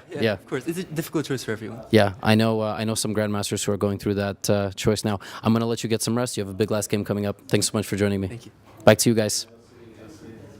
Thank you, Levy. Thank you, Sam Sevian, coming from a huge win against Ali Reza Firuza, one of the top dogs in the tournament. And look at that, Sam Sevian on 6 points, only half a point away from the 3 tournament leaders, Jan-Christoph Duda, Arjun Erigaisi, and Alexander Grischuk. Do we have pairings yet for round 9? And will Magnus Carlsen be part of those pairings, or is he kicked out of the tournament? I am constantly watching Norwegian broadcast to get an update. They are roaming around the venue talking to people in charge, and apparently it's up to Vishy Anand to decide on this. I mean, if this situation wasn't strange enough before, apparently, because Vishy Anand, the legend, is technical delegate and chairman of the appeal committee. It says in the regulation that he is the one supposed to making the call on kicking Magnus out or not. I bet when he took that job, FIDE didn't warn him. Look, Vishy, there is a chance you might have to kick Magnus out because he was wearing. I mean, what a nightmare for a legend like Vishy. The last thing he's going to want to do is decide something like that. It's really not very fair to have someone as strong as Vishy decide on the future of the tournament. I think that's horrendous, actually, and it's a bit like a Monty Python sketch now, isn't it? It's all just a bit surreal. I mean, okay, Magnus wears jeans. How big a sin is that? I mean, it's not like it's not a massive sin, is it? I mean, he got a warning. What do they want him to do? You can't just take his jeans off and play in his pants. Yeah. I mean, he can't go shopping during the game, so just like, okay, tell him to wear some other clothes the next day. You know, don't have this threatening to kick him out malarkey going on, and then you know, one of the best chess players of all time, Anand has to decide. I mean, what's going on? It's kind of ridiculous. Maybe he can get his revenge after Magnus taking the title. Yeah, this is what it comes down to. Genes. He's too nice a guy to ever want his revenge of kicking Magnus out. Yeah. Now. Not like that. I mean, yeah, it speaks to Magnus's favor, I guess, that it is in fact Vichy and not apparently the one who is supposed to make the decision to kick Magnus out or not for wearing jeans. I mean, this drama is a little bit weird, but also quite crazy. Imagine if the reigning champion is kicked out for wearing jeans. And I suppose the pairings are not out, probably because of that. Yeah, exactly. So I guess this is what everyone is now waiting for.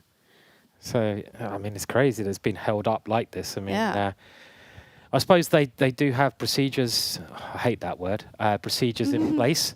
Same procedures every year. Procedures where if someone breaks the rules, they have to go through the procedures and they have to abide by what they've written in their handbook or whatever. But, you know, common sense also should prevail quite a lot of the time. And common sense is let's get on with it, right? You know, there's one more game to go. Who cares, you know? It's not really causing anyone harm, a bit of genes. And... you know, it just seems quite ridiculous. I mean, I mean, what do you think of the whole? I mean, I understand that there should be some kind of dress code. It makes sense, I guess, to get sponsors, but you know, they've been a bit militant about it as well. Who decides on this dress code? I mean, well, I guess it's in the FIDE regulations, and the players know the FIDE regulations. So I guess the question here is, how strict should they be on the FIDE regulations? And I mean, it's a difference, right? If you break a rule about cheating or bringing your phone to the board versus wearing jeans. I don't know. Yeah. Should be a difference. Yeah, I mean, clearly bringing a phone to the board or looking at Fritz under the board, you know, is probably a bit more serious than putting jeans on and not changing out your jeans. But I don't know. Wait and see. Poor old Vichy now. I bet he's hiding somewhere. If I was Vichy, I'd be like, right, I'm just going to go to the toilet now. And I'll just stay in the toilet for about 2 hours, I think.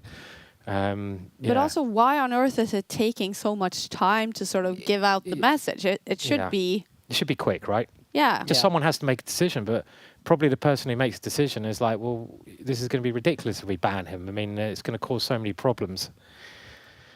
But I don't know. Yeah. But why is it Vichy who has to decide? So apparently because according to the regulations, again, he is it is the technical delegate and chairman of the appeal committee who should make the final decision. Which means that Magnus was already thrown out and then he appealed that decision. Maybe. Is it that it means? Maybe. Maybe. And then maybe that makes it harder for Anand because he would have to like go against the rest of the arbiters. I mean, strange times. We are looking into this. Do we know if Nepo's been kicked out? No, so... It's like, because it's apparently the same with Nepo, right? He was wearing, I don't know, jeans or whatever. And was it a coat that But Nepo if it was a wearing? coat, it must have been coat, right. easier to just take off. Yeah. I mean, but maybe he didn't want to. But his coat wasn't fashionable enough, or what? Or it was too fashionable? Too fashionable. I mean, who makes a decision so. on, like, you know, I don't know. It's strange. I mean... Wow. Well, what do you guys think in our YouTube chat? Should Magnus be kicked out for not changing his attire, for not changing his pants after being warned, or is this just nonsense? What do you guys think? It's interesting that there's always some drama at the World Rapid and Blitz. Right, and I feel this has happened before as well. There's been talks about... I think in the women's event, it was it last year, or it's definitely at a FIDE event where I think it was a Dutch girl got in trouble for wearing the wrong shoes, which seemed completely ridiculous because were they too noisy? And it's like, well, come on, you know, like... and this, it seems to be clothing seems to be the most controversial thing in this event year after year. And I know they're trying to sort it out, but It'd be a bit sad if it gets overshadowed by what you weared and by what you're doing on the chessboard, right? And that's what we should be concentrating on, the actual chess and what's happening there. So, yeah. But we're still waiting. We are still waiting. So right now, all we know is that they are discussing this. We are waiting to hear if Magnus Carlsen is kicked out. We are waiting for pairings for the final round of today, round 9. And we are simply waiting and wondering what's going to happen. I can see I asked you guys in the YouTube chat what you think. Should he be kicked out or not? And a lot of people saying no. We have a guest joining us. It is Magnus Carlsen's former manager and someone working closely with Take. It's Espen Agdestein. Hi, Espen. Hi, Kaja. Hi. Good to see you. How are you, Espen? I'm good. I'm good to see you too, Kaja. But unfortunate that it's like these circumstances that we have to talk now during this exciting tournament. Exactly. And I know you've also been now on NRK, the Norwegian broadcast, talking about this. Do you know anything? Is Magnus kicked out? Is he not kicked out? Do you know anything? No, but I doubt that he will be kicked out. That would be kind of utterly stupid, I think, because this rule is not that rigid as it is worded, and the intention behind the rule is to make sure that the players look good, and it's not kind of inappropriate or like it's unpleasant for FIDE towards sponsors or TV or something like that. And Magnus, he looks sharp. He has a nice shirt and a nice jacket and fitting jeans, so he's not kind of looking inappropriate in any way. So so hopefully this will be resolved without kind of this dramatic measures, because that would be kind of creating a massive problem both for FIDE and for Magnus that shouldn't be necessary. Exactly. Now, have you been in touch with Magnus or Henrik or any of those close to Magnus in New York? No, I haven't. So, but I have been following kind of on NRK here, and I heard what the arbiters have been saying, and my impression was that the arbiter said that Magnus was okay to play in the jeans in the third round, but he needed to change for the last round today. So that was the impression that I got when I heard the arbiter on NRK. So we will see. So that might be the outcome. But I also see that there's a lot of other players wearing jeans. So this will be kind of a big thing if this is to be the result that he's not allowed to play anymore, because then it's a lot of other players that are have the same problem, I would assume. Exactly. Yeah. How do you think Magnus is handling this, dealing with this in the middle of the tournament and, in a comeback situation where he's fighting to win some games to be in the race?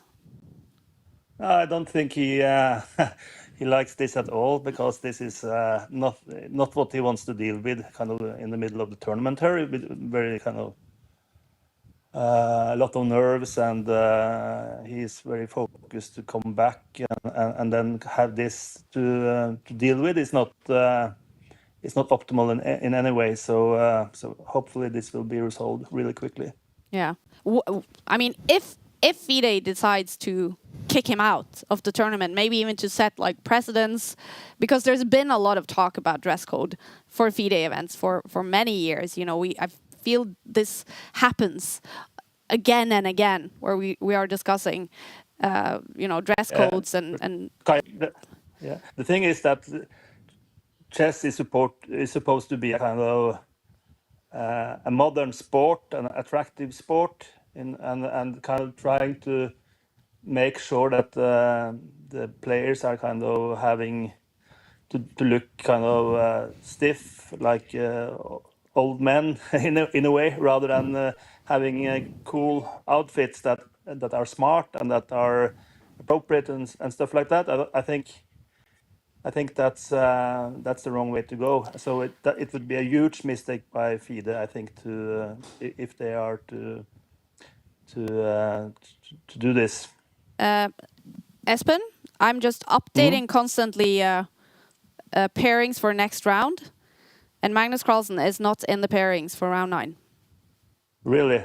He is not in the pairings for round 9. I will double check. Yeah. Not paired. That sounds tragic. Magnus Carlsen seems to be kicked out of World Rapid Championship, the reigning champion. What's your immediate reaction, Espen? No, it's a terrible decision. So by FIDE, so it's totally tragic, and I don't know what to say. All right, so I'm just reading NRK now. He has to. He's kicked out of 1 round. He has to stand out 1 round of the Rapid Championship, but then apparently is allowed to come back tomorrow. Yeah, I don't think I don't think that's a good solution. So we'll see what happens, but I don't think this will be accepted. So let's see what will happen. I don't know. So I'm here in Oslo, but it seems like a very strange decision. All right.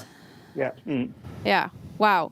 Drama happening in New York. Espen, thank you so much for joining us and giving your insight on this, knowing Magnus very, very well. I can see now in New York, Magnus is getting dressed, putting on his jacket, his hat, and it looks like he's about to leave the building. Wow. Well, he's allowed to come back for round 10, so I guess we'll follow this story and try to get reactions from Magnus. Espen, thank you so much for being with us, and keep enjoying World Rapid and Blitz, I guess, with or without Magnus. Yeah, thank you. Thanks. Bye-bye, Kaja. All right. We are now seeing Magnus in the sofa with Levi Rosman. Let's go to New York. What's happening, Levi? Yeah, thank you, guys. Magnus, I'm not really sure what to say. Can you just take me through what just happened? Yeah, I mean, obviously this has not been the best tournament for me. Yesterday was a difficult day. You know, I lost 1 game, could have lost a couple more, and generally was not playing well, a bit out of control. Honestly, like I had good sleep. And I had a nice lunch meeting before I came here, and I just went to I just barely had time to go to the room, change, so I put on a shirt, a jacket, and honestly, like I didn't even think about the jeans. So, and I even changed my shoes, but I didn't even think about it. And so I got here, and I don't know if it was after the first game or second game. Like, I think it was after. Yeah, I don't remember. But I got a warning that I needed to change my. Well, first of all, I got a fine, which is fine, and then I got a warning that I would not be paired if I didn't go change my Immediately. clothes. No, they said that I could do it after the 3rd round today. I said like I'll change tomorrow if that's okay. I didn't even realize it today, but they said, well, you have to change now, and well, at that point it became, a bit of a matter of principle for me, yeah. So here we are. Wow. So are you kicked out completely? I've been hearing you can come back tomorrow. Like you have a 1-round forfeit? Have you appealed? What is... No, I haven't appealed. Like, honestly, I'm too old at this point to care too much. Like, if they wanna, if this is what they want to do, like if this is, I guess it goes both ways, right? Nobody wants to back down, and this is where we are. It's fine by me. I'll, probably head off to somewhere where the weather is a bit nicer than here. And yeah, that's it. So to be clear, you're not playing the Blitz? I mean, no. Okay. Unless, like, yeah, I don't know what would have to change for that to happen, but no. Wow. Before I let you go to your destination of better weather, has this ever happened in the past? Like, you've been late, and that's been like a meme. Yeah. But have you gotten warnings about, we don't want you late, or we don't want you to wear certain clothes? Has this ever happened to this extent in the past? Yeah, maybe. I don't know. But, you know, there was this whole thing where like FIDE actively wanted to they were actually like going after players as well to get them not to sign with freestyle, basically threatening them that they wouldn't be able to play the World Championship cycle if they played in freestyle. So honestly, my patience with them was not very big to begin with, and it's okay. Like they can enforce their rules. That's fine by me. And my response is that fine, then I'm out. Like, fuck you. I don't think anything more has to be said. Okay. Well, yeah. I'm sorry for you know, for you guys and everybody at home. I hope you have a good rest of your holidays, and I'll see you at some point. Yeah. All right, Magnus. Enjoy your vacation.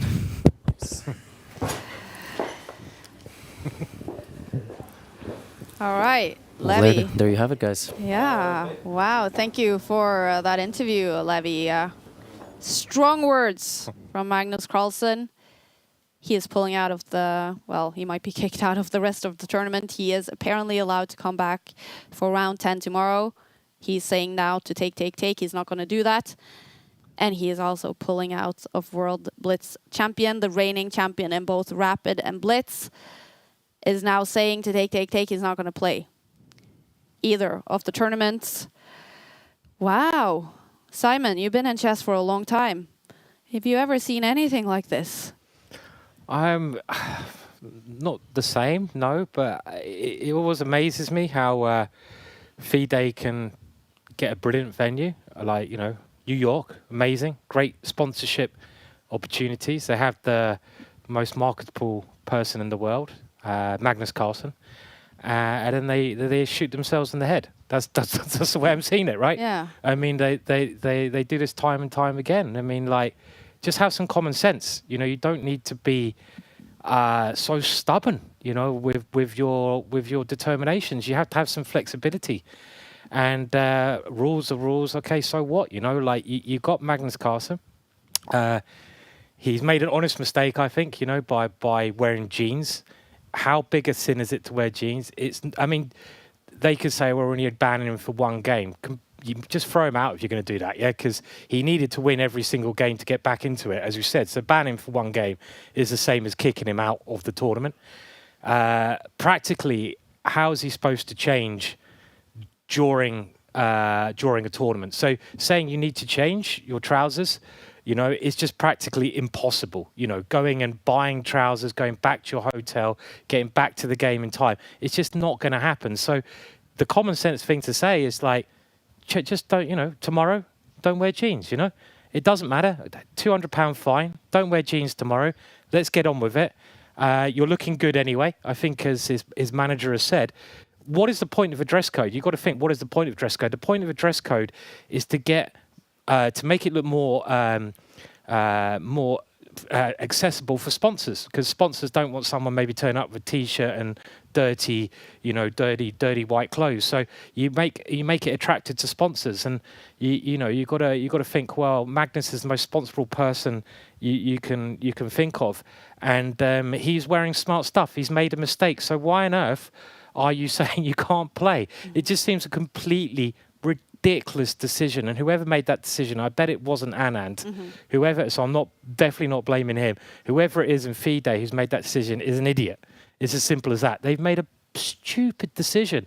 They've got a venue, they've got this stuff, and they're like, right, let's shoot ourselves in the head. Goodbye sponsorship. Who's going to want to sponsor Help FIDE when they're losing their prized asset for a stupid... It just seems crazy to me.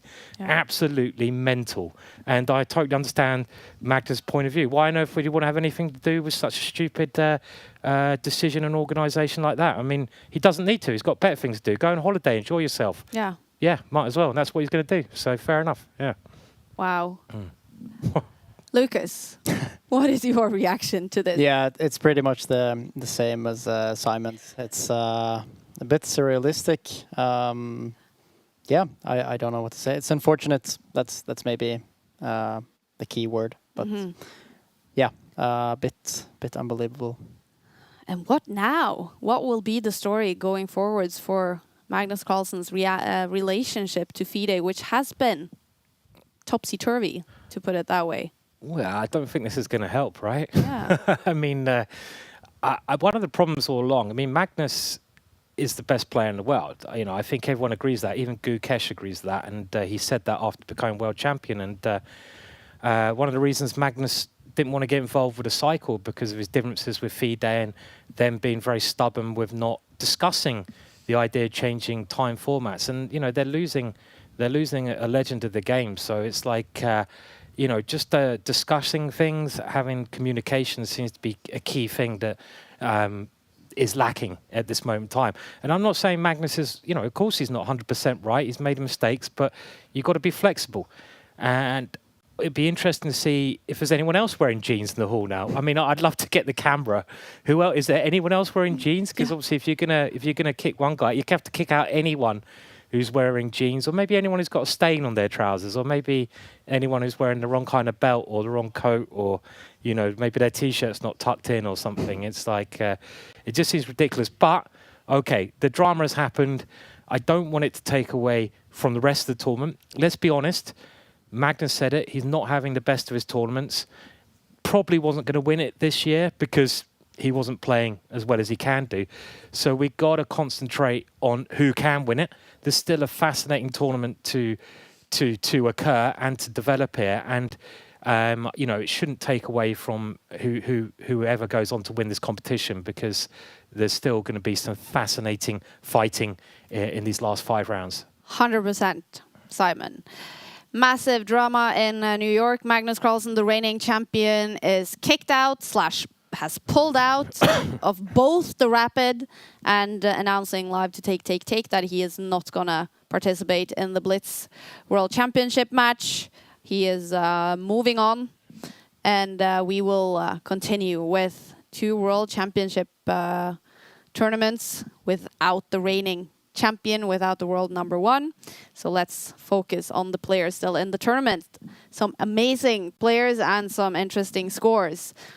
Jan-Christoph Duda is in shared lead with Arjun Erigaisi and Alexander Grischuk. And you see players getting ready, and we're definitely going to pay attention to board 1 with Arjun against Jan-Christoph Duda. The winner of this game will head into the final day of the Rapid World Championship match as the leader.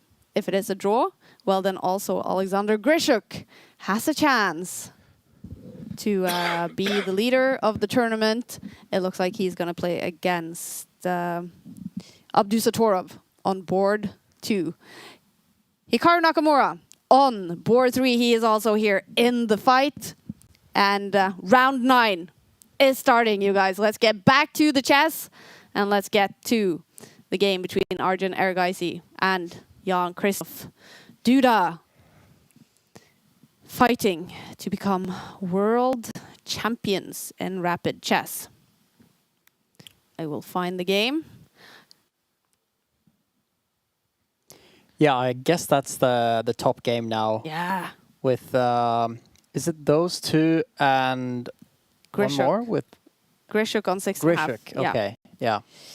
3 players on 6.5 points after 8 rounds. We have 5 more rounds to go, including this one.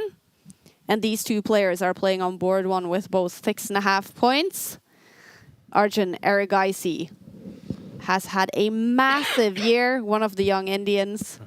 And Jan-Christoph Duda has been around for many years, but still a young player.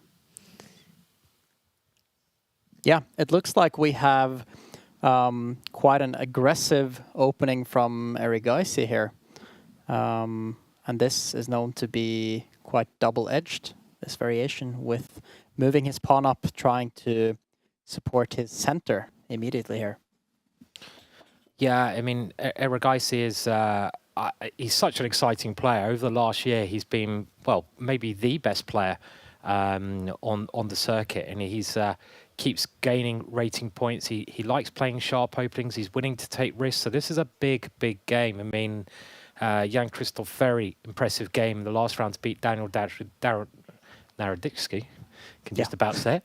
And there are many Daniels. There's a lot of, but a key game here. But I mean, all these top games are key. It's good to see Hikaru making his way up there. Can Hikaru finish on a win as well? We'll keep an eye on his game and the other top ones as well. But going back to the position, some exchanges in the center of the board, and the black knight comes in, and now I think that knight will be kicked back quite shortly.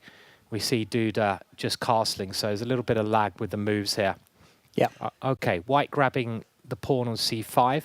One of the things white tries to do from this opening is use the two bishops. Structurally speaking, you could even say that white has the worst structure because of white's pawns on the queen side. They're all very split, they're all isolated, they're all targets. But in the long run, the real key asset that Erigaisi is going to try use is his dark square bishop. You can see that white has a dark square bishop and black doesn't. And if white can get that bishop rolling on a diagonal, it's going to be massive. And okay, the knight pops back.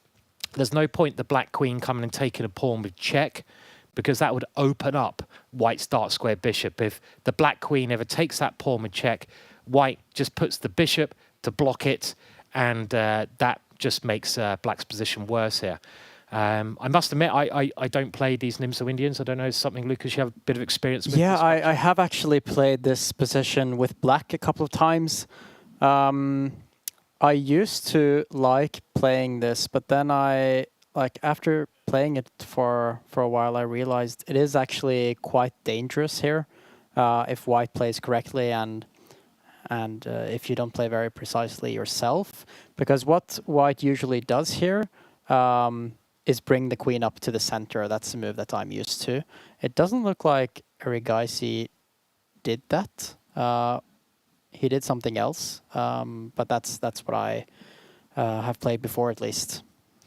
Right, and yeah, we'll just wait for the moves to be updated. And I mean, the thing about all these players nowadays, they're so well prepared, and Erigaisi's been playing, like I mentioned, maybe more than any other elite player over the last year. So his preparation must be one of the best in the world, just because you're always looking at chess, you're always preparing for your next game.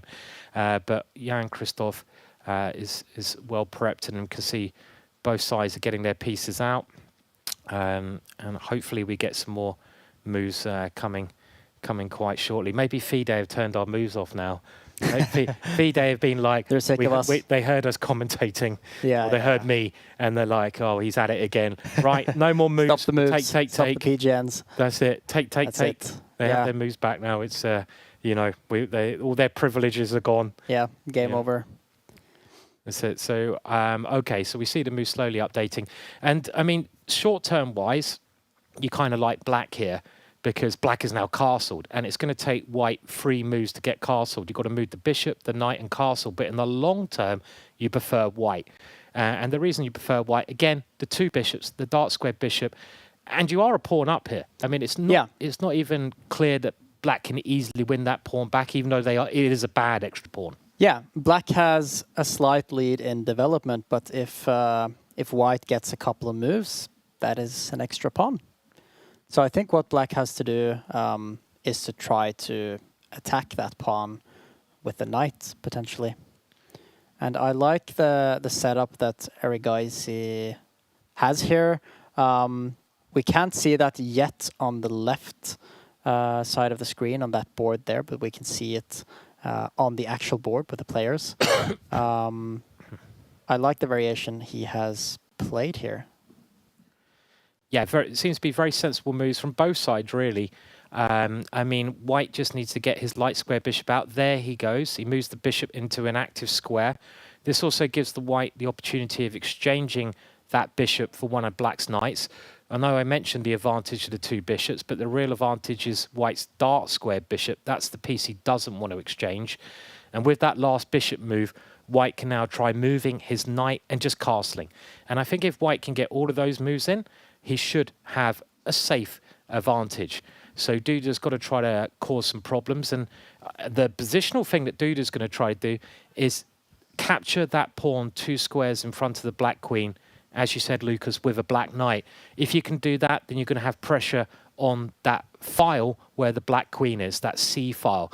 And let's, you know, those pawns on the left-hand side, they are weak. So structurally, yeah, black is actually better here, but piece domination, white's better, and white has the extra pawn. Yeah. So, okay, black playing a sensible move now so that Duda's bishop can maybe attack the queen with tempo, and still seems very balanced, this position. Yeah, I think so. The next few moves here will be important to determine who has the advantage here. I guess Erigaisi has put his bishop, his light squared bishop, where it is now in front of the queen, so that he can just take the black knight if it goes to this square next to the queen, trying to pick up the pawn. So it seems like he is still in preparation here, although he has been thinking for a very long time, it looks like, for this move. Yeah, and again, very sensible moves. I mean, I don't mind black's position either here, actually. I mean, if you're going to play this opening, this is the kind of position you must expect, right, yeah, on the black side. True. Where you might be potentially worse, but you've got a very easy plan, and your easy plan is just to try to win your pawn back, put your pieces on good squares, and I think it's easier for black to play this position, maybe. Black's pieces can find squares very naturally, where white has to be a little bit careful. Yeah, maybe. It's very hard to say. I used to, like I mentioned, I thought this was easier for black to play when I used to play these positions, but then I realized you have to be quite precise, otherwise you're just down a pawn. Just there. So, yeah, it's hard to say. And is the computer saying slightly better for black? I find that a little bit. It is now, yeah. A little bit strange. You know, I wish I understood why in this position. And okay, black playing a sensible move, the knight attacking that queen, and now white will have to move the queen again at some point. But white has this extra pawn, and white's 1 square away from castling, so I don't see why it should be worse for white here. So a bit of a peculiar assessment there. Yeah. Could his idea be that he wants to continue with that knight once the queen moves to the edge of the board, trying to take control over the light squares? Yeah, nice idea. This is one of the problems in white's position. The light squares with that very strong bishop of black's in the center of the board could be weak. I know reminds me of a Grunfeld structure that I used to play, and I know a very nice idea that white could sometimes do there is move the white knight to the center of the board and sacrifice it at the right time for a pawn. It's these little middle game ideas which could be important. But I like your idea, Lucas. If the queen moves, that black knight comes over to the edge. Knights on the rim are normally dim, but if they have potential to find better squares, then, well, they can be very undim. What's very undim? Very undim. Lit. Yeah. Very. Lit. That's a good word. Yeah, I guess so. Let's call it for that. Knights on the rim are lit. Yeah, that's the new way of looking at it. Yeah. Very cool. No, but I agree. Maybe that's just the point, and if it's good, then that's the reason why Duda is slightly better here, even though he's down a pawn. He's moving very confidently, and he is, yeah. If you look at the time, Erigaisi, yeah, I mean, he's already spent 5 minutes. I think that's quite a big tell that this last white queen move might just be a bad move because you stepped into a tempo. You've allowed black to attack your queen with tempo. So the queen sidesteps, and now are we going to see this black knight move again Knights on the edge are lit. It just doesn't sound right to me. It just sounds weird. Knights on the rim are lit. Sounds like I'm like some 12-year-old kid. Yeah. All right. Well lit, mate. That's a well lit, mate. Well lit night, that is.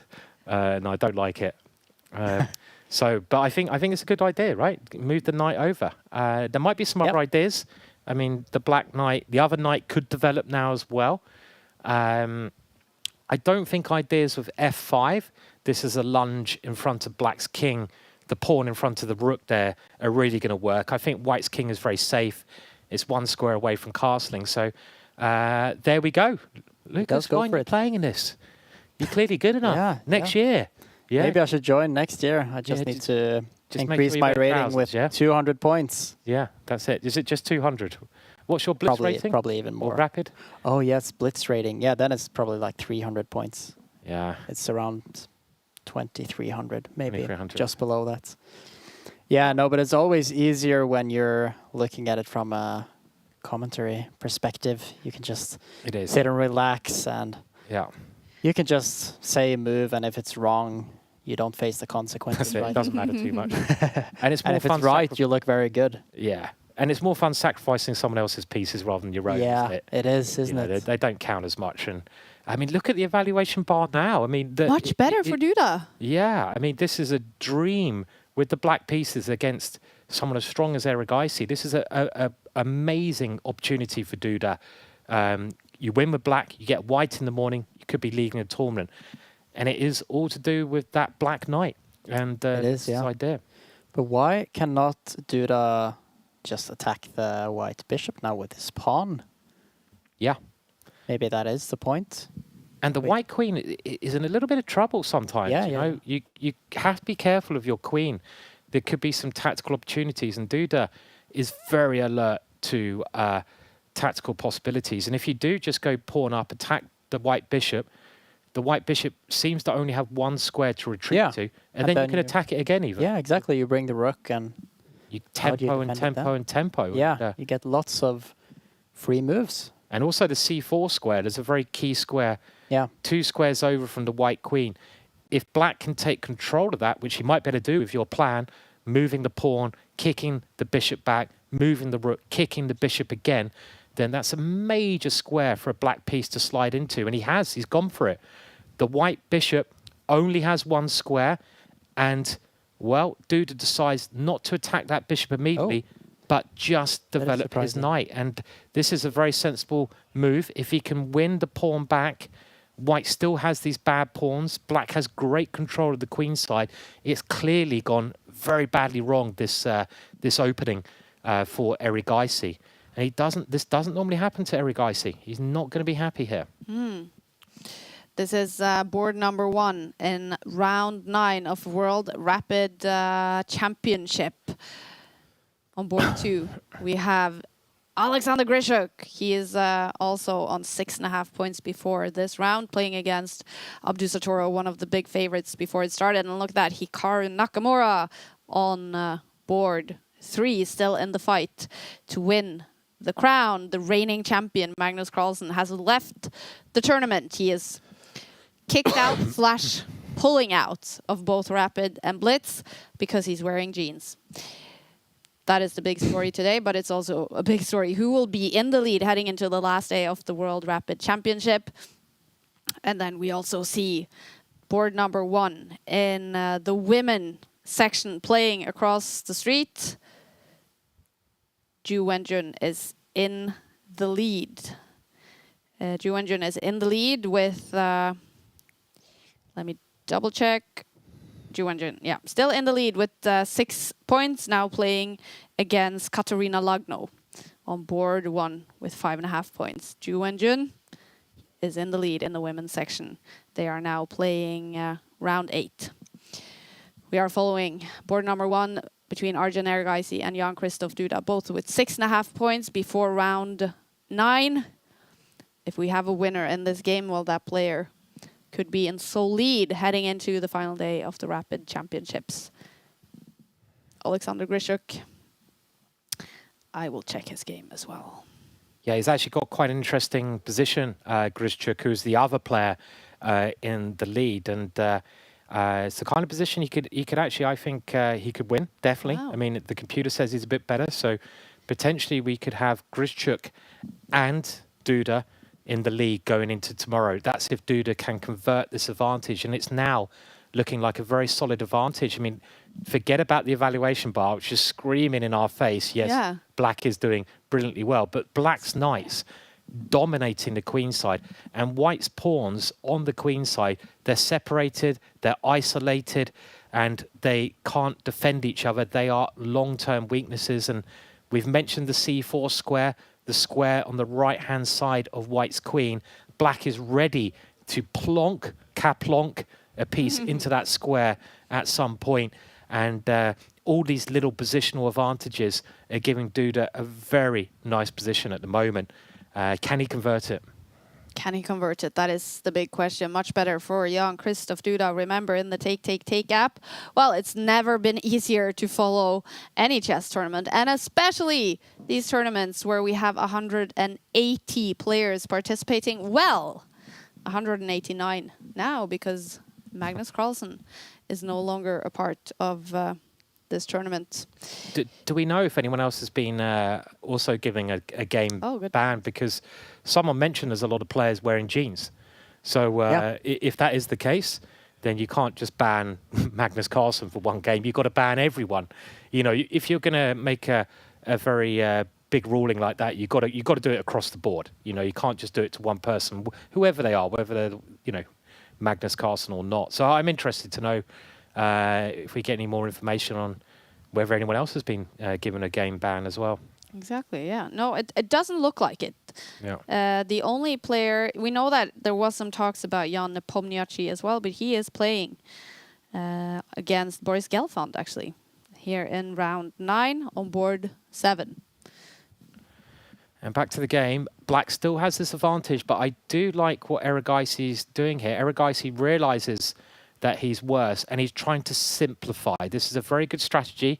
If you've got a bad position, just try to make exchanges. Try to exchange off pawns. If you can get rid of all the pawns on the left-hand side of the board, then the position becomes pretty much equal, because they're your weaknesses. That white pawn that's just moved is a straggly little pawn, a little bit of a lonesome pawn. So if you can exchange it off, you get rid of one of your problems, your problematic pawn. So this is, I think, a good idea. What White's doing, but Black's pieces are so strong, and look at that Black Knight, a beautiful square on c4 for it. Yeah, Black is still doing very well here, but you can see on Duda's face as well that he doesn't like how this has been going the last couple of moves. Erigaisi trying to exchange off his weaknesses, and it's working quite well for him. Yeah. A little threat here. I think that Black Knight could come and fork the Rook and the Bishop, which would end up being pretty good for Black. White has to be a bit careful, because if White goes pawn takes pawn, that may allow the other Black Rook some way into the game. Pawn takes pawn, pawn takes pawn, and Black's Rook in the corner then has potential to zoom into the game. So first of all, Erigaisi lines up against that Rook. It also stops the Black Knight from jumping in. Good defensive play from Erigaisi. This would be a major hold if he can just not lose this uncomfortable position. Yeah. It's definitely going in his favor now. I think now it seems more likely that he will be able to hold than that he won't. He's found some good defensive moves, and I'm not even sure why it's still a big advantage for Duda here, because it looks like things are getting exchanged. Maybe it's just because that Black Knight is a great piece, but what can the Black Knight do? It doesn't have anything obvious. It can, any obvious way it can improve at this moment in time. It now says that Alexander Grischuk, the third player on top of the table heading into this round, is much better against Abdusatorov, but he has less time on the clock. Alexander Grischuk, he is known for that. 41-year-old Alexander Grischuk. If he wins this game and Duda Erigaisi plays a draw, then Grischuk will be the player in sole lead heading into the final day, heading into round 10 out of 13 in the World Rapid Championships. Is there any hope for Erigaisi to win this game against Duda? That's very unlikely, but if they somehow end up in time trouble, it's not like impossible. But yeah, I don't think that's going to happen. Yeah, I think it's unlikely, and you know, you'd have to have Duda making quite a big mistake for Erigaisi to have a chance here. And Duda's now made quite a drastic decision, but I actually like this decision, taking a bit of risks, and he's made a pawn exchange. And the reason this is a bit risky is that, well, you know, it can backfire because you've unbalanced the structure, and you know, if you lose that pawn on the side of the board of black, you're going to be worse here. But that's what Duda is relying on. He's relying on using the A pawn, the rook's pawn, the black's pawn on the left-hand side, and he's going to try and ram it as far down the board as he can. So that's what he's relying on with this exchange, whilst his knight keeps this demanding position on c4 here. So an obvious move here would be to push the pawn straight away. But white's rooks look quite nice here. White has the open file, which is very useful. So the white rook might be able to penetrate into black's position at the right time. If the black king, for example, comes up the board, the white rook comes in and gives it a cheeky little check. It's always nice to have a cheeky little check in life, I think. It is, yeah. Yeah, cheeky check. I agree. Yeah. Cheeky check there. So a long way to go for Duda to make advances. So he does push that pawn, but it's blockaded on that square, and he's got to find a way to break the blockade. So remove white's bishop somehow, and he doesn't really want to exchange his knight for that bishop because it's a beautiful knight. So how on earth does he get rid of white's blockading bishop in this position? Not easy to do. Hikaru Nakamura with 6 points heading into round 9. He is definitely in the top, fighting for the title. It's a dramatic day here in the World Rapid Championships, live from New York City, the biggest stage. And Magnus Carlsen has left that stage. The reigning champion has announced he will pull out of both the Rapid and the Blitz after being banned from round 9 for wearing jeans. He said he's not going to take that. He is leaving the tournament. A dramatic day, you guys. Thank you for hanging out with us in the YouTube and Twitch chat. If you are enjoying the stream on this dramatic day, then, well, please give us a thumbs up. We're a new company, and we're a new app out in the market. Take.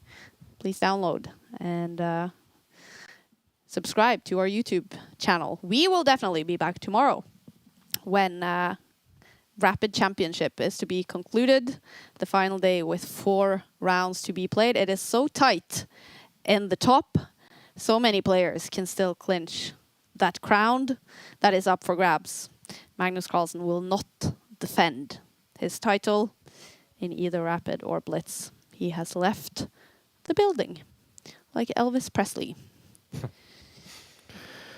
Didn't Elvis Presley do it by dying on the toilet? Or? Oh, well, so Magnus has... No, I'm not sure. I just no, I think it was the same before that, wasn't it? But yeah, just to clarify, Magnus did not die on the toilet. So just want to make that. Exactly. Yeah. Okay, so he simply left the tournament. Not happy with the treatment. Many reactions. I can see someone in the stream supporting FIDE's decision, and a lot of people not supporting it. Say hello to Emil. Yeah, supporting Magnus. Strange day. Drama happening. Imagine the world champion and the reigning champion is kicked out for wearing jeans. Yeah, I mean, there's an argument, isn't there, for both sides. You know, maybe been a bit harsh to FIDE, but it just seems very excessive and very unsensible to me. Yeah. I wonder what's going to happen tomorrow. Will players be like super scared about what they're putting on, or will someone even try to demonstrate a little bit by wearing maybe some of the players not fighting in the top? Yeah. Who knows? Yeah. I mean, if you wanted to have a day off but you don't want to withdraw, just put some jeans on, I guess. But I'm still fascinated to know if anyone else is actually wearing jeans, because Yeah, someone mentioned that there were. Yeah, I mean, because you can't just have one rule for one and one rule for every. You got to, that's, keep it the same for everyone. Yeah. But the action is still happening in the tournament, you guys. We're definitely going to name a world champion in Rapid and in Blitz Chess as well. But first, the Rapid. This is day 2 and the final round on day 2. Tomorrow, 4 more rounds. And then after that, we're going to know who is the new world champion in Rapid Chess. We are definitely not stopping the stream. A lot of people asking, will you just stop streaming now? Oh, no. Oh, no. We are following this game between Arjun Erigaisi and Jan-Christoph Duda, 2 players on top of the table. Also keeping an eye on the 3rd player in the lead heading into this round, Alexander Grischuk, who could be about to win his game against Abdusattorov. Massively better now on the bar, with only 2 minutes left on his clock against 8, almost 9 minutes for Abdusattorov. Alexander Grischuk, 41 years old, fighting with the youngsters. Hikaru Nakamura, he is also up there, now playing against Murzin. And it's a slightly better now for Murzin, but they still have time on the clock and pieces on the board. We'll keep an eye on that as well. And this one, do you think now it's going to be a draw? Yeah. Yeah, I mean, there's still work to do, right? I mean, I think Erigaisi's done a brilliant job of getting the position he's got, because he's got a blockade on Black's pawn. But Jan-Christoph, he looks very relaxed to me, looks very confident. And I like his last move because he wants to keep his knight, because the Black Knight is a brilliant piece. And I think he wants to exchange off bishop. So maybe he's going to slide his bishop to attack White's bishop. I mean, this is the key thing to me. If you can ever remove White's bishop and get rid of that piece as a blockader, then Black has excellent winning chances. But White does seem to be over the worst though as well. The White Knight gets a nice central square there, and potentially it can go left and back into the center, given a chance. Work to do, a lot of play left. As Kaja said, keeping an eye on the other leader, Grischuk, and Grischuk, as usual, is down on time, but his position is extremely promising against Abdusattorov, the very talented youngster there. And is Grischuk, he's kind of like, it's a bit sad to say, but he's one of the old guys, isn't he now? He's 41. This, he's not that old, but he's an older guy, and it's good to see one of the older players fighting for the top place. Yeah. Duda taking his time, just defending his center with his last move, not rushing his plan of yet, and he certainly won't be giving up and handing the draw over to Erigaisi yet. He's going to try to push as much as he can in this position. For sure. There isn't a lot of risk, and there's still ways to go wrong for Erigaisi, so definitely. So Erigaisi now deciding to move his bishop back. As soon as I say that's a brilliant blockader, he moves it out the way. Yeah. But he does still keep a blockade on that square, so he does. Yeah. It doesn't really change too much. No. Maybe he. I mean, it makes sense for him to just keep the bishop there for now, but maybe in the future he wants to reroute it to that other diagonal and attack the knight somehow. Yeah, it could be another way to play. Trying to get rid of that powerful knight by putting it next to the king. And Duda just taking his time, maneuvering around here. I think it's wise for Duda to play some moves quickly, because Erigaisi is now under 5 minutes. So sometimes to win a position, the best strategy is actually not to do anything. Yeah. A lot of people think that you need to force a position, you need to do something. But actually, quite an Eastern way of playing is just to wait. Wait for your opponent to do something. So play something quickly, let your opponent eat into their time, and hope that they make their position worse. They can make mistakes. You just keep all the energy. You don't force things in the position. And okay, now Erigaisi moving his rook up to defend a pawn and to prepare doubling potentially on the rook's file against Black's one pawn. So still pretty even here, but Black with that little bit of extra pressure 4 minutes against 6. Yeah. Still some pressure. Still some pressure. Yeah, black has that pressure with the rook against the c-pawn, but white seems to also have his own pressure as well there. And you can see Hikaru there playing the young Russian player. It's great that we got these video feeds of the top players here. Grischuk looking really focused there as well. I guess realizing he's got a great opportunity. Imagine going into the final day, 4 games to go with a lead. And you can't think like that at a time. But how well would you sleep if you know you're leading the whole competition and you could be world champion? It must be very nerve-wracking. Yeah. It would be very hard to get any sleep. You probably just want to wake up and get it over with. Yeah, just keep playing. And now Duda having a bit of a longer think, going under 5 minutes as well. Is there any way he can keep pushing some kind of advantage here? I mean, he could move his bishop 1 square. I mean, that seems like the natural idea. Move the bishop next to your king if you're black here, because then you might be able to push your pawn at the right moment 1 square forwards. And the further you get your passed pawn, the nearer to getting an extra queen you get. So that seems quite logical to me. Yeah, I agree. I think that's at some point what you have to do. Maybe already now in a couple of moves. Yeah. Otherwise, it's hard to really improve the position that much. Also, the good or sort of extra thing about the bishop move is that you can also try to use your knight to attack the rook as your bishop is defending that square, and then you would potentially fork the rook and pawn with that knight move. Yeah. He's gone with his bishop to another square, actually. He's gone to put the bishop in front of the king, which is also sensible. Yeah. Wherever that bishop of black's moves to, it's going to have a nice diagonal. And Erigaisi is doing the right thing. He's speeding up now. They're both under 4 minutes, and that clock is going to be very important here. Things can go wrong when you get nervous, when you get shorter time. Yeah. And Erigaisi has rerouted his bishop to a pretty strong central square, but I quite liked where the white bishop was before. I'm wondering if this is the right way for Erigaisi to play. Obviously, he knows better than me, but that white bishop was doing a good job of stopping black's pawn on its previous square there. So we have a couple more moves. We're just waiting for it to be updated. An update on Grischuk's game. We'll hopefully have a chance to look at that afterwards, but Grischuk seems to have now converted his positional advantage into an extra pawn, and he's got a much safer king, and that's really key, having a safe king in these quick time limits. So looking very good for Grischuk at the moment. Yeah, he could potentially be in the sole lead.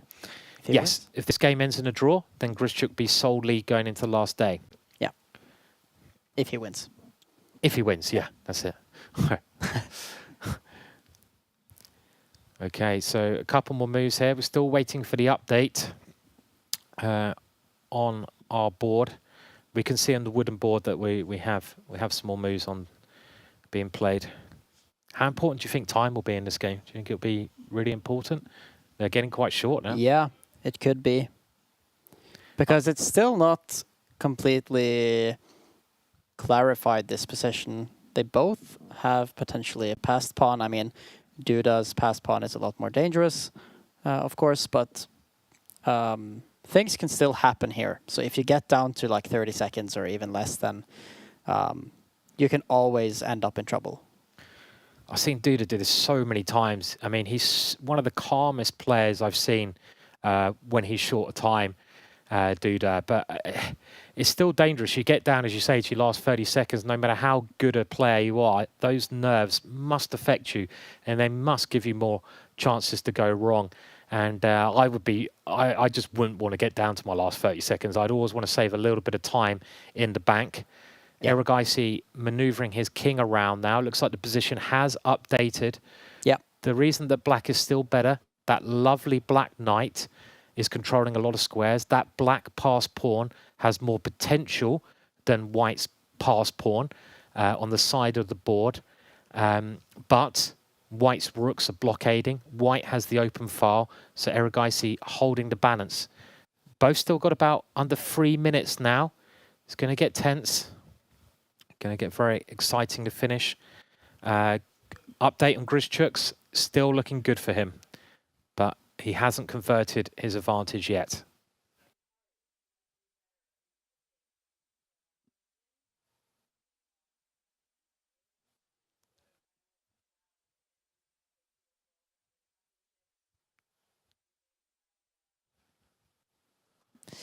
Hikaru slightly better in his game against Merzen. Still time on the clock for those two players. Games have finished. We now have a bunch of players currently on 6.5 points. Anish Giri, one of those players. Naroditsky is on 6.5 points.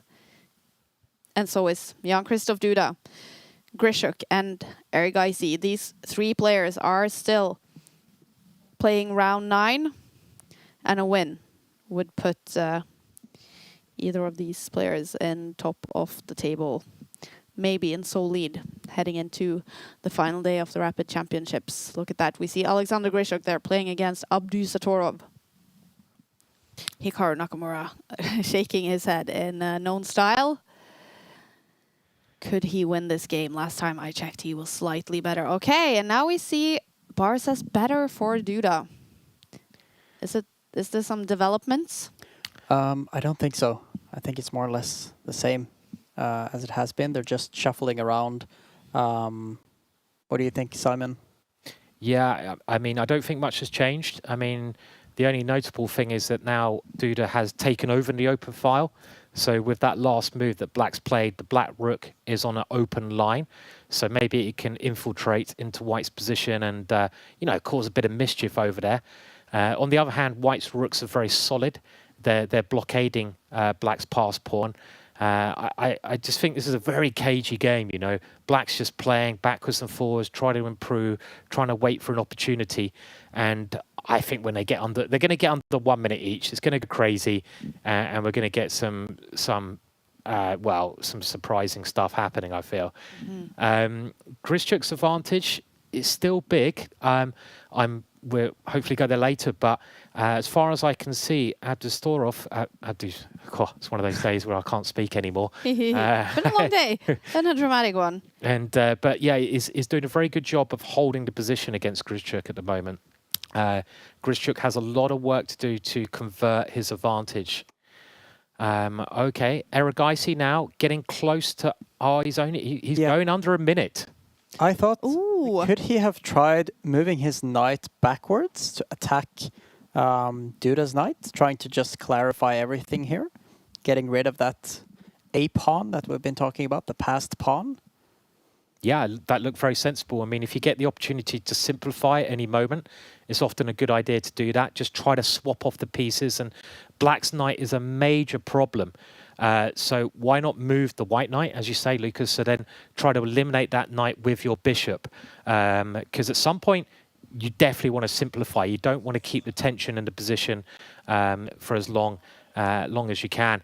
And I think Duda's doing a very good job here. Yeah. The Black Rook now comes into the position. It targets White's pawn, and White now really on the defensive there. Yeah, it's becoming more and more scary now. Oh. Yes. Erigaisi have to go in defensive mood. He's moved his rook to a passive position there to defend the pawn. Can Duda increase the pressure? He looks so calm. I mean, I suppose Black can try activating his other rook is one idea. So switching that one to the open file. Instead, he goes for an exchange. He's aiming to exchange off one pair of rooks. This will get rid of a blockader of the passed A pawn. And yeah, so still Duda pushing for the victory. And they're both getting now extremely short a time. Erigaisi, we can see on the live board, moving his king towards the center.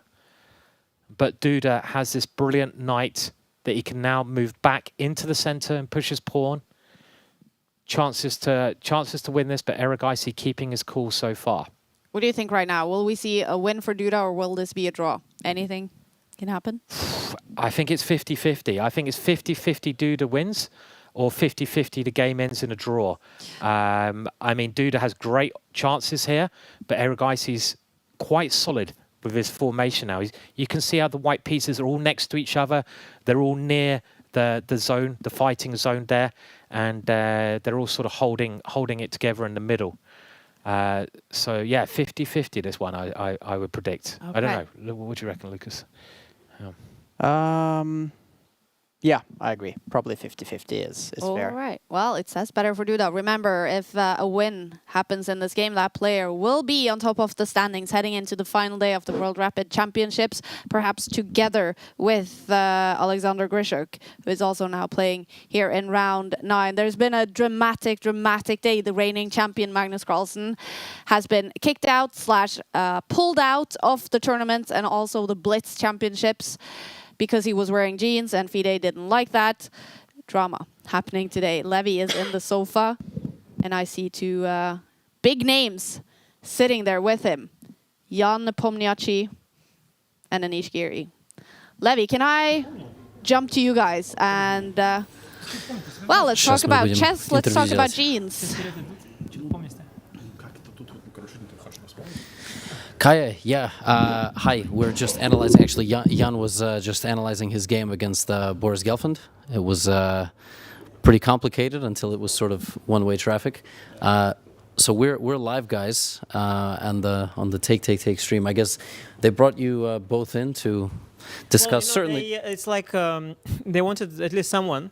Yeah. And then both agreed, and they had to like go with it, I guess. Also, I guess Hikaru is still playing, and he will probably share his strongest opinions and his recap of the day. And yeah, he'll keep, of course, the juiciest part for his own on his own channel. Right? Yeah, but look, so we can talk about chess, but we also one question, one small question, yeah. Yeah. Like theoretically, what would you do if Hikaru would disagree to be your ambassador?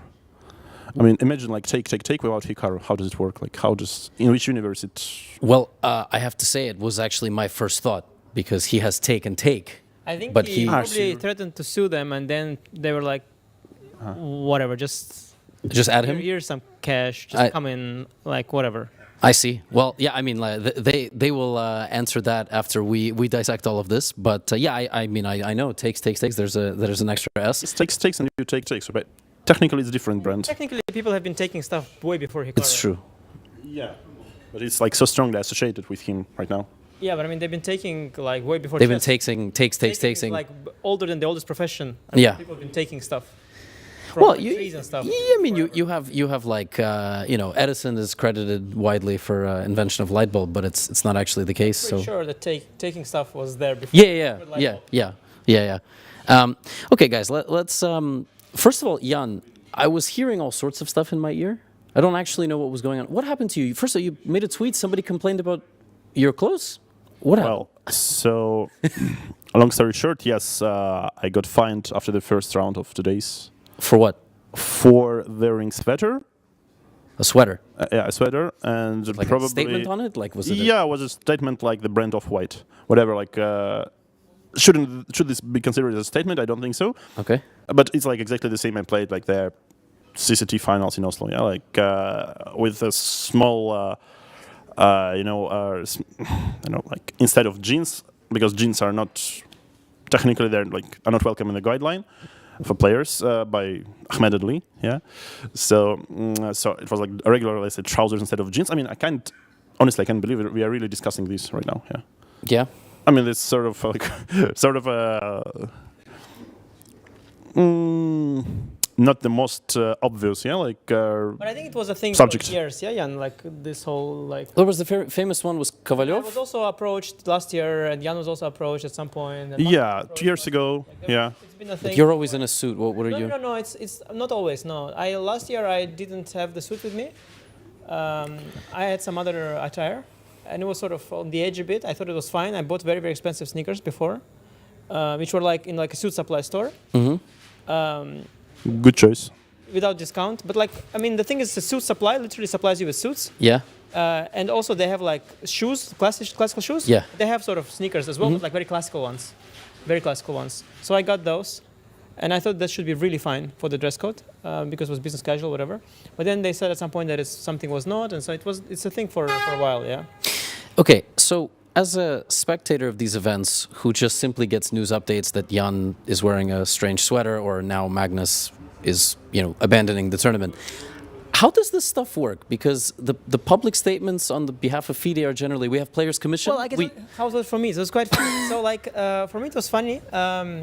They've approached me whenever they had an issue, but every time through a different person. So they're trying to find like they're trying to sort of solve it amicably usually, whatever that is.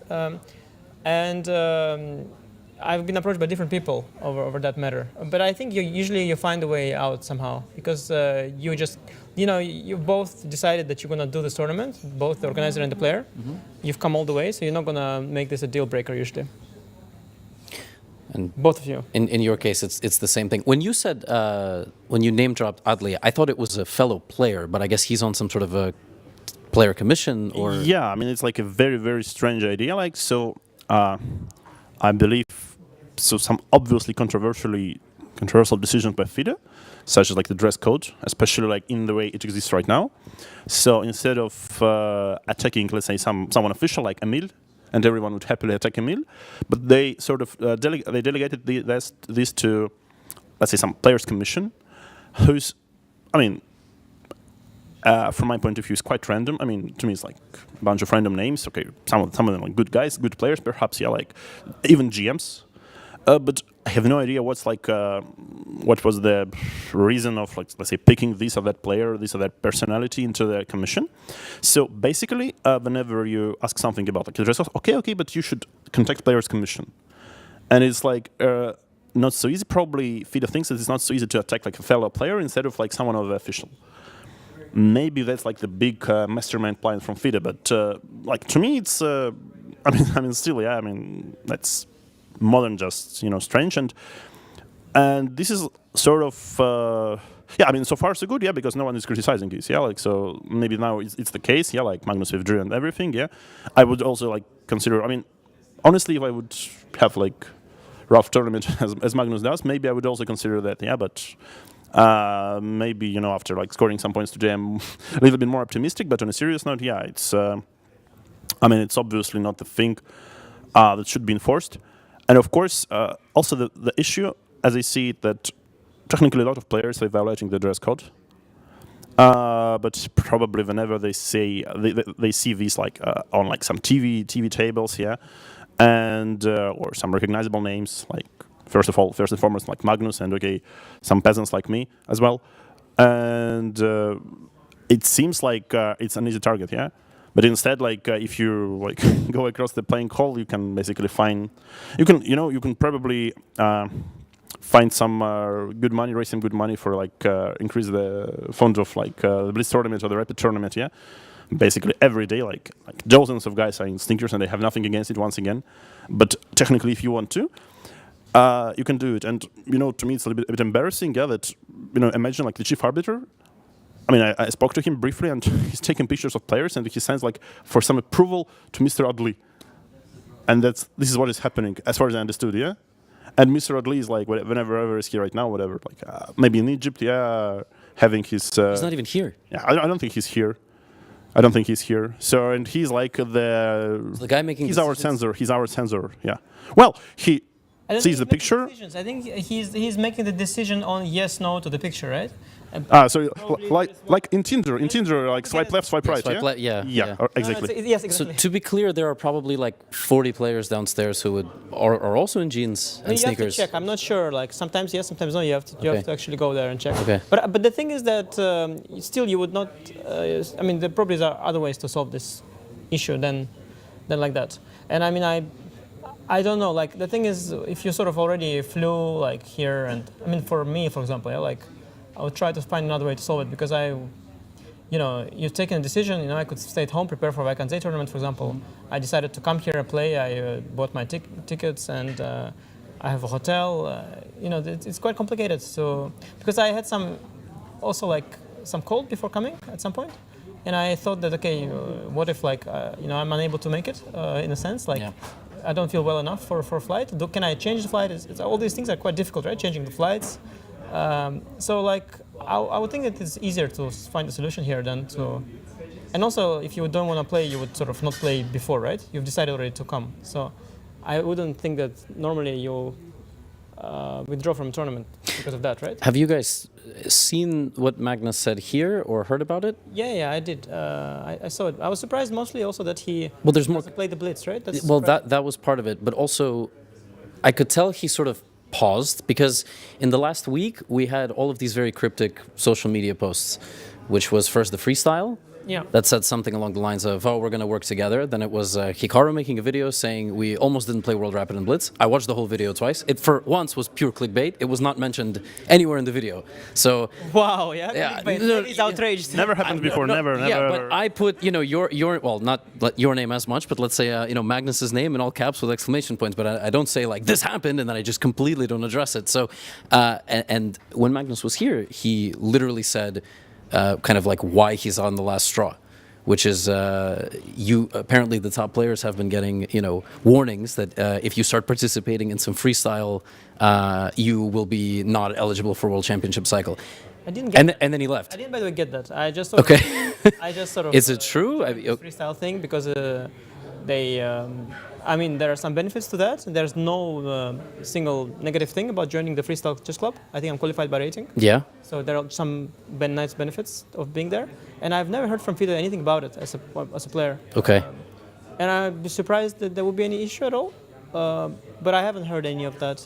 Maybe I'm not strong, like high rated enough. Jan, I don't know if there's it's up to you to disclose if you've had. The whole thing is also strange for me here because we're at the FIDE event like to close out the year. I really don't want drama with the organizers, but clearly the most famous. Maybe he sort of wants a very loud scandal like that, and maybe that's the way to do it, of course, because it doesn't otherwise seem to make much sense. Okay. To make an issue of wearing stuff. I have 3 children. I can tell you it's a big thing about what to wear. Mm-hmm. Even my youngest one, she's 1 year old.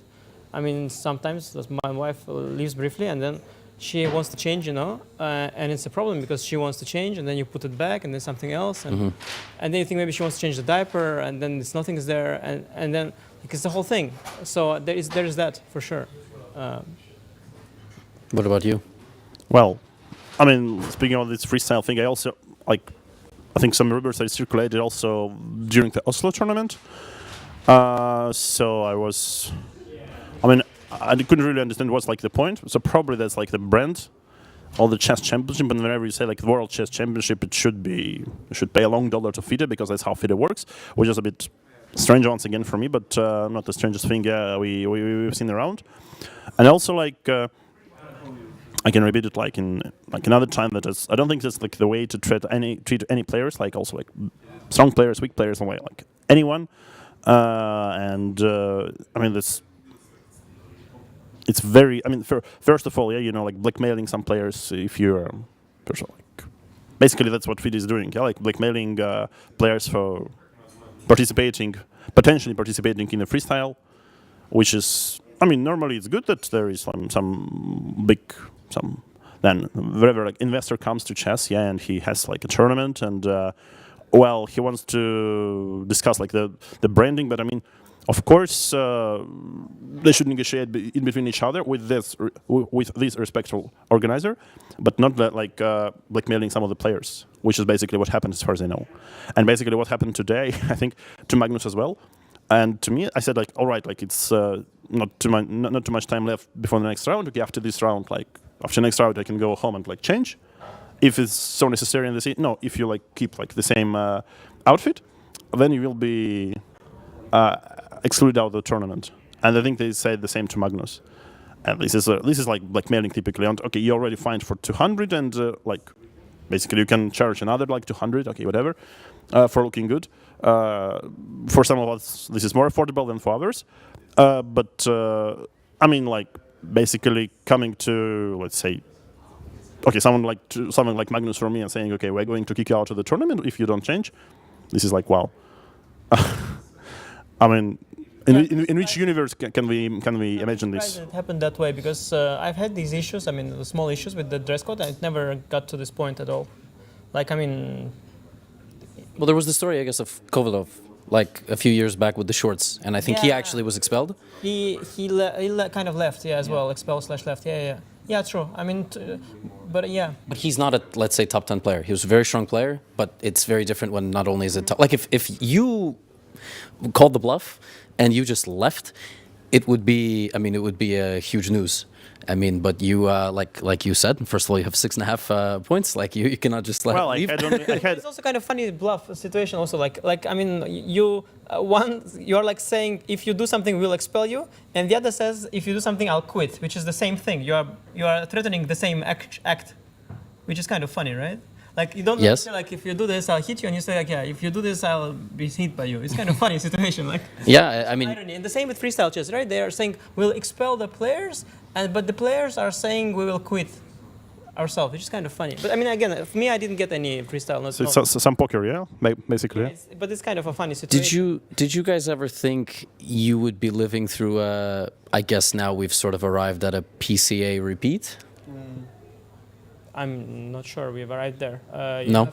I mean, FIDE is offering like, what they've been offering always, like the World Championship cycle and so on. So far, I mean, freestyle chess is like an. Sure, yeah. I mean, they haven't offered any. There's no alternative at all. Right. At the moment, no, for class. No, but let's say it's the closest thing since 1993. It's a different game, but. Yeah. It's not really the same. I mean, it's also. Checkers.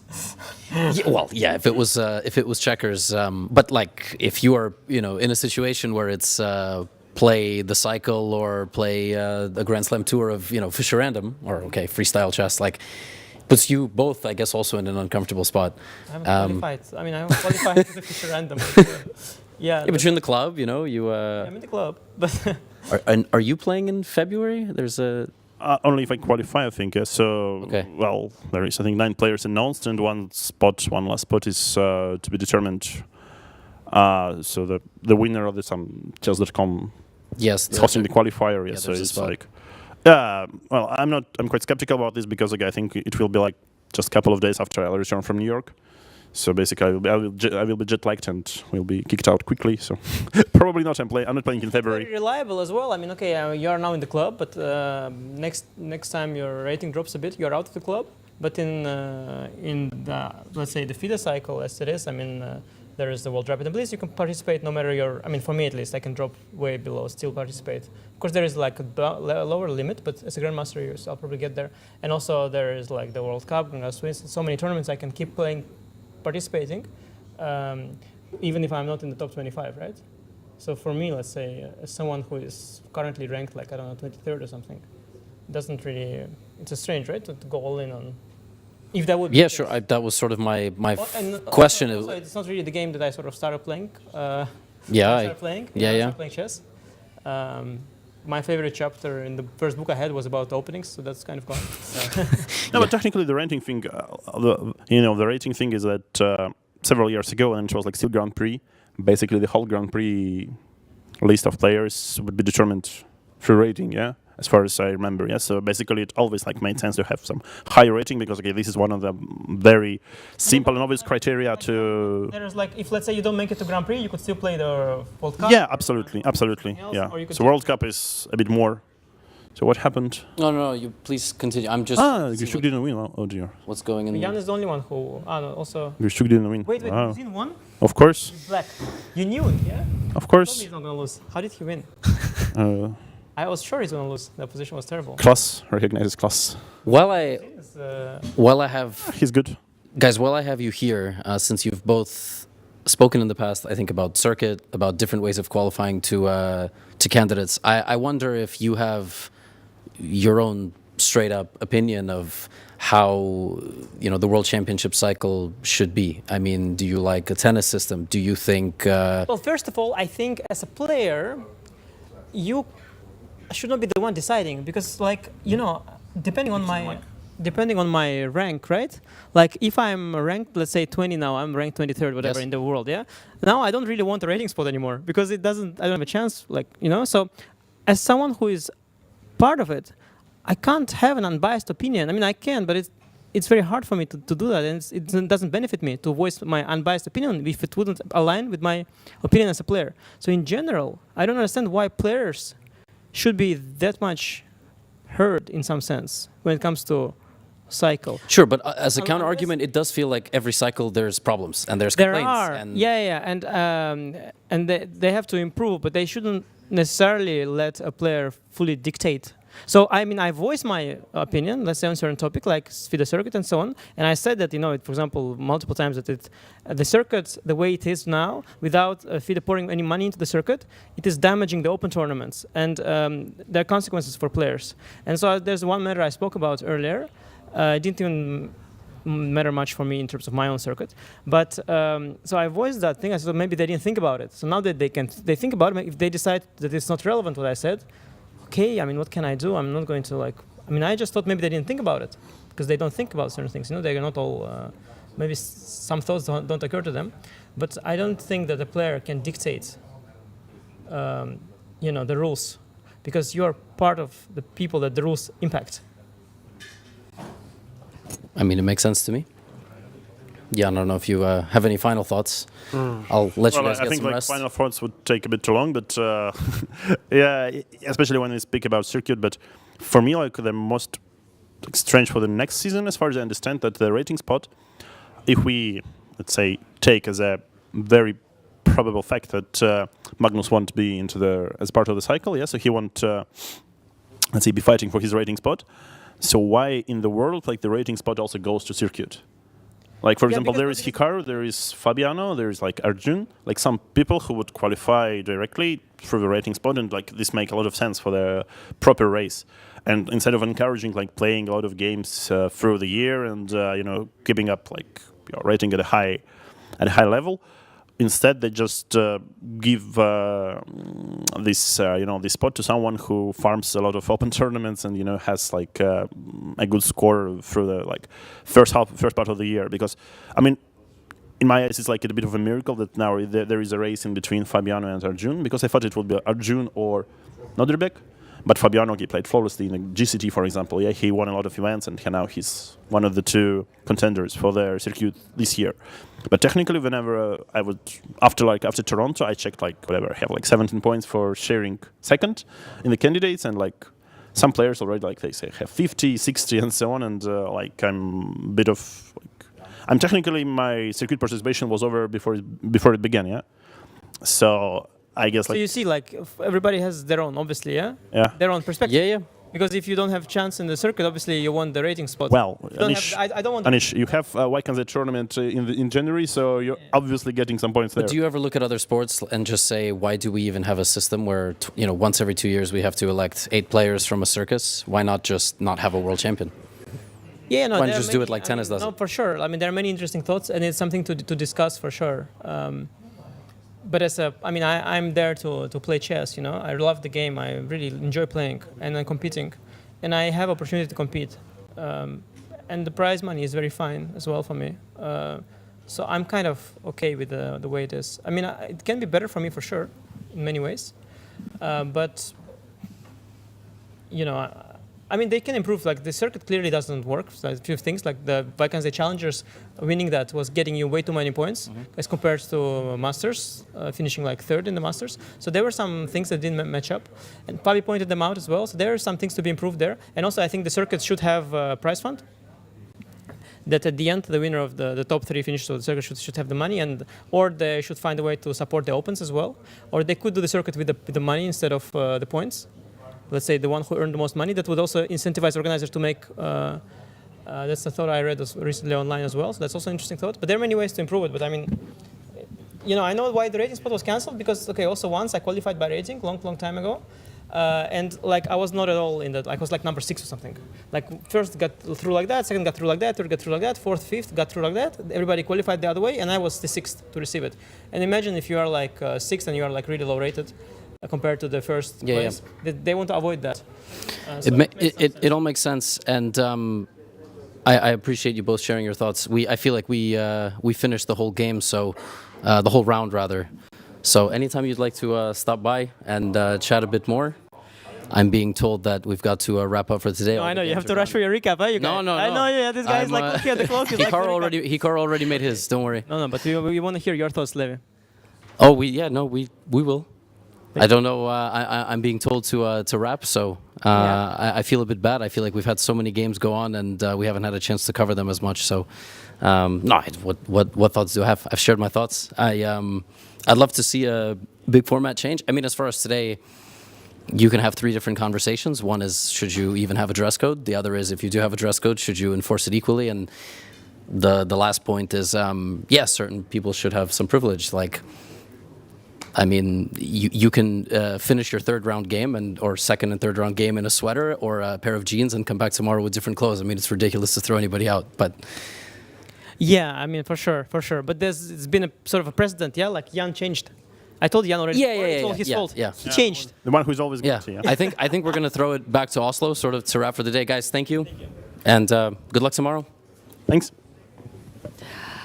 Thank you so much, Levi Rosman, on the couch in New York City for the World Rapid Championships, talking to Anish Giri and Jan Nepomniachtchi, who have played a good tournament so far. Both of them are on 6.5 points. They will be fighting to become world champions tomorrow on the final day of World Rapid Championship. The reigning champion, Magnus Carlsen, is out of both Rapid and Blitz, announcing he feels it's a war on FIDE now, a war with FIDE right now. And we have FIDE representative Emil Sitovsky in the sofa now with Levi, and I'm eager now, Levi, to hear that side of the story.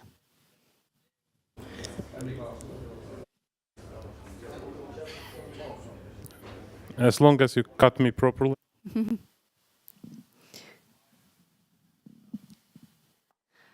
We are waiting for them to be ready in New York to hear from Emil Sitovsky in FIDE. Whenever you are ready, Levi, let me know. So we can hear that story as well. Magnus Carlsen was not allowed to play round 9 after wearing jeans for 2 rounds. He was told that he was penalized and that he had to change his attire. He didn't do so, and then they decided to not let him play round 9. Magnus answered with pulling out of the tournament and also announcing he will not turn up for the Blitz World Championship. He is the reigning champion in both of them.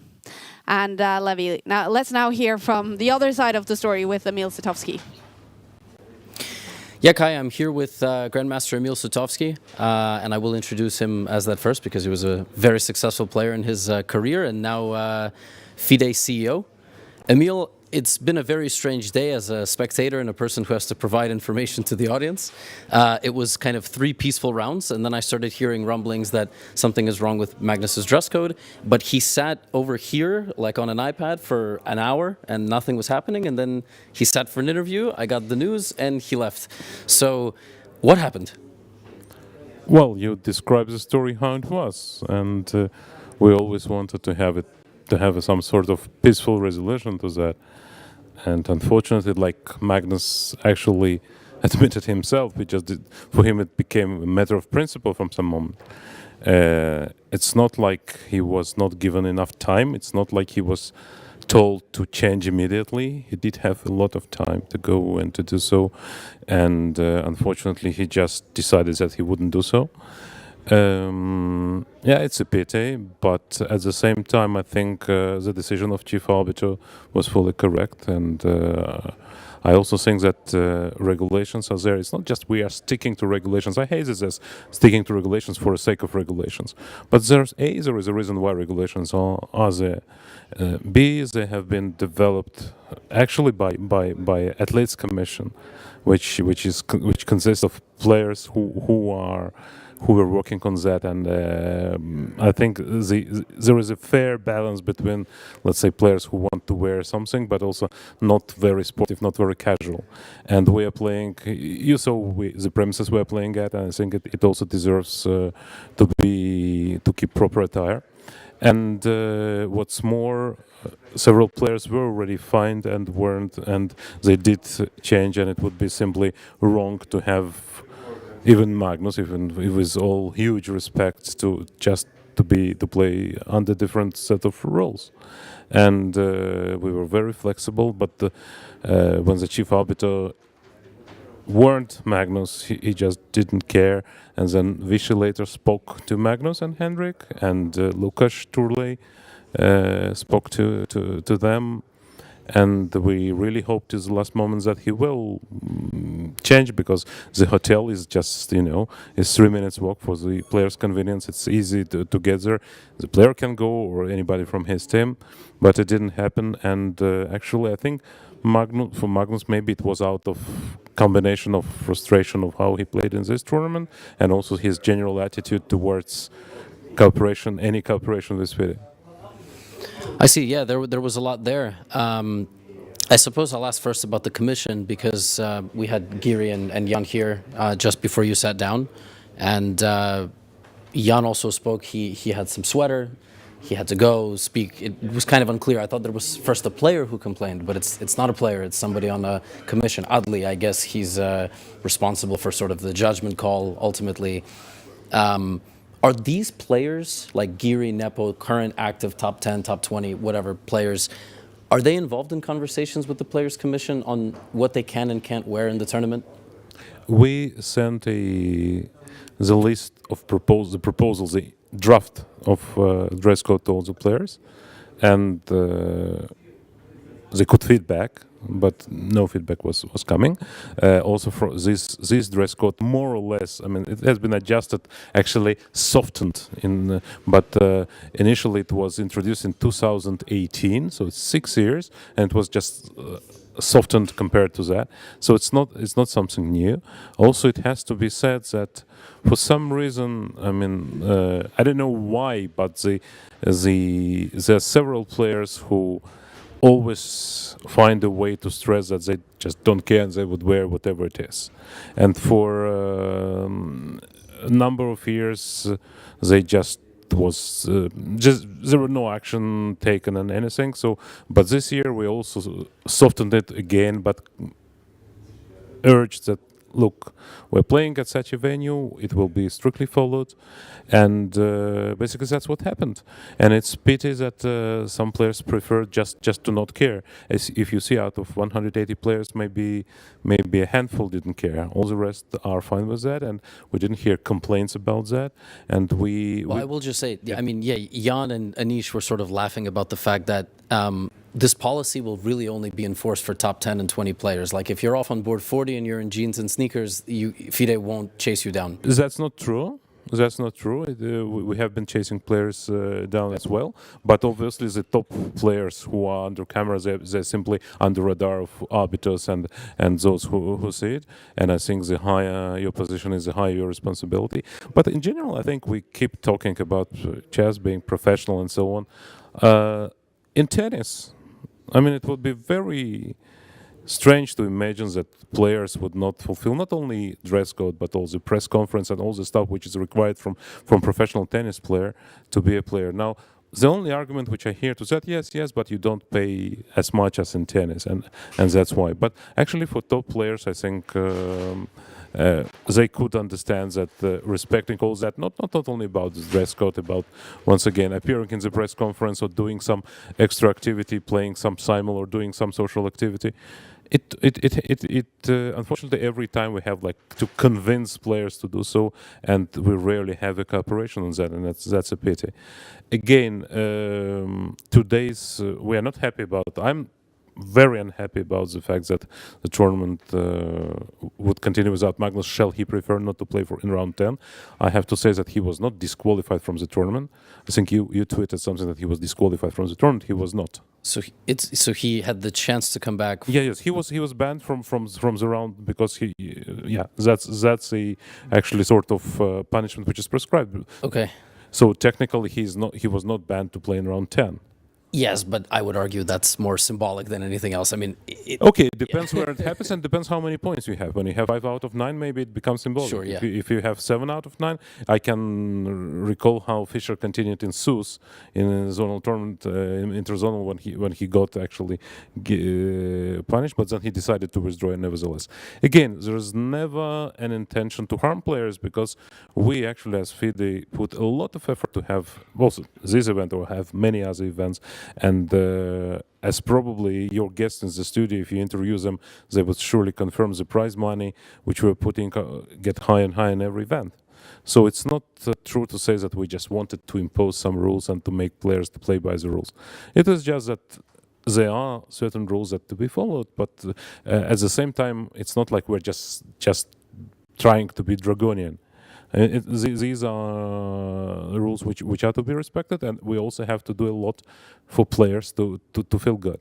Now, talking about Magnus' points, I think he also mentioned himself, and here I want to be very clear and correct his word, or just to say that I think it's a sort of mispresentation of facts about the freestyle and threatening players, like he puts it this way.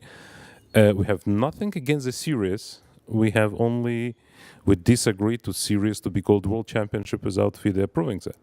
That's two huge differences. We are never against any private tournament series which are organized. We are cooperating in a great way with Grand Chess Tour for many years already, making sure that their calendar and our calendar doesn't clash and players have all the possibility to take part in these events. The same was for freestyle chess. I spoke to Jan Bitnev several times about that, and it was all fine. The only problem started when they claimed that they don't care what we think about it, and they can call themselves World Championship. So like a freestyle chess World Championship? Yeah. Okay. And that was my question, because look, I got to tell you, there was 4 very cryptic social media posts over the last week. I sort of tried to read between the lines, but I was wondering, is it simply just a matter of naming rights, or is it a matter of you sort of said, we prefer you don't do this, like the Chess.com World Championship, and they said, no, we're going to do it. Is that sort of where we're at? Or? No, not that we don't want them to do it. And Chess.com did this global championship, like they call it, very fine with us. I mean, players have more opportunities to play. That's great. And we are always, and once again, we are always on player side. We're happy if they earn more. Anyways, the high water rises all the ships, and it's good if top players earn more, then tier 2 earns more, and so on. And it's a promotion for chess, and everything is great.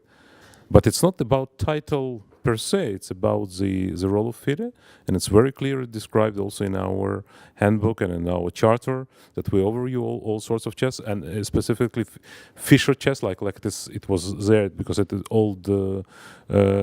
I think the decision about that was approved in 2008 or something, 2009 maybe, is also overviewed by FIDE. And it cannot be that a private organization runs World Championship independently of FIDE. That's very clear. And all the players, including Magnus Carlsen, by the way, have in their contracts for the top events they participated in that 4 years since the last participation in the tournament, they cannot play in any tournament which is called World Championship. And it was very clear, and we indicated to players that that would be a breach of the basically of the agreement, of their contract. Nevertheless, we were ready to talk to see what could be the ways to have approval for this championship, but only if FIDE approves it, and not that somebody decides to run a series of events under the World Championship tag. One final question, which you've sort of touched on, but I'm just sort of going to ask it. Before Magnus left, as you say, he paused, described the stuff about freestyle chess, sort of said he's on his final straw. If that's it, I'm out. And then he said some colorful words. I do wonder, is it kind of a mutual feeling of a last straw, in the sense of, what it really comes down to is the genes were told to be changed, and he said, I will change them tomorrow. And they said, no, we prefer if you change them on the break. The hotel is very close. We're enforcing the rules uniformly for all players. And if it really just comes down to, well, he could have just been allowed to be past the rules for one more round. He would have come back tomorrow in slacks, and maybe it would have been water under the bridge. Is there any component of it being a mutual last straw with both parties just sort of being unable to negotiate, come to terms, come to a relative form of peace? And is that why ultimately such a strong rule was enforced for a player of Magnus's stature? It is a big deal. Very good question. No, a decision was actually a sole decision of chief arbiter, which has nothing to do with FIDE policy making or whatever. Alex Holovchak from England, who is known to be one of the best arbiters for many years now and a principled arbiter. And he took this decision. It was his strong position. We're not hiding behind his back. I back his decision, but it was totally his decision, and he is in a position to take such a decision. And it's not like let's see till tomorrow. Magnus had actually 2 rounds basically to change it, and he just didn't do anything. So it was not under a spirit of a momentum. He just waved and left. No, he did have time. He just decided to not. And whether it could be different, maybe, but I think. Once again, if we do impose certain conditions and certain rules and we impose fines on players, if Jan Nepomniachtchi has to go to hotel and change, why Magnus shouldn't do so? I think it would be wrong, and I think Alex Holovchak had the right call. Okay. Well, I thank you for joining me. I guess you will be the last guest. Folks have started exiting. It's sort of quiet at the venue. And to be clear, I suppose the final question, if Magnus wants to come back tomorrow as a spectator, I assume quitting a tournament, or rather being, let's say, not disqualified, but removed for a round, then not coming back and saying he won't play another one, meaning the Blitz, can he come as a spectator? Like, what is the relationship like? Well, I think Magnus is always welcome. I want to stress it very clearly. You put it like there was a massive animosity going to this tournament already, but it's not true. I mean, Magnus came here with his entire family. As you could see here, he was very much welcome. Not only in the studio, I have to say. I cannot disclose details, but it was we met many of his requests, and we tried to be as welcoming as possible. And we really didn't plan to make something that would make him angry. We actually wanted him to play. It's good for chess. It's good for everyone. But at the end of the day, when it's actually Magnus mentioning a number of factors which led basically to his decision and not our decision. So our only decision was a decision of chief arbiter to actually follow the rules. And even that was given with a delay, so Magnus could adjust and go ahead. Unfortunately, it didn't happen. Magnus is welcome to be as a guest, or better even as a player, even not in Rapid and Blitz, if he reconsiders, more than welcome. It's not a question of a straw, and actually I can say that Arkady Dvorkovich had personally been so often resolving all the disputes with Magnus, trying to meet his every request, not on this occasion, but on previous occasions, on numerous occasions. And we always felt that Magnus is special, and we tried to go not extra mile, but extra 1,000 miles. But sometimes, I mean, if someone is charged with, a decision to, like, colorful words like he is, it probably exhibits itself in actions, unfortunately so. Emil Sutovsky, CEO of FIDE. Thank you. Hopefully some peaceful, events tomorrow, but some exciting chess. Yeah, some exciting chess. Let's not forget. I understand that most of spectators might be thinking only about it today and maybe tomorrow. But after all, we had so many great players in the tournament, and we don't want this story to overshadow completely the competition. Also, we have Aronian, Erigaisi, and Fabiano Caruana fighting for FIDE circuit and qualification to candidates. The title will be decided tomorrow, so a lot of exciting things to look forward. And yeah, let's see how it goes. Thanks so much. Thank you. Back to you guys. Levy and Emil, thanks for bringing us the other side of this story as well. And Levy, thank you for asking those tough questions on a dramatic day in New York. I bet fans are eagerly awaiting Levy Rosman's recap of this day. So Levy, get out of here, get home, and make that recap after such a dramatic day in the World Rapid Championship. The big story is Magnus Carlsen wearing jeans being banned from round 9 and announcing he will not play the rest of the World Rapid Tournament and will also not participate in the World Blitz Championship. He is the reigning champion and he will lose his titles within the next few days. Also saying he feels like this is a war with FIDE. Big day, you guys. We've been talking about this a lot. So now we're going to round it up with just talking about the tournament.